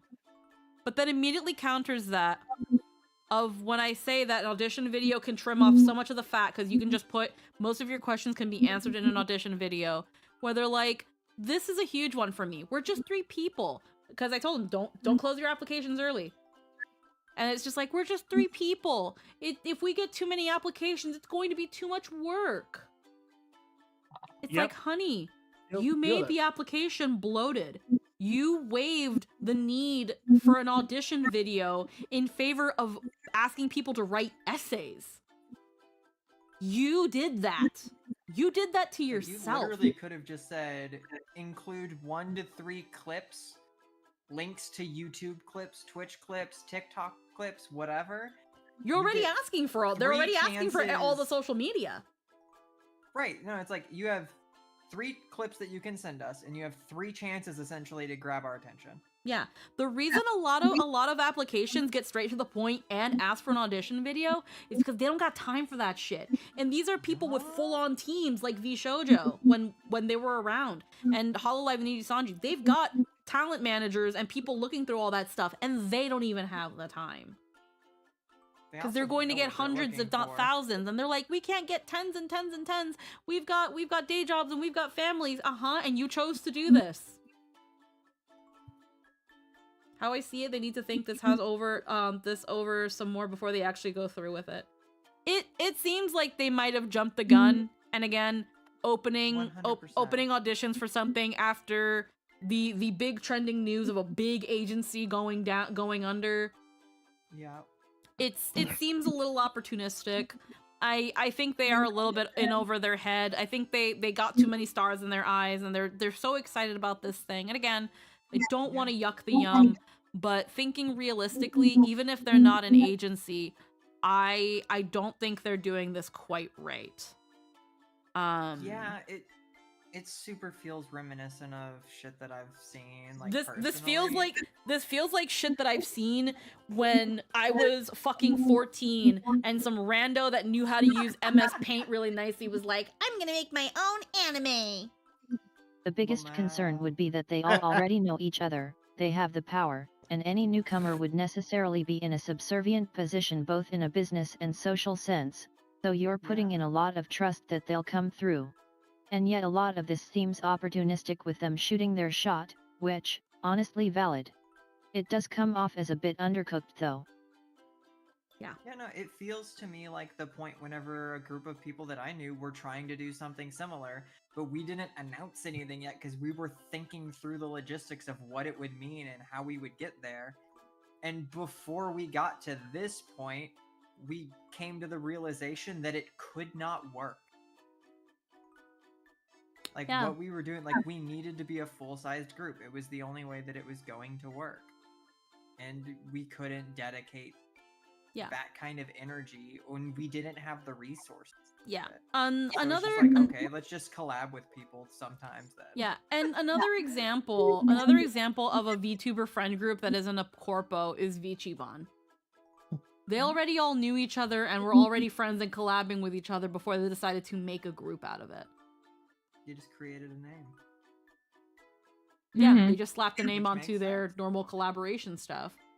And again, I understand people also look up to Vichiban, and you know, there's a lot of people that try to start up friend groups and stuff. I know I applied to Vaifu, and that was supposed to be Alara's up and coming VTuber agency adjacent friend group.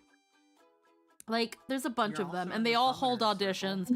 The problem is, and I've always seen it as weird, despite at least applying for one of them, you don't audition for friends. Yeah, that's You already know how you work. Hi, Pom Pom the Conductor. Welcome to my Honkai Star Rail stream, where I instead yap on Twitter. I just had to go over that. There's not really much else. There's not really much else for me to say about it. I just wanted to go over their answer since I went over the other thing. It's I don't know if I'm gonna answer them. Pom Pom thinks this is a load of bullshit. It's like, okay, Summoners Network, as a hypothetical. Say it was an actual business, and we assume the companions are the team leaders, since they're all a long-standing friend circle. You recruit someone else in, who no one really knows, and that person is going to be socially isolated pretty much no matter what. Mm-hmm. Even if you took someone in who is somewhat known, like if I was brought in, right? I know Squeaky, I kind of know Cody, but not really. I don't know the rest of them. Yeah, it's I'm that still thing an of the outsider in reason that regard. the reason we don't make like Summoners Network this like freaking content creator group is because the only ones in the group are me, Cody, and I'm gonna say Nightshade and Anthony are up and coming because you guys are still like kind of getting your bearings and stuff. Yeah. The only ones that are established are me and Cody.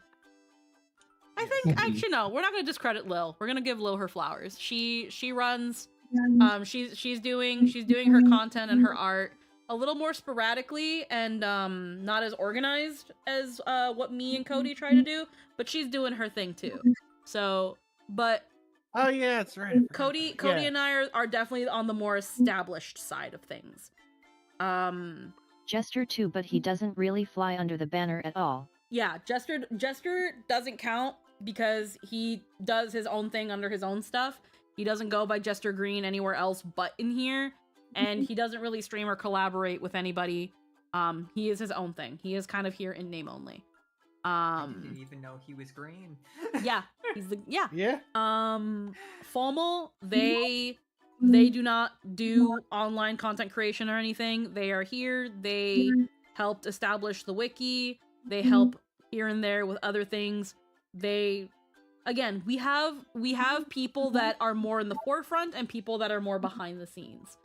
That's why we don't go around promoting ourselves as the Summoners Network, because we're kind of disjointed and doing our own thing. That's why I also don't go around and be like, I'm Cleric Pink. No, I'm Squeaky Chiona. I'm Cleric Pink in the server. Yeah. The server in your D&D games are really the only But yet, overlap if for the we were most part. business-oriented, we'd need to do a ton of restructuring. Absolutely. Oh, And yeah. that's something Oh, that yeah. and that's something that Deco would have to be in charge of, not me. I'm not doing that shit. Anytime I've tried to manage this thing on the more professional business side of things, there's been conflict. And I've just decided that I just decided to keep my hands off of it for the most part. I help make sure that certain things are running. I establish rules if rules need to be established here and there. I make sure that the channel is healthy and that there's another way of access in case Deco ever loses access to the channel. I'm a security measure. But that's it.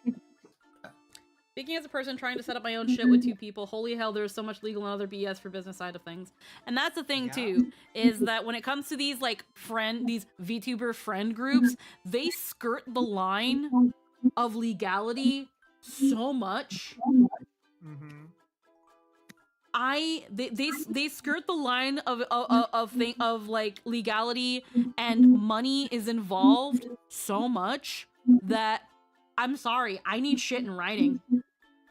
That's where ours fell apart. Is one of the people who was in our circle who was an admin. Like their job is admin work. So like they tried looking into it a little bit more, and they're like, yeah, no, we can't do this without getting into some legal shit involving lawyers. Because yet, SN is full of fun people, but the professionalism in leadership is borderline non-existent. Yeah.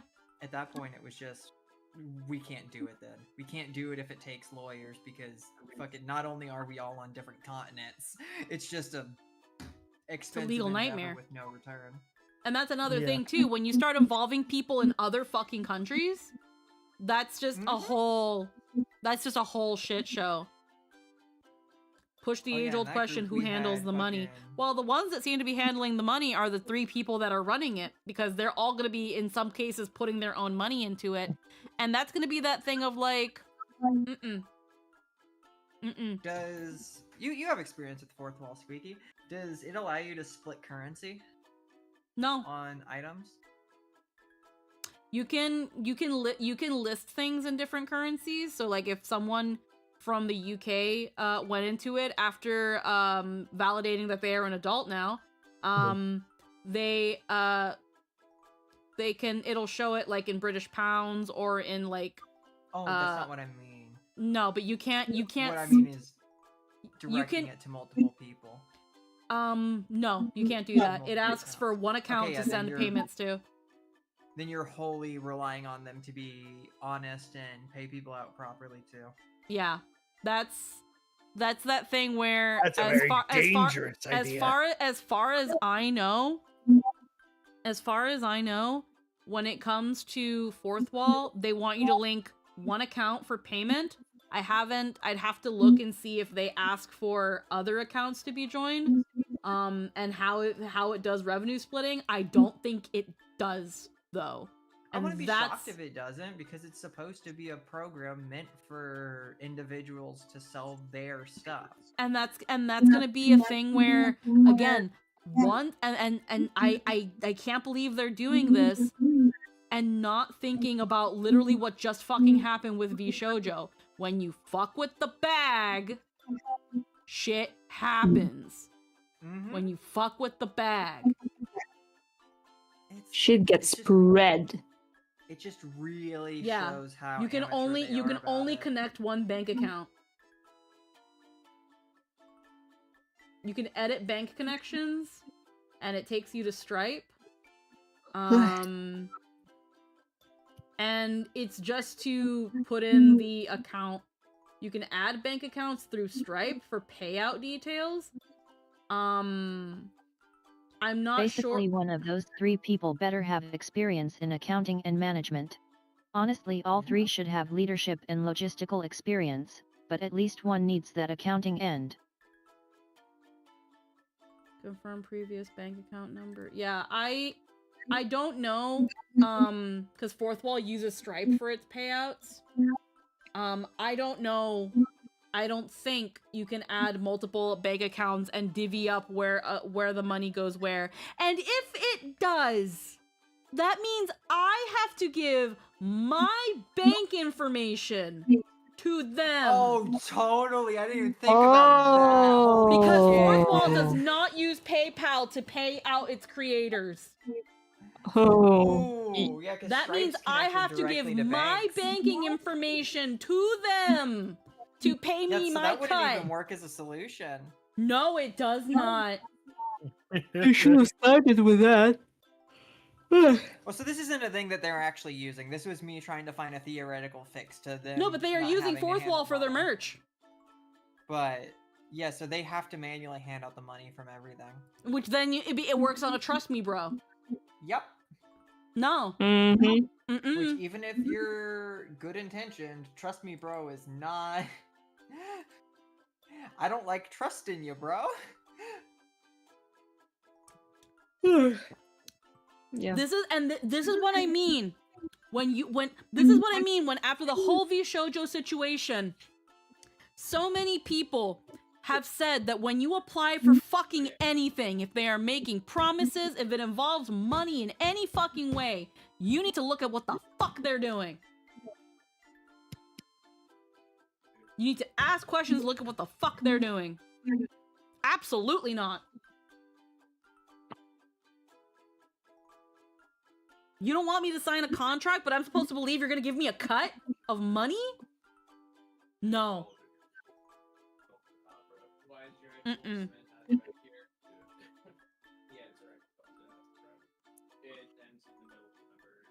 Nightshade? Yeah. I can hear your conversation and my subtitles actually can pick it up, which is really funny. That's Sorry, I'll fucked up. close the door. But yeah. That's again, this isn't assuming maliciousness, but that's not good. Mm-hmm. Mm-mm. Mm-hmm. That's not good.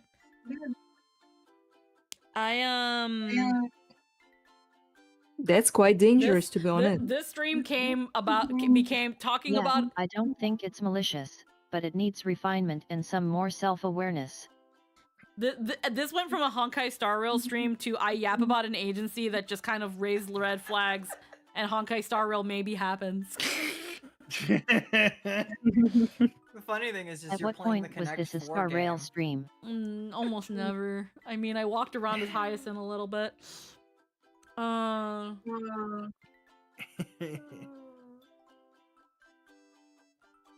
Pom Pom doesn't think this was a good idea. Pom Pom would think it's a Pom Pom wonderful thinks this idea is because fun. Pom Pom has endless hope in the power of Pom Pom does friendship. not think this is a good idea. Do not put words in Pom Pom's mouth. This looks like a mess, and Pom Pom does not like messes on the Zombie Express. On the Zombie damn. Express.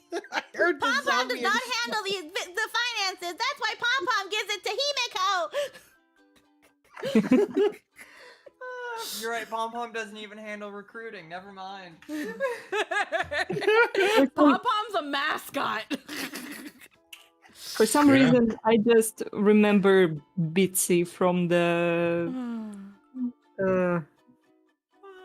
Well, you know, this little mouse who gonna go talk like this. That's what Illuminati want you to think. You Mickey Mouse? Oh. No. It's from the D&D group, I think. That. Oh, I know which one you're Bitsy. talking about. Bitsy. Yeah. Bitsy, yeah. Yeah. Yeah. I know. Yeah, because they're doing a Mickey Mouse voice. Yeah. That's what Illuminati want you to think. They're doing a Mickey Mouse thing. My favorite thing was when like they summoned the Krampus and Bitsy was like, "Oh no, that happens to me once a month." Yeah, so that's this is that I thing have where a joke about Krampus in my pants, but Bitsy was better. Yeah, that's it. That's it. Oh, it's that okay, we're veering a little bit off topic on Yeah. Sorry. point being is I feel like if I do answer them, it's gonna be a back and forth that I fear is not gonna go anywhere. Oh yeah. And I don't want to shit on them and seem like I'm punching down because I've looked into the creators themselves. While they seem to have a pretty okay Twitter following, the person that I'm talking to, I think, is only just recently started their Twitch account. They've only got like 80 followers, so they're still kind of new to the scene. And again, I think it's just a couple of greenhorns that have this idea. They think it's really cool, and it just kind of seems like some they think that they're a little bit naive, and they think that the power of friendship is gonna push this. But again, when you're fucking with money, I need them. Yeah. There needs to be something in writing. And the funny thing that I'm gonna say is that they wanted me to reply to them because they thought it would be more accessible as adverse to talking it on my live stream. That's what they meant by me yapping on stream wasn't going to help anybody. Mm-hmm. Okay. Mm-hmm. Retweet what you just said. That could go from misunderstanding to embezzlement real fast if you're not careful. Yeah. Also, on top of that, like, there's already so many VTubers doing tax fraud unknowingly. Yeah. That's gonna be a whole other thing. Fuck, I didn't file taxes for 2 or 3 years because I was scared of doing it wrong. I had to back file since 2021, I think, this year. Like, it was a pain in the ass. And Yeah, cost me as a long lot as the of money IRS because doesn't of come it. after you, you only need to file the last 3 years. But, Yeah. like, heckin', I don't know. But there's this part of me that it's just like, if I reply, unfortunately, nothing I say is very hopeful. And their reply at the end especially just feels like, we're just people chasing a dream and we want people to give us a chance. Yeah, And it's like, you don't want to shit on their hope. and you don't want to shit on that. You don't want to be the reason that they're like, fuck it, guys. We're going to shut everything down and pull the plug because Squeaky Chiona had an opinion on Twitter. If they were going to do that, they were already on shaky ground anyway. Let them figure out on their own where their limitations are. It's also that thing where it's like, I'm sitting here being like, but what if not telling people the truth about the matter is I'm not saying that I'm going to be the make or break, but what if it's the make or break on if they do something stupid or not? If it's the make or break, they were on shaky ground to begin with. It also low-key felt like a slight dig, but that's just me. Oh, it probably was too. You said your piece. To a certain extent I'm like, you know how many applications you could have reviewed while writing up this twit longer? Like, yeah, that's petty, but still. Yeah, you guys aren't even a company. It's just one guy. What do you want from me? It's It's like you want respect. You can't get that. You gotta earn it. It's not owed anything. it's that thing of in their words they said that them addressing concerns that people might have would be a good way in case people want to look for it and blah blah blah blah. Okay, then retweet what you just said. Not just on your account, but on your V Fantasy account. Because I'm sure I'm not the only one that hasn't brought up these concerns, but I'm probably the only one that isn't scared to say it. Because again, I have no horse in this race. I'm not applying for them. I don't care. But I am also worried because, again, there are so many fledgling, wet behind the ears VTubers that don't know what they're doing. They don't know who to go to or who to ask. And there's a lot of people who don't have a lot of fucking confidence. And the idea that someone may want them will make them make a hasty decision that they're not thinking about properly that they could end up regretting. It's gonna also hurt them in the future too, because if they do join and they gain nothing from it, there's going to be disappointment. Like, yeah, that's another thing what did too. I put all this energy into? Why am I hanging out with these? Like, if you don't form genuine friendships with these people, then it's like, why am I continuing to spend time with these people that are just around? Mm-hmm. Especially if you don't end up liking them. God, I remember Podge was in this VTuber group that was called like it was supposed to be like a D&D guild. And then that freaking thing ended up collapsing because there was some bullshit that the founder was doing, and that was also supposed to be like a VTuber agency / friend group. What the fuck was it called? It was like it was something Podge was in a while ago. It was called like V Advent, not V Venture. I don't want to say like throw out a name in case it's the wrong one. But it was specifically meant to be like a D&D tavern, like a D&D tavern. Like they were trying to be like a D&D group, but like VTubers. Like, this is our bard, this is our barbarian, this is our this. But they were just VTubers. They were just trying to be like D&D VTubers. I know Podge was in one. Podge was in there. And then like a couple more that like rang a bell, but I didn't really know them. I don't know. I ended up yapping on 5 hours and not playing Honkai Star Rail. I'll think about what I want to do. I'm not gonna do like I did before, where I'll write a response on stream. I think I actually might also just call stream for today. I think I'm going nowhere today. I think I'm going nowhere. It's one of those days. It's fine. Yeah, I think I'm going nowhere right now. I feel like I'm gonna be kind of stuck on this topic because, again, it's that thing where it feels so weird and wrong. And I feel like it's not even like people are walking into a burning building. I feel like people are walking into a vacant lot. There's just nothing. Oh my god, it's that one convention with the ball pit. DashCon. It feels like watching people go to DashCon with high hope, and then there's just gonna be nothing. And boy, is that a cautionary tale? Well, it's better than Firefest at least. It's that thing where it's just like there are certain things that just make me wonder, where it's just like, has anyone ever been honest to you? But I don't know. Maybe this is why I also don't think I'm a good person. I don't say that to depreciate myself, mind you. I just don't think I'm a good person.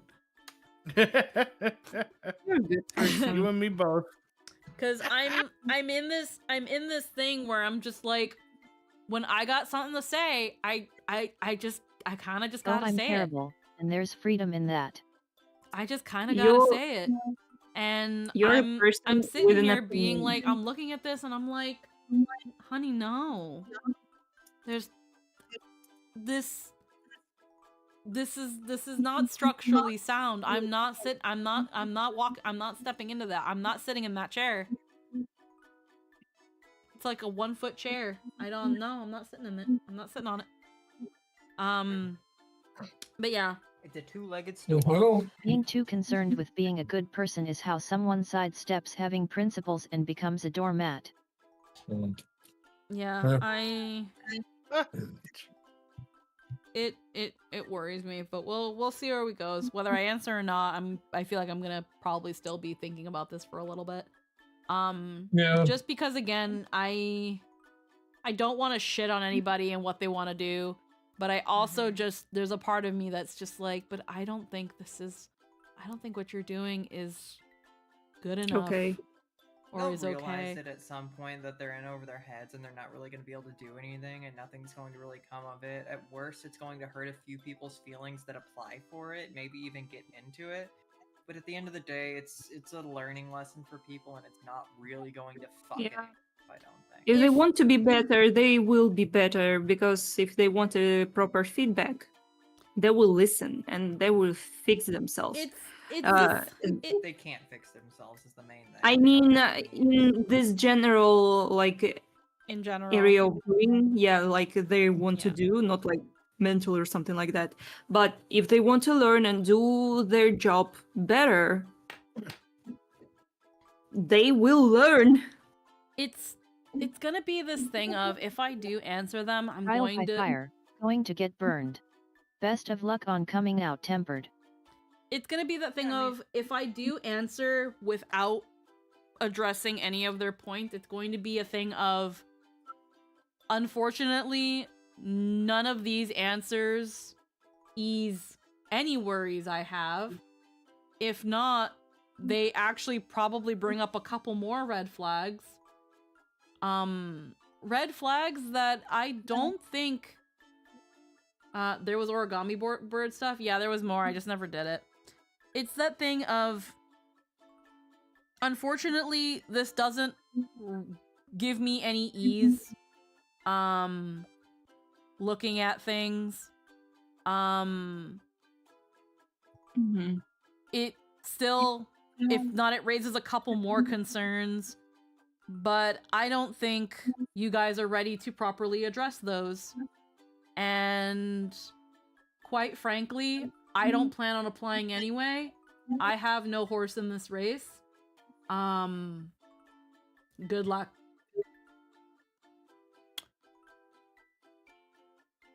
And then that's it. Yeah, well, not sure there's much else to say about the whole thing. Yeah, not really on me to go back and forth with somebody on that I don't even know on Twitter. If they want to do their little silly VTuber group, I hope they do it well. I hope that once the money starts getting involved, people don't start yelling at one another. Ain't an Uma. Huh? Being dumb. Oh. But yeah, I think horse races. Oh. Yeah, I think I'm just gonna wrap things up here. But yeah. I don't think there's anybody to raid at the moment, or if I even want to raid anybody right now. Din Din's doing some stuff actually. I think we'll raid into Din Din. I will probably see you guys tomorrow for some more Rebirth. I'm not sure, honestly. We'll see where my head is at. Right now, I'm kind of not sure. But I will see you all later. I hope you all have a wonderful one. Thank you so much for spending time with me. Mwah. Bye-bye. Take care.